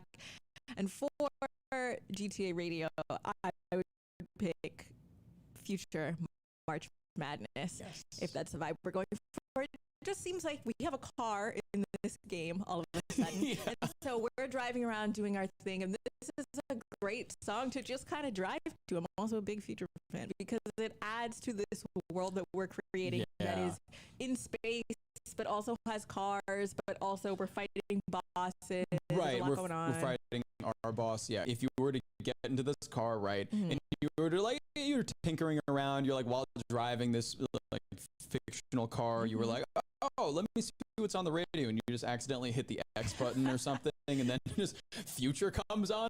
It'd be a nice surprise. It'd be a really fun surprise. Exactly, it's like a nice little moment. So I thought I had to throw that in there. The entirety of the game takes place in the month of March. There we go. That's how it's relevant. That's a good one. That's how it is. So next we have a song that sounds like how Mountain Dew tastes. And what we mean by this is a song that really gets you fueled for your game, a song that really makes you energetic and gives you that sugar rush that you need to get through the game with that green power that we can only associate with Mountain Dew. Exactly. So what song did you pick for it? So the song that I picked for this is a song by the band called Magic Sword. It's called In the Face of Evil, and Magic Sword is kind of a Daft Punk-esque band. They are all dressed up like Daft Punk. There are 3 of them, but they have a neon stripe that goes right around their eyes. Basically, they're kind of an 80s Tron-style synthwave, vaporwave group, and they make these songs that really, really inject, I feel like, a sugar rush into me every time I hear them, so that's why I picked them for this. Specifically, this song has a lot of arpeggiators, really harkens back to that 1980s old video game sound. Love that. Not exactly an 8-bit song, but it is a track that gets me really riled up and really excited to continue playing. So that's perfect. That's a perfect choice. And then now we move into minigame music, which is probably one of my favorite prompts that we selected because there are just so many possibilities. There are so many possibilities. I think this is our last prompt as well, but when I think of minigame music and I think of minigames, I think of something that could be chaotic. There's a lot going on in the minigame, and clearly the game that we have created has many elements, so we don't even know what this minigame is going to be. You finish this ridiculous game that we've created for you. You're done. There's horses, it's there's all bosses. over. Right, you've ridden your horse down the old town car, and the whole game has happened, and then you get back, and you're like, all right, what's the replay value? I'm going to play some mini games. And you got to pick a song in this that's going to be super erratic and fit any situation. And Tia, what song did you select for this? Well, erratic is a perfect word because I picked by 100 Gex Ringtone. It is the remix with Charlie XCX and Rico Nasty. This song just has a lot going on in it. It has a lot going on. There's a lot of different sounds. It is a hyperpop song, and it's also, it gets really, really intense. There's this break in the middle when Rico is kind of yelling and doing her thing, and there's so many different sonic elements to it, and I feel like whatever mini game we're playing, this matches it perfectly, no matter what the game. So had to pick a 100 Gex song for this. I love the selection of 100 Gex because I feel like that also just fits a video game realm so well, that kind of hyper pop edge to it. And also, like, when you're in a minigame, you could be doing anything. We could I would say, I would gather that we have at least 5 mini games in our game. Oh, absolutely. All of them are each you're doing something completely ridiculous and completely different than the last one, I'm sure. Yeah. Who even knows what it would be? The next video game soundtrack we do, we'll one of the hammer out those details. One of the mini games got to be like, you got to host the whole 2-hour stream. Exactly. You just got to do the whole thing. In front of your console and just talk talk for 2 hours straight. No, that's perfect. That's perfect. The chat's covered up too. Exactly. You got to like dodge things. So that's great. I love it. So everybody, that was our mixtape. We had a really great time putting it together, and we have put a link for that mixtape and our other mixtapes in our link below on Spotify. If you also want to make any of your own custom mixtapes on Spotify, you can send us the link to the email address below. Yes, we definitely want to hear from you all. And if you enjoyed this, you can follow us and check us out every day, Monday through Friday from 4 to 6 p.m. Eastern on twitch.tv/rollingstone. And you can catch us anytime, 24/7 on our Discord. We would like to just thank everybody for coming out, watching the show today, and enjoy your E3 2021 experience.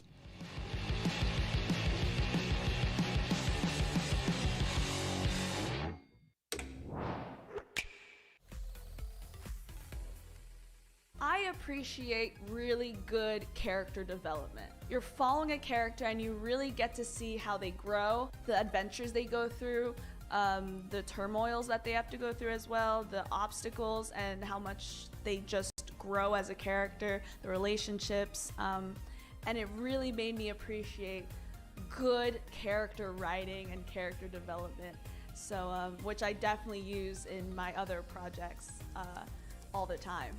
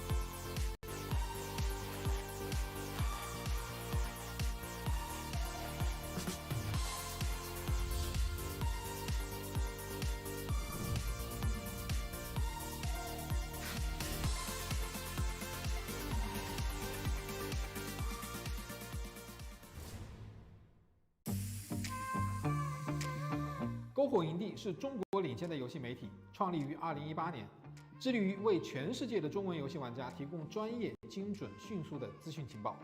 篝火营地立足于中国，与多家国际一流游戏媒体同行达成正式内容合作关系，源源不断地将最新鲜的游戏资讯第一时间带给全球中文游戏玩家。自成立以来，篝火营地在全网的内容浏览量已经超过5亿，服务了数百万的读者和玩家。我们的愿景是做游戏文化传播者。您可以在全球各大手机应用市场下载篝火营地 APP， 或者访问3w.gamebonfire.com 来加入游戏传播者的行列。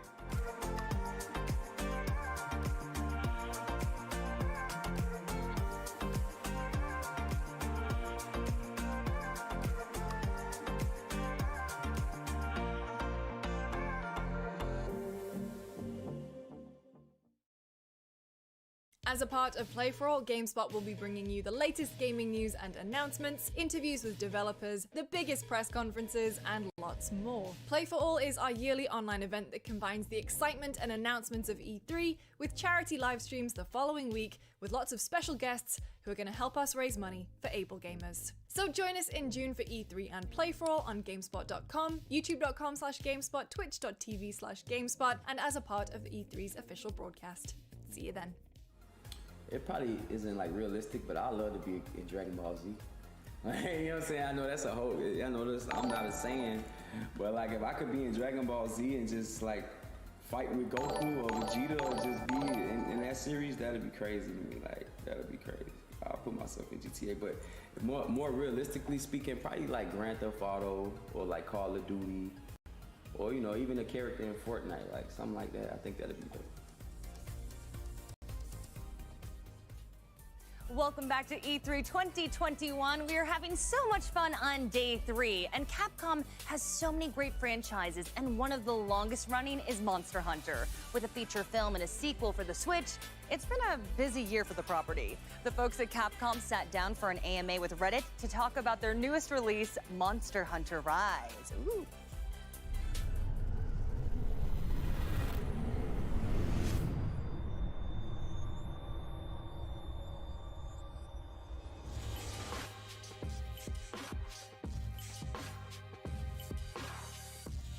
Hello Reddit, I'm Yuri from the Monster Hunter community team at Capcom USA. モンスターハンターライズプロデューサーの辻本です。今回は Reddit に寄せられておりますコミュニティの皆様の質問にお答えしたいと思っております。Last month, we collected a number of your questions and sent them to Monster Hunter Rise director Yasunori Chinose. Unfortunately, he was unable to record a video of his answers, but he gave them to me right here. I'll be delivering them to you on his behalf.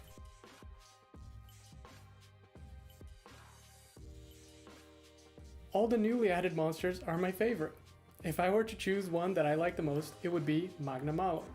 I've been working on Magna Malo for so long, and it took me a long time to complete it, so I have strong feelings about this monster. Initially, I wanted to create a tiger-shaped monster. However, the main planner came up with the idea of an armored warrior with a long spear, and the prototype of the current Magna Malo was born. はい、明けのシルームです。理由はですね、僕すごく、雨男といいますか、すごくいろんなところ行ったら雨が降る、キャラでして、とても傘っていうのが、重要な僕の中でのアイテムになってますので、ぜひ雨降った時は明けのシルームに傘代わりになっていただきたいと思っておりますので、好きなモンスターにさせてもらいました。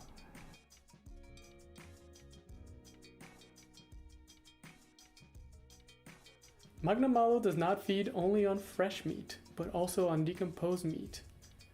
It decomposes the meat in its body and produces a special gas which does not smell very good. 僕のはですね、鉄柱回転攻撃が、好きな技となっています。理由の方はですね、僕はハンマーを使ってるんですが、鉄柱回転攻撃ってすごくやっぱり、派手な攻撃でもありますし、すごい多段ヒットするので気持ちよさもあって、あと、距離もだいぶ詰めれますので、僕の中では結構ハンマーの中でかなり中心で使っている攻撃技となっています。My favorite Silkbind move is Earthshaker. The damage from the first hit feels good, but the additional impact damage feels even better. You can enjoy the feeling twice with one attack.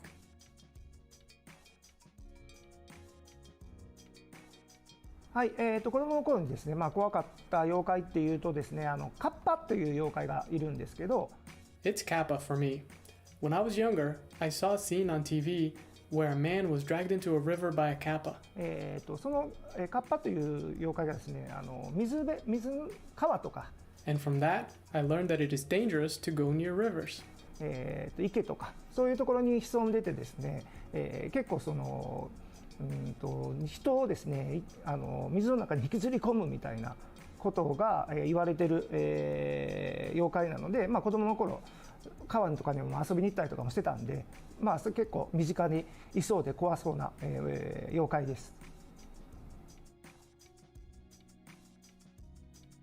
During development, I often played Hunting Horn and Heavy Bowgun. Hunting Horn was a weapon I've played in the past, but for Heavy Bowgun, I used the weapon to test out long-range distance. はい、一番好きな武器はですね、ちょっとご存知の方もいるかもしれないんですけど、僕はもうシリーズを通してずっとハンマーを使ってますので、もちろん今回もハンマーを使っております。で、ハンマーしか使ってませんので、ギルドカードの武器の使用も、ハンマーのみが、ついている仕様としてついている状況です。My favorite armor is Bishaten. I love the light design and how it emphasizes mobility. It is inspired by the costumes of Japanese ascetic monks and mountain priests. My favorite skill is Horn Maestro. はい、好きな装備はですね、僕はラージャの装備が結構好きでして、その見た目的にも好きですし、結構、シリーズでラージャの、防具が出ているときは絶対一度は作る、防具になっています。で、スキルの方はですね、広域化っていうスキルを、結構つけることが多くて、周りの人にも自分の回復が影響するので、そういうなんか周りの人のちょっとでも手助けになるかなみたいなんで、そういうのスキルもつけてたりします。はい。はい、現状予定はありませんが、今後出てくる、タイトルとかで、世界観とかがあって、ガチャ部が、登場する必要性があるときには出てくるかもしれませんね。One day I was playing to check the game. I saw one of Yomogi's feline helpers lying on the ground. So I asked my team what was going on and was told that they were testing out a situation where the feline ate a bad dango that Yomogi made and collapsed. That was a good idea, but unfortunately it didn't make it into the final game. That's because while Yomogi was having an important conversation, the feline was unconscious. That didn't make sense, so we had to say no to the idea.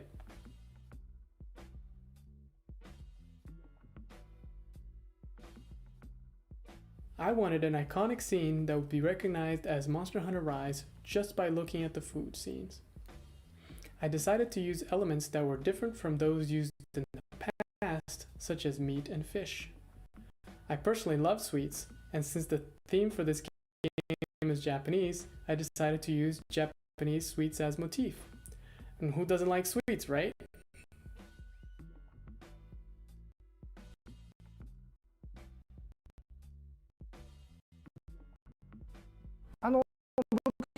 の方はですね、やっぱり新しい武器を加えるとしてもですね、今まである14武器種とはやっぱり違う遊びっていうのをしっかり、提供できるような武器種である必要がありますので、今後については、そういうアイデアがもし出てきたら入れるかもわからないですし、ちょっとまだ今後のことなので、まだまだちょっとわからないですね。はい。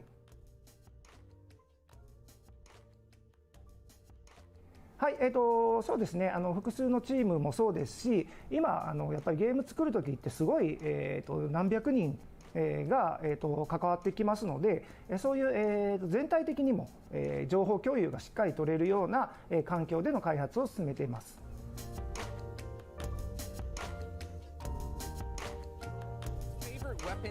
Is the hammer? I wrote that down no too. Way. I was like, I love it. The wind up. I did 135 hours Monster Hunter World Dual Blades. That's where you get it. You get in there. No, dual blades. Just like that. Just dual like that. blades for speed. 100%. Nobody can. But nothing feels so satisfying though when you get that hit with the hammer and it's so heavy and it's just whoa. But then you get caught and it's there on top of you. It's just too slow. Not fun. I understand. You gotta get in, you gotta get out. But you know, there's a certain. I agree with you, Jackie. There's like a certain kind of satisfaction when you finally get the wind up, right in the feels, and the hit, right out of the park. Especially against the T-Rex. Yeah, okay, well, it's not actually it's not officially a T-Rex, Jackie. Okay, I'm sorry. I'll let the internet and your YouTube comments correct you on that. Oh no! That was a great one. Thank you so much for that, Monster Hunter AMA, of course. And remember, ladies and gentlemen, if you have questions you want answered at E3 hashtag E32021, you can get your comments on the little ticker that goes by. And of course, we're running polls throughout this. We've been running polls all day long about the old Capcom, because of course we are coming up pretty dang quick on the Capcom presentation. As a rundown again of what we know officially for Capcom. Of course, to be hosted by our friend Seltzer.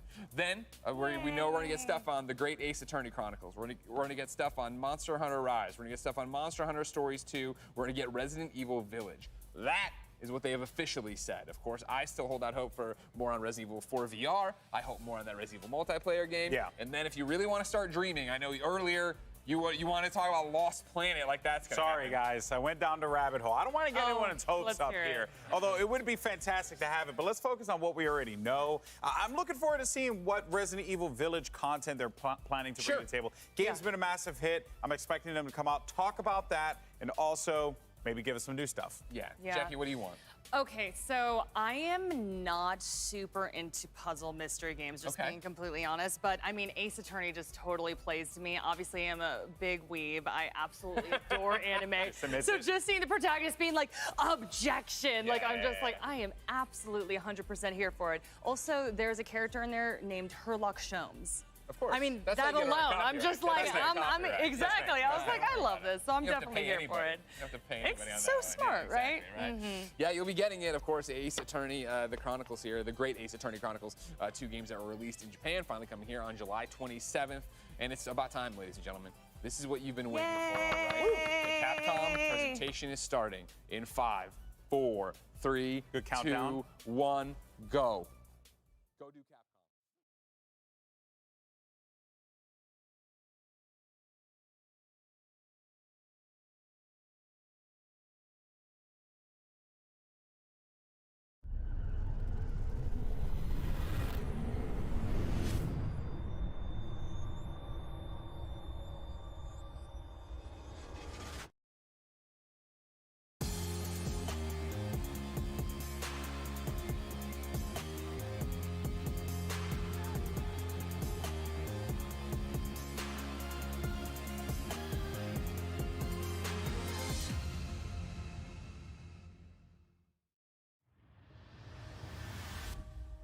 Welcome to the Capcom E3 Showcase. I'm your host, Rachel Querico, aka Seltzer, and I'll be your guide as we walk through the latest releases, news, and updates from Capcom.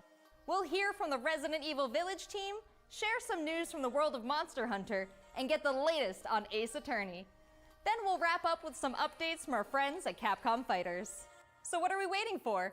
Let's get started. Our first stop today, Resident Evil Village.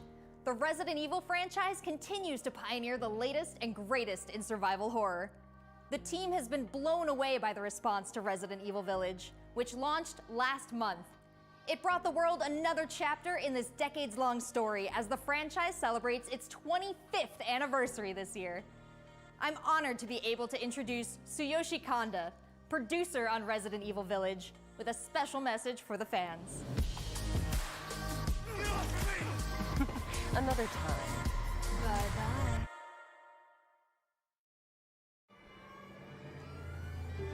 There's nothing to fear. Rose! She's everything to me.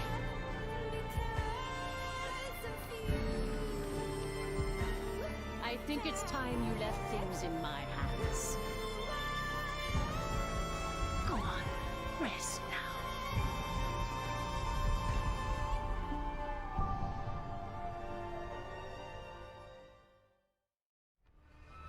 Hi everyone, my name is Tsuyoshi Kanda, producer on Resident Evil Village. I wanted to take this opportunity to thank everyone who's played since we launched the game in May. We hope you're enjoying this new chapter in survival horror. As a reminder, everyone who purchases Resident Evil Village will gain free access to our online multiplayer title, Resident Evil Re:Verse, where players go head-to-head with their favorite Resident Evil heroes and bioweapons. I'm now happy to announce that Resident Evil Re:Verse will go live next month across all supported platforms. So head into the fray to celebrate the Resident Evil 25th anniversary.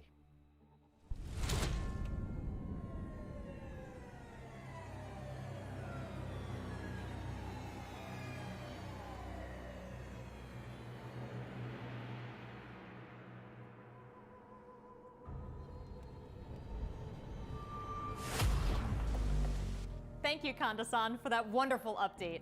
Next up, some long-awaited news from the world of Monster Hunter. Whether it's adventuring alongside monsters or battling them with friends, we've got something for you. First, let's dive into the brand new story-based RPG entry to the series, Monster Hunter Stories 2: Wings of Ruin.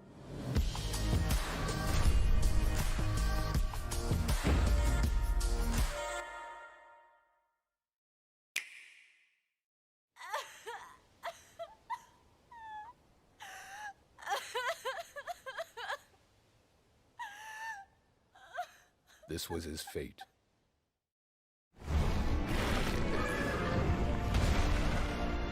Red may have been strong and skilled, but against the awesome power of nature, he was merely a man. He never stood a chance. All around, things just kept getting worse. But I heard that Guardian Ratha had survived and returned to Hekola Island. I went there to see Red's old monster again. Then, of course, that's when I met you. You were given Red's kinship stone, and now a Rathalos egg. This is destiny. This is the legendary monster, Wing Ratha, the monster with the wings of ruin. It's said that a beat of its wings can bring about waves of destruction. Many people believe there's a connection between the strange happenings and the wings of ruin. The pits are appearing everywhere, and they're emitting a strange light.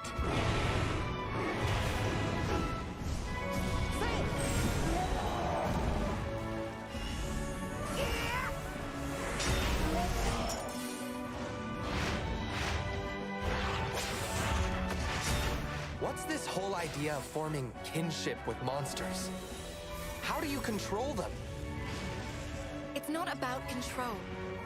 Monsters help riders of their own will. And the bonds between monsters and riders are just like your bond with Tsukino.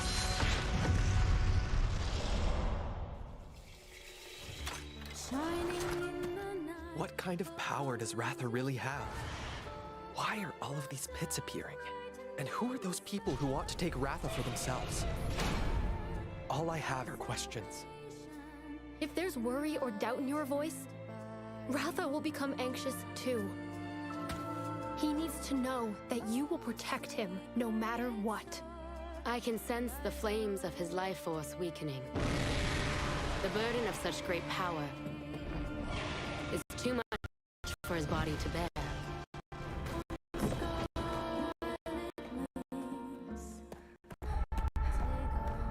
A voice. Can you hear it?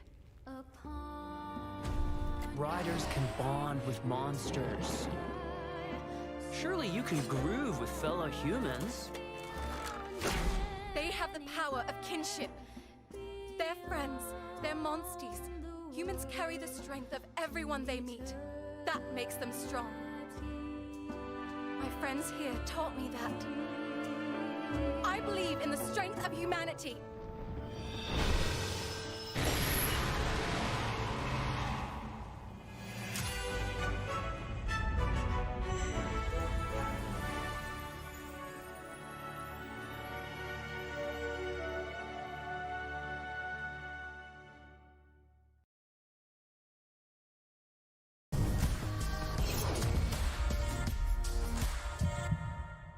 Let's go!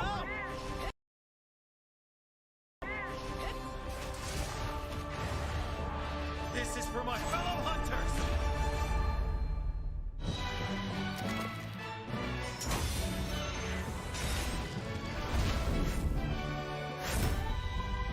Rathalos is no runt. Moon's blessing emerge.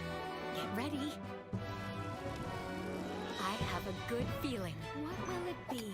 Moon's blessing emerge.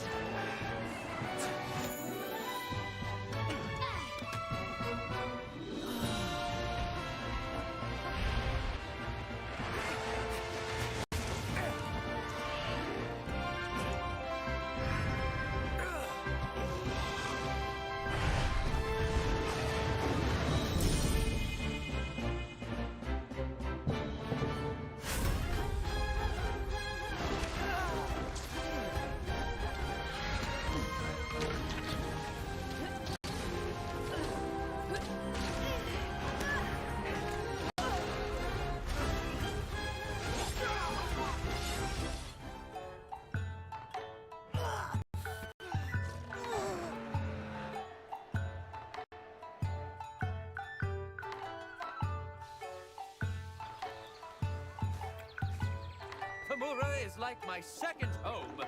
You think you can take on Rondine?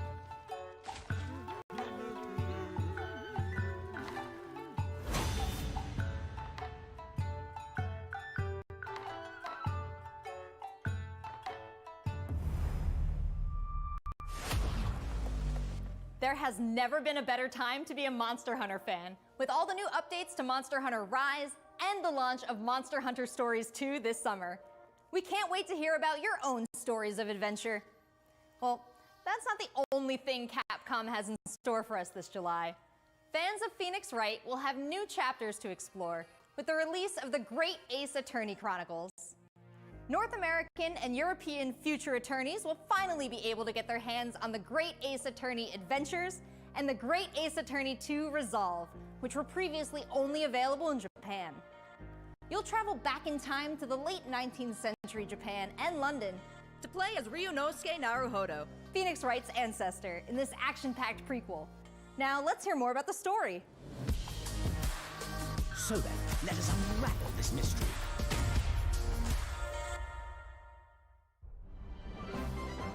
Welcome to the center of the world. Great Britain's mighty capital, London. This country is incredible. I will become a lawyer. I have to. So then, let us unravel this mystery and discover what events led to this curious murder. Who are you? Herlock Sholmes. You must have heard of me. We must solve this case, Naruhodo-san. Let us engage in the art of deduction, Mr. Naraho. Well, what have we here?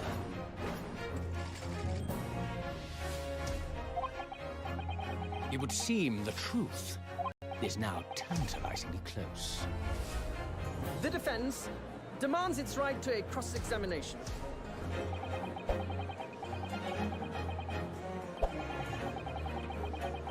Objection! Your testimony completely contradicts the facts. Objection! My lord, with all due respect, this is an outrage!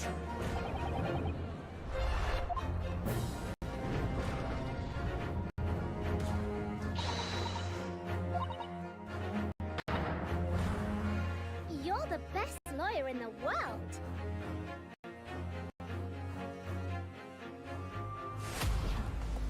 So we have 10 new cases and 8 mini escapades where you can take on the role of a defense attorney.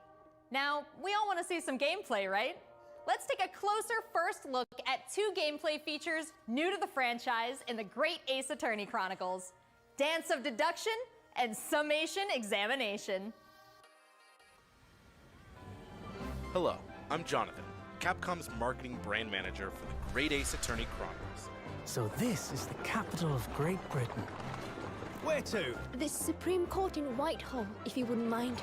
The Capcom team is thrilled to present 2 new gameplay features, Dance of Deduction and Summation Examination, coming to the Ace Attorney series.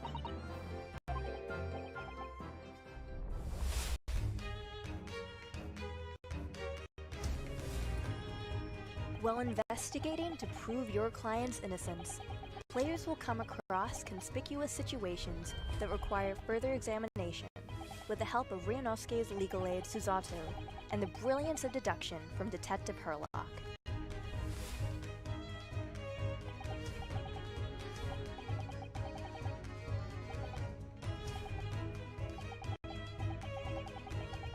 Herlock will proceed to present his logic and reasoning spectacular, a grandiose yet flawed series of conjectures.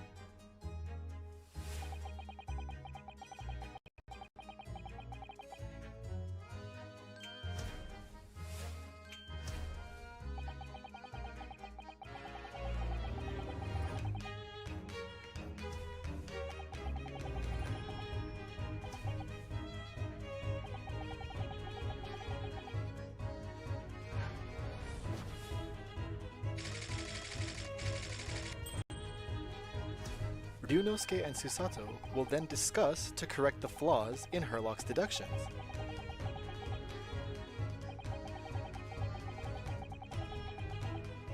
At this point, players will be prompted to search for clues that help identify the errors in the detective's logic and reveal the truth to the mystery.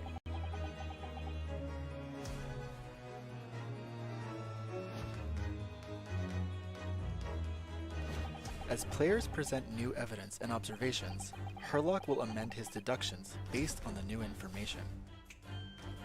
Upon uncovering the truth, Ryunosuke and Herlock enter into a semi-metaphorical, semi-literal dance that brings them to the conclusion of the dance of deduction.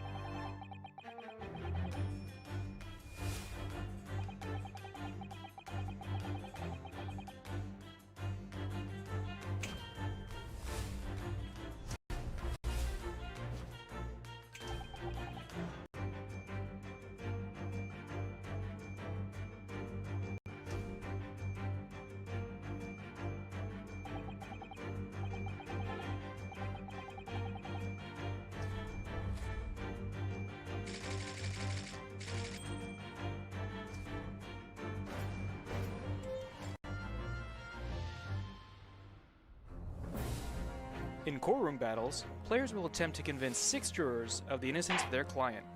Their progress will be displayed and represented by 2 scales of justice, one black, representing a guilty verdict, and one white, representing a not guilty verdict.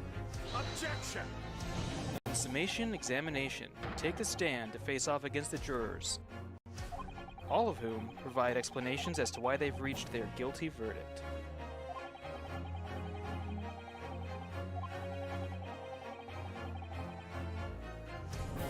You'll have to identify conflicting statements and sway the jury in your favor. Examine each statement carefully and select 2 contradicting jurors to call out the flaws in their logic.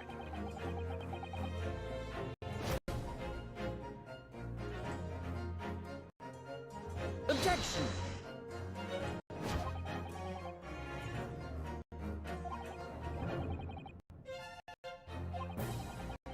Be ready to provide evidence from the court record to help prove the contradiction in their claims. When you successfully point out one of these contradictions among the jurors, you might just change their minds, too. With a slam of their fist, each juror you persuade will send a fiery ball towards the scales above and literally tip the scales of justice in your favor. Bring each contradiction to light and persuade the jury to help prove your client's innocence. Objection! My lord, with all due respect, this is an outrage! This has just been a small taste of the exciting new gameplay features in the Great Ace Attorney Chronicles. We are very excited to get this game in the hands of both new fans and diehard fans alike. Thanks for watching. It already seems like I have a bunch of games to catch up on. There are some exciting new adventures and titles to look forward to. Well, that's a look at the new premieres from Capcom, but what about esports? Let's close out today's showcase with a few words from 2 of the stars of Capcom Fighters, Rob TV and Vicious. They'll tell us what's been going on with Capcom esports, including updates on the Capcom Pro Tour, Intel World Open, Street Fighter League, and all the other content on Capcom Fighters. Over to you guys.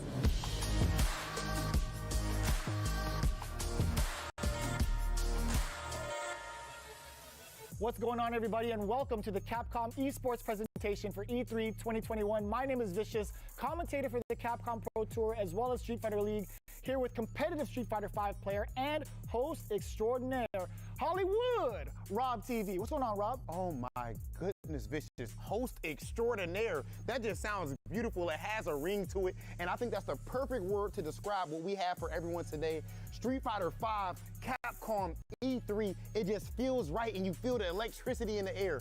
Nice! Nice! What? That was nasty! And there might be some people at home, Vicious, who don't fully know what competitive Street Fighter V is.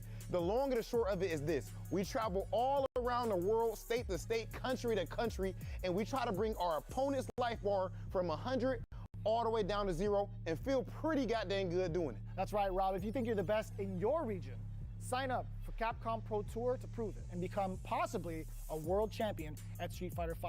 The double perfect, the way he looked at the camera. Yikes! Don't ever expect another man's controller. So in this year's CPT overall, it's a series of tournaments that have $5,000 on the line for each tournament, but that money alone, that's not what's really at stake here. It's about making it to the granddaddy of them all, Capcom Cup. Item just reset in grand finals of Capcom Cup.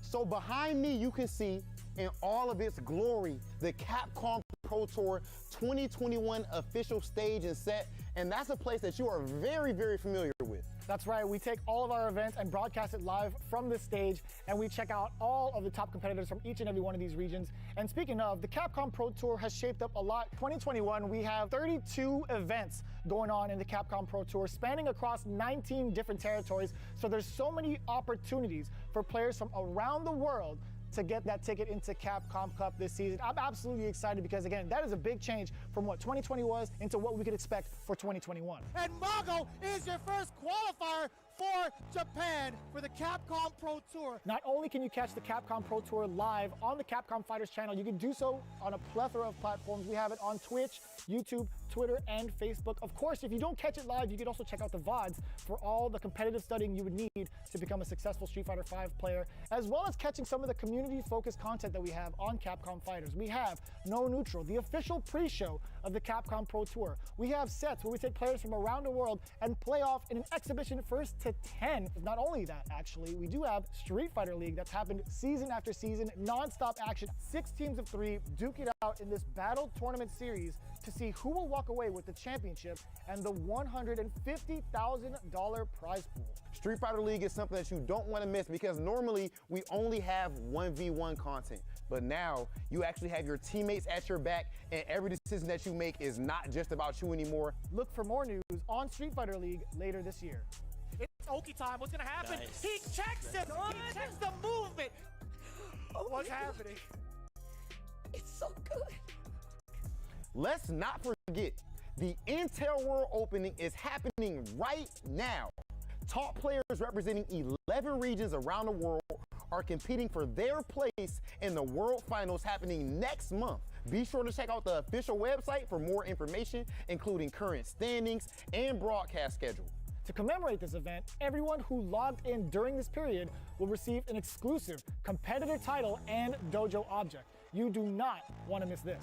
I highly recommend everyone to stay tuned for future Capcom Pro Tour updates on the Capcom Fighters channel. And again, we've had so many events so far. We started off with the Japan region. We've had a couple of more events going on afterwards, but the action does not stop. In fact, we're going to be continuing off with the Midwest region for the Capcom Pro Tour. I know you're definitely excited about that. 100%. I mean, of course, your boy is from Ohio. Make sure you guys tune in to see the tournament. You do not want to miss some of the best Street Fighter V players in the world compete head-to-head. So it's you. I dare you to find better Street Fighter. I dare you. This is a game about being a world warrior. Capcom College Tournament play. Obviously, they got a rivalry. I'm the best in the world. This game has changed the lives of so many people here. Ooh! Nice. Oh, the pop-off! That's what I'm talking about. I told you it's gonna go to the limit, and I ain't lying to the beat. This is the ultimate Street Fighter V experience. This is Capcom Pro Tour.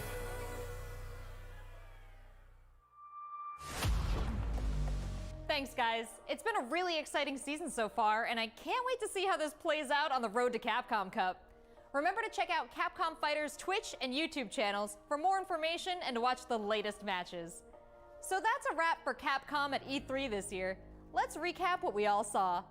Resident Evil Village is back with the latest installment of the survival horror experience and RE-verse as part of the franchise's 25th anniversary. We have new adventures to embark on in the world of Monster Hunter with Monster Hunter Stories 2, Wings of Ruin, and Monster Hunter Rise. And don't forget to go back in time with the great Ace Attorney Chronicles to tap into the family history of Phoenix Wright and solve new cases. Finally, don't miss out on the esports fun. Make sure you catch the latest matches with Capcom Fighters. There really is something for everyone here today. But don't go anywhere yet. Join the conversation on Twitter and make sure you check out the Capcom virtual booth on the E3 portal to watch all these videos again and more. I'm Rachel Querico, aka Seltzer. Thank you for being part of the Capcom experience at E3 this year.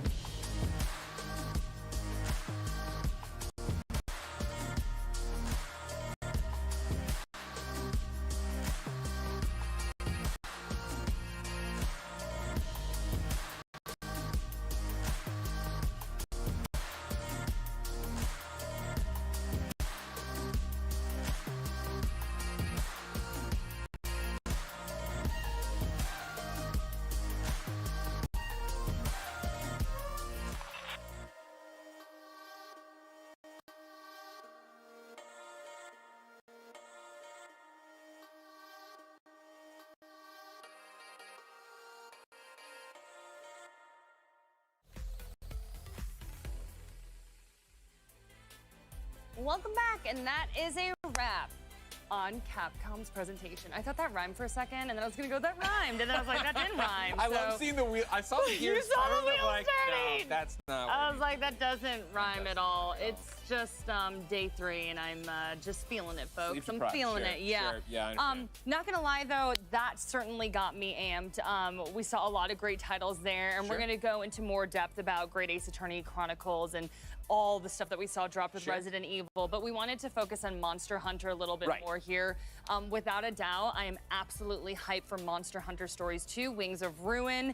That was a new trailer that we saw, and that one got me in the feels. It's the one where, and I think I saw this on the internet, correct me if I'm wrong, everybody, but the first use of monsties, it seems like people weren't familiar with the term monsties, and now we all are. So hashtag monsties, get it out there right now. I am all for that hashtag, yeah. But for me, when it comes to these narrative stories, the story has to be good, you know what I mean? And it's hard to tell with these game trailers sometimes. Like, I'll be like, okay, this gameplay looks fantastic, or the animation is there, but am I gonna get into this story? And somehow this trailer conveyed that. I think for me, what stood out was hearing, I think it was Michael's new crush. She's like, I love white-haired girls with red eyes. He like lit up as soon as that sounds that like lovely Michael. little lady came up on the screen. But I think she was like telling the protagonist something like, you know, this monster can sense fear. It can sense anxiety. This and monstie. Monstie. I'm sorry. I apologize. It's gonna be hard. It's been years of saying monster. Why they didn't change the name to Monstie Hunter? I don't know. Okay, I'm sorry. Okay, I mean, Monstie Hunter. I like that too.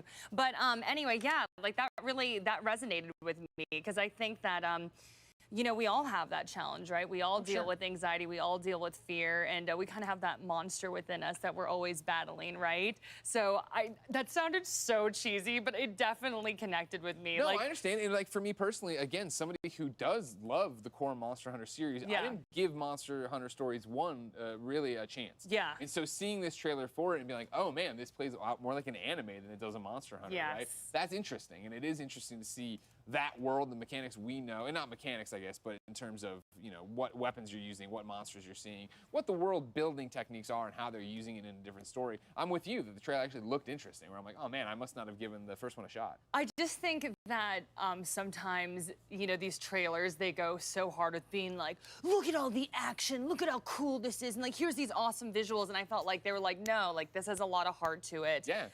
So I definitely... there was very little gameplay in it to be at all, right? Truly, when they finally got to a battle, I was like, oh, this is what battle even looks like. I didn't realize that's how it was going to shake out. Yeah, they definitely laid heavy on the cinematics. Also, you know, we were talking a little bit about Monster Hunter Rise. Of course. And I mean, man, they have a ton of stuff dropping through June and July. Like, all these they have that mixed in collaborations. for stories too, right? Like, they had all this different stuff in there. They had a whole Monster Hunter block there, and I feel like we didn't even scratch the surface of it.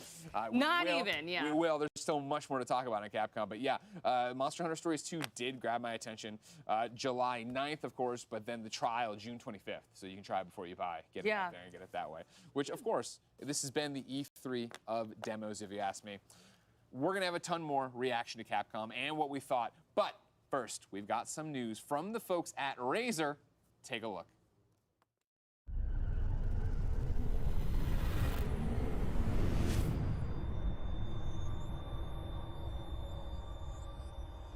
Welcome to the Razer keynote at E3, the world's biggest video games convention. We have got an insane show for everyone today. We have come a long way here together, for gamers, by gamers, and today we're one of the biggest gaming brands in the world. We span hundreds of millions of gamers, from PC gaming to console gaming to mobile gaming. But what I'd like to talk a little bit about today, to kick things off, is PC gaming, something near, dear, close to my heart, and pretty much to talk about the decade of the Razer Blade. So in 2011, we launched the world's first true gaming laptop. And this caused quite a bit of controversy back then, because gaming laptops were not gaming laptops in the true sense of the word. They were gaming luggables back in the day, super thick, super heavy. And the Razer Blade was the first true gaming laptop in the sense it was super thin, super light, and super powerful. And it ushered in a new generation of gaming laptops. And since then, over the past 10 years, the entire industry has moved to follow in the footsteps of the Razer Blade. In 2013, we launched the world's thinnest gaming laptop. 2016, we invented the world's first Thunderbolt 3 external GPU. In 2018, we launched the world's smallest 15-inch gaming laptop. And since then, we've now got the entire Razer Blade family. We've got the Blade Stealth 13, we've got the Blade Pro 17, and of course, we've got the Blade 15. And the Razer Blade has been both a critical and commercial success. It's been called the very best gaming laptop in the world and continues to win accolades over and over again. And at this point, many of our fans, many of the Razer community is asking, what's next? So we go down and we talk to every single one of our fan base, for gamers, by gamers, we talk to the press. And one thing that we've heard consistently over the past couple of years is, when is Razer going to make an AMD gaming laptop? Well, ladies and gentlemen, I'm incredibly excited to be able to announce that we're now working closely together with AMD, and we've put the very best designers and engineers together with the top AMD engineers, and what we've created in a single line is the ultimate AMD gaming laptop. And with that, we are bringing back the legendary Razer Blade 14. How do we do this? How did we make the ultimate AMD gaming laptop? Well, we took a look at the 14-inch gaming laptops today. Now, many of them have tried to follow in the footsteps of the Blade 14 that we created some 10 years ago, and many things have changed since then. In terms of form factor, many of the gaming laptops out there are portable, but we feel they could be thinner, could be slimmer.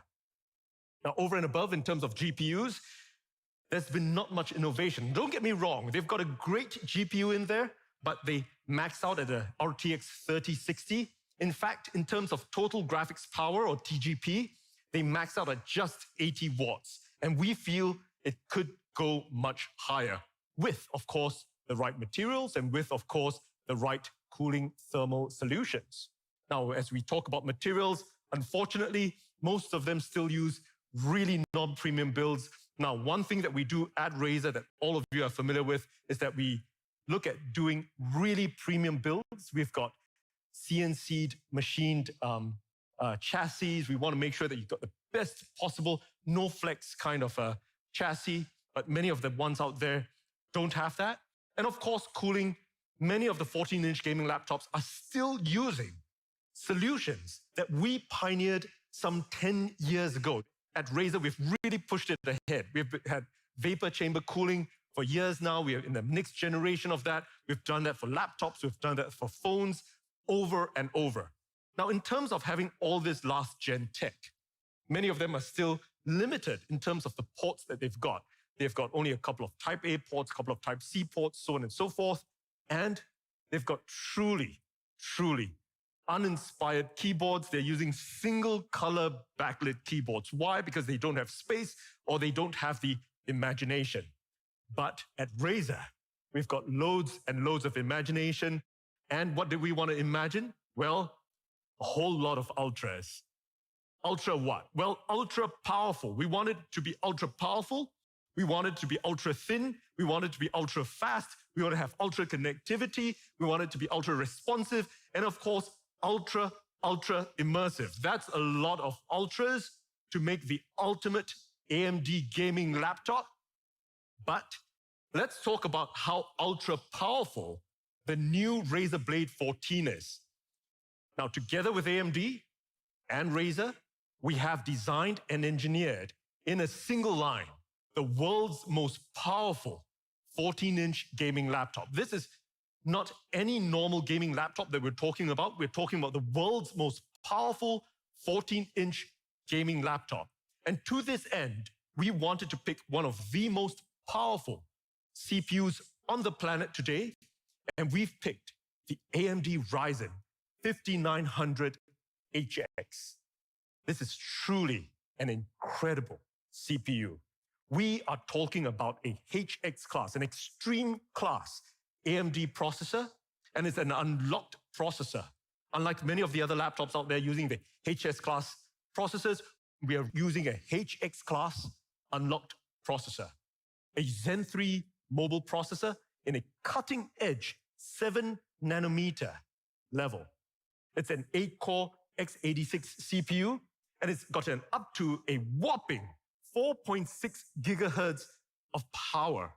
This is an insanely great CPU.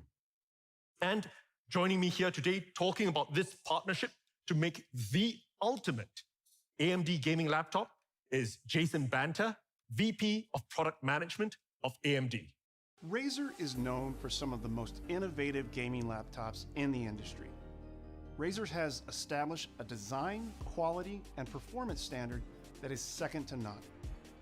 That's why we at AMD are excited to partner with Razer for the first time, bringing Ryzen, the world's best mobile gaming processors, to the Razer laptop lineup.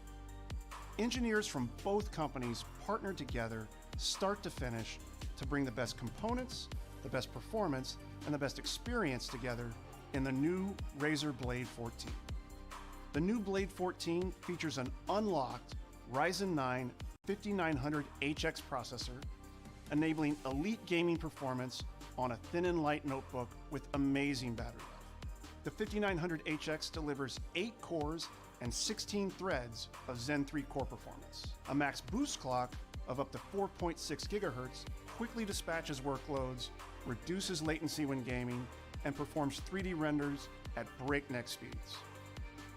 The 5900HX also doubles the L3 cache size compared to the 4000 series. This massive on-chip memory is vital to unlock the full performance of discrete graphics for gaming. And all of this is based on 7 nanometer process technology. The AMD Ryzen 9 HX series was designed to deliver the most immersive gaming experience you can get in a laptop with zero compromises. From all of us at AMD, congratulations to Min and the entire Razer team for outstanding execution on this project. We're proud to be a part of this generation of Razer Blade laptops and look forward to expanding these opportunities for gamers in the future. Thank you very much, Jason. So that was Jason of AMD talking about our partnership. But the CPU, of course, while we've picked one of the most powerful in the world, is just half the equation. What's on the other half of the equation? Well, the GPU. We've picked one of the most powerful CPUs in the world, and we've also picked one of the most powerful GPUs. And we're talking, of course, about the NVIDIA GeForce RTX 30 series. Now, our engineers and NVIDIA, we've been working together for many years. We've been optimizing it. We've got the best GPUs in the world with NVIDIA. They've got up to 8 gigs of VRAM. And one thing that we did is that we've managed to push the total gaming power up to 100 watts of power. We're not talking about the 80 watts that everyone else is doing. We've pushed it all the way to the limit, up to 100 watts of TGP, and in something as small and thin as a 14-inch form factor. Now, of course, we start with the RTX 3060. It's a great GPU. That's what everybody else is also using, but we wanted to start with that. Now, over and above, our thermals guys said, you know, we're crazy at Razer. We're the mad scientists. We can take it a notch further. So what have we done? Well, in the new Razer Blade 14, we've got an RTX 3070 option. That's a truly powerful GPU matched with a truly powerful CPU. But we're Razer. We want to take it up to 11. We are going all the way up to the moon. And what we've done with the new Razer Blade 14 is that we have now added as an option a crazy and insane RTX 3080.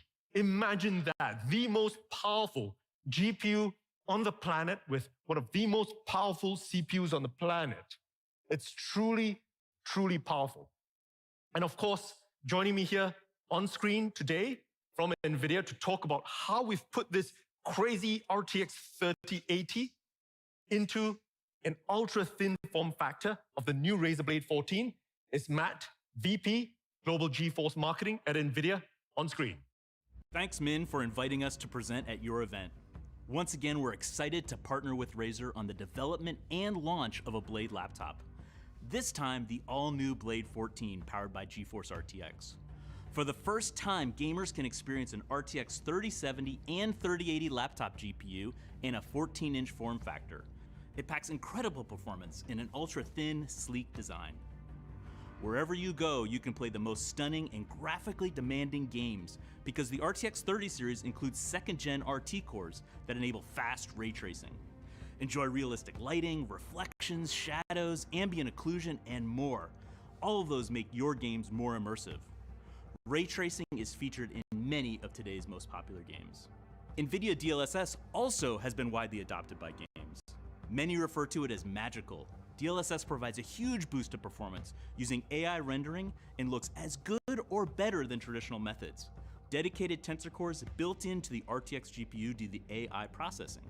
Now, in addition to the high frame rates pumped out by the GeForce GPU, NVIDIA Reflex low latency technologies give gamers the competitive edge in their favorite games.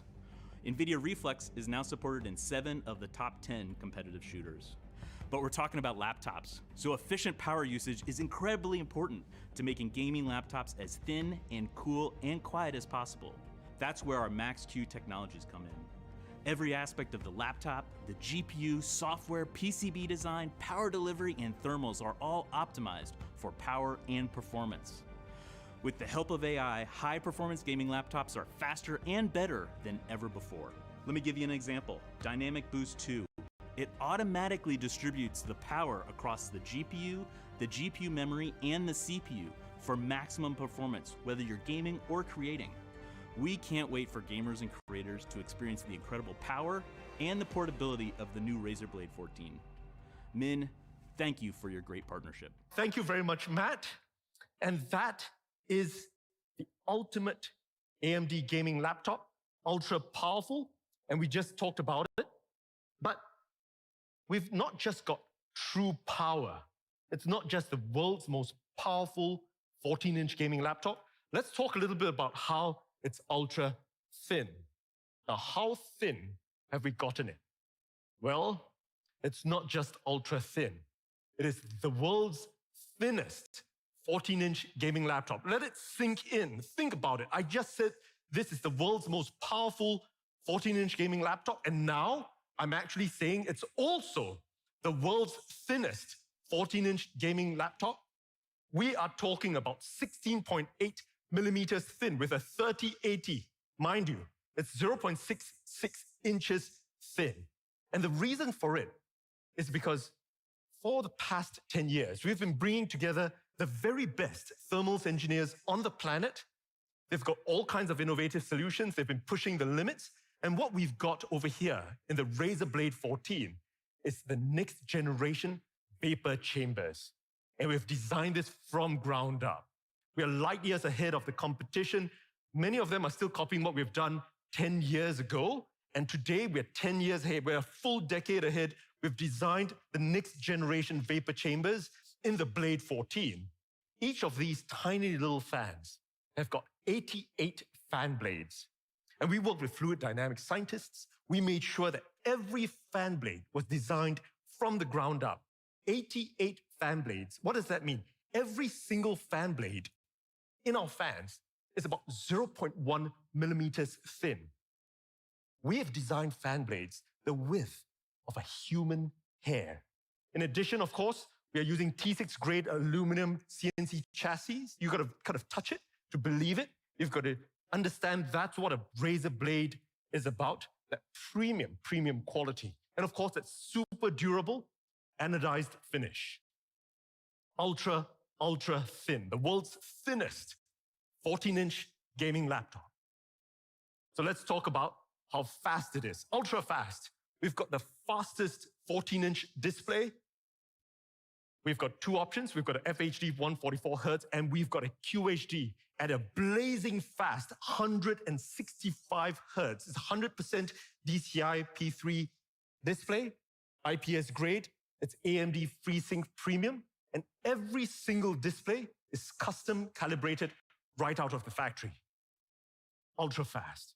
Now let's talk about connectivity really quickly. Ultra connectivity, lots and lots and lots and lots of ports. We're talking about Wi-Fi 6E. We've got Bluetooth 5.2. Now, some of the gaming laptops, or the 14-inch gaming laptops, don't even have space to put a camera there. Webcam, it's a Windows Hello. Lots of ports. We've got, on one end of the chassis, we've got a Type A, we've got a Type C Gen 2. The Type C, is Gen 2 charging. It's got a display port. In addition to that, we've got HDMI 2.1, which has an output of 4K 120 Hertz. Now, on the other end, we've also got another Type A, another Type C. We've got lots and lots of ports. Ultra connectivity. Let's talk about how responsive it is. Ultra responsive. It's got a full anti-ghosted keyboard. We've pioneered this many, many years ago.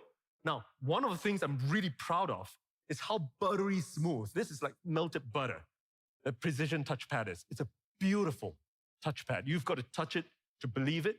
And unlike all the other inspired keyboards, we've got a per key Razer Chroma RGB keyboard. It's a fantastic keyboard. It's an incredible keyboard. It's got a beautiful key travel. You got to try it to believe it. This is a legend by itself. It's ultra responsive. And now let's talk a little bit about how immersive the new Blade 14 is. And what we've got incorporated inside this is THX spatial audio, giving that beautiful spatial surround sound all around you. And of course, we're using it with upward firing speakers. That's a truly, truly great set of speakers. And at this point of time, I'm sure most of you guys watching, some of you guys may be skeptical. We've made it so powerful. We've made it so thin. We've packed it chock full of all kinds of features. This is like a laptop, which is 10 years in the future. What have we compromised? And at Razer, we do not compromise. You'll know it if you own one of our Blade laptops. We do not compromise. And some of you may suspect we may have put a really tiny battery in there. Absolutely not. Because on a single charge, the Blade 14 runs for up to 12 hours. That's an insane level of battery life in the Blade 14. Now, the team has put together a video, a quick ad to kind of show it to everyone. I'm sure you're excited to see it. And let's show it for everyone. Here you go.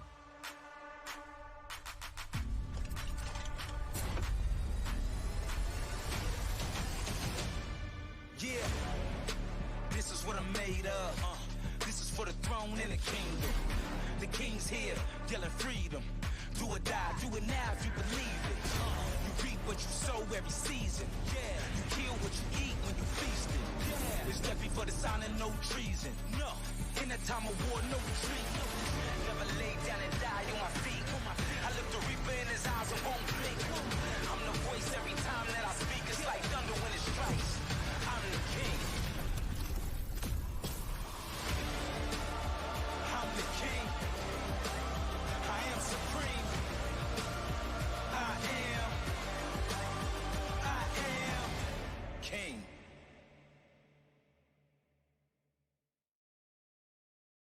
And at this point of time, I'm sure all of you would like to see the actual real thing. This is not a figment of my imagination. This is not a figment of the imagination of a gamer out there. But here it is, the legendary Razer Blade 14, back in flesh or back in CNC aluminum.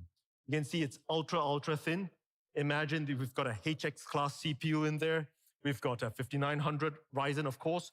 We've also got a 3080 NVIDIA GeForce GPU, all in an ultra thin 16.8 millimeter form factor. It's super, super thin. All right, I'm sure you guys would like to see the display. This is a 165 Hertz display. As you can see, it's just truly, truly beautiful. And yes, there is a webcam. All right? So check it out. And it just sounds beautiful. So, this is the new Blade 14. It's so compact, packing a 3080. Imagine that. And really quickly, to take us through this is the world's most powerful 14-inch gaming laptop. It's ultra powerful. It's ultra thin. It's the world's thinnest 14-inch gaming laptop. Just imagine I'm saying that at the same time. Ultra fast. It's got ultra connectivity. Look at all the ports on both ends. It's got an ultra responsive gaming keyboard, and it's ultra immersive. You know, you've seen the upward firing speakers, and all of this with 12 hours of battery life. Today, together with AMD, I'm incredibly excited to announce the ultimate AMD gaming laptop, the new Razer Blade 14. Now, at this point of time, you want to know the price, you want to know availability. Well, I'm sure with a product like that, you're probably quaking inside thinking, is this going to be a $5,000 laptop? It's got all the insane features. It's got the most powerful CPUs and GPUs, right? You know, is this going to be a $3,000 laptop? Well, ladies and gentlemen, the new Razer Blade 14 starts at just $1,799. When is it available? Well, not in 10 years from now. It's available right now today. By the end of this keynote, you can order it. And where can you order it? Well, you can order it online at Razer.com or at any of our global Razer stores. You can check them out. And of course, at leading retailers globally, you can check it out right away today at just starting from $1,799. Ladies and gentlemen, the new Razer Blade 14, the ultimate AMD gaming laptop. So that's the first product that we've got today. And we've still got a big show ahead. So what's next? Insanely small, insanely powerful. And what am I talking about? Well, it's our all-new USB-C 130-watt GAN charger. 10 years ago, when we first launched the Razer Blade, one of the big innovations that we did was we went and redesigned the charger. 10 years later, we're now really pushing the limits of what we can do with power. So here is a traditional power brick. It's shipped in many of the other gaming laptops out there. Not a Razer laptop, but this is often in many of the other gaming laptops. This is 130-watt size of a power brick, all right? It's almost 3 inches tall. It's got about 6 inches wide. How big is the new Razer GAN charger? Or how much smaller is it? It's up to 59% smaller. It's so tiny, it can fit in your pocket. And it's not just smaller, it's also up to about 17% shorter. It's an incredibly, incredibly small charger. So I thought you guys would like to see how small or how large the chargers are. This is a traditional 130-watt power brick. It's pretty big, it's pretty heavy. It's something that will ship with your traditional luggable kind of a laptop. So how small is the Razer GAN charger? Boom, it's just hiding behind it. It's just so tiny. The same amount of power that it's packing from 130 watt, and this is a 130 watt charger. And this is already considered one of the smaller 130 watt chargers out there. You can see how tiny, how small it is, but we've got another surprise for all of you. This charger can only do one thing. It charges your 130 watt laptop or gaming laptop. This charger doesn't just charge your laptop. Boom, it charges up to 4 devices simultaneously. That's how powerful, that's how insane this product is. This is the Razer GAN charger, USB-C 130 watts of power, truly compact power. Here's the side profile. Here's the front profile. You can see the 4 ports, 2 USB-Cs and 2 USB-As, truly compact power. And here's a perspective shot. Truly, we've designed this so that this is the perfect charger that you can buy. It allows you faster charging up to 4 devices. It's mobile and travel ready with global adapter plugs. And in summary, it's small enough to fit your pocket. Charge up to 4 devices at once. Faster charging, 2 times USB-A, 2 times USB-C, mobile and travel ready. And it's got safer power delivery features. Now, what does it work with? Well, lots and lots of selected devices, as long as it's got USB-C and charging.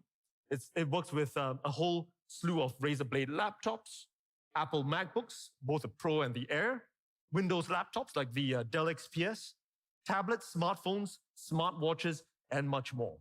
So, is this $500? Is it $300? Well, absolutely not. The Razer GAN charger is just $179.99.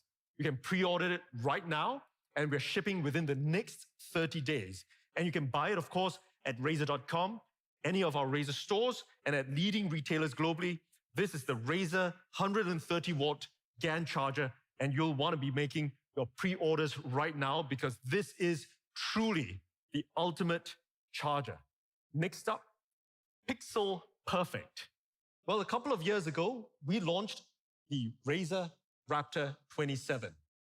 What do we have with it? With the new Razer Raptor? Well, still a 27-inch form factor. It's got an IPS display. It's got a beautiful QHD resolution display.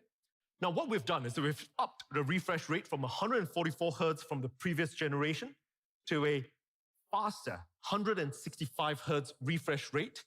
In addition, we've looked at how to ensure that there's tear-free adaptive sync. It's not just using NVIDIA G-Sync, but it's also compatible with AMD FreeSync Premium. And we've got one of the best display panels in the industry. It's got a 95% DCI P3 color space, HDR, high dynamic range display.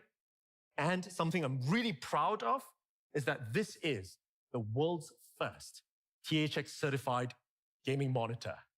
And we've worked really closely together with THX, specifically with the gentleman, Eric Gemmer, who's got decades of experience in making sure that he certifies the very best displays in the market. And joining me on screen here today is Eric, talking a little bit about our partnership. Hi there, I'm Eric Gemmer, THX's Director of Imaging Technologies. I'm pleased to announce that THX has certified its first ever gaming PC monitor, the newly refreshed Razer Raptor 27-inch. If you don't know, to become THX certified, a monitor like the Razer Raptor must pass 400 different tests run by the certification team and me. The THX certification process makes sure that the screen in question will perform remarkably well, and our testing process includes ensuring panels are lit consistently, colors are accurate, and the image is pristine and clear. The result is a stunningly good screen that is good for fast-paced gameplay and other challenging scenarios. More importantly, THX certification plus the Razer Raptor's fast refresh rate of 165 Hz and 1 millisecond response time means the screen will keep with your superhuman reflexes. If you're a creator, the THX certified screens, like the Raptor, have the added benefit of being a great option for color grading. If you've ever worked on an artistic endeavor and the colors you see look off compared to other screens, don't worry. THX's certified screens and our exacting attention to detail means the Razer Raptor 27 serves as a benchmark for color accuracy, so your next project will look true to your artistic vision. If the Razer Raptor is your main entertainment screen, you're in luck, because like all THX certified screens, the Razer Raptor 27 includes our renowned THX Cinema mode. When it comes time to enjoy your favorite blockbuster movie or TV shows, it'll look spectacular and pixel perfect by correcting for color, brightness, grayscale, and removing any excessive and unwanted video processing. Across the board, the Razer Raptor 27 is a superb entertainment screen, and we hope you enjoy the quality THX certification brings to the new Razer Raptor 27.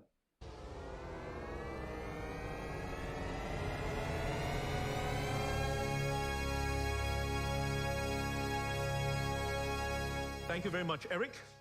So that's Eric, who's had decades and decades of experience in terms of making sure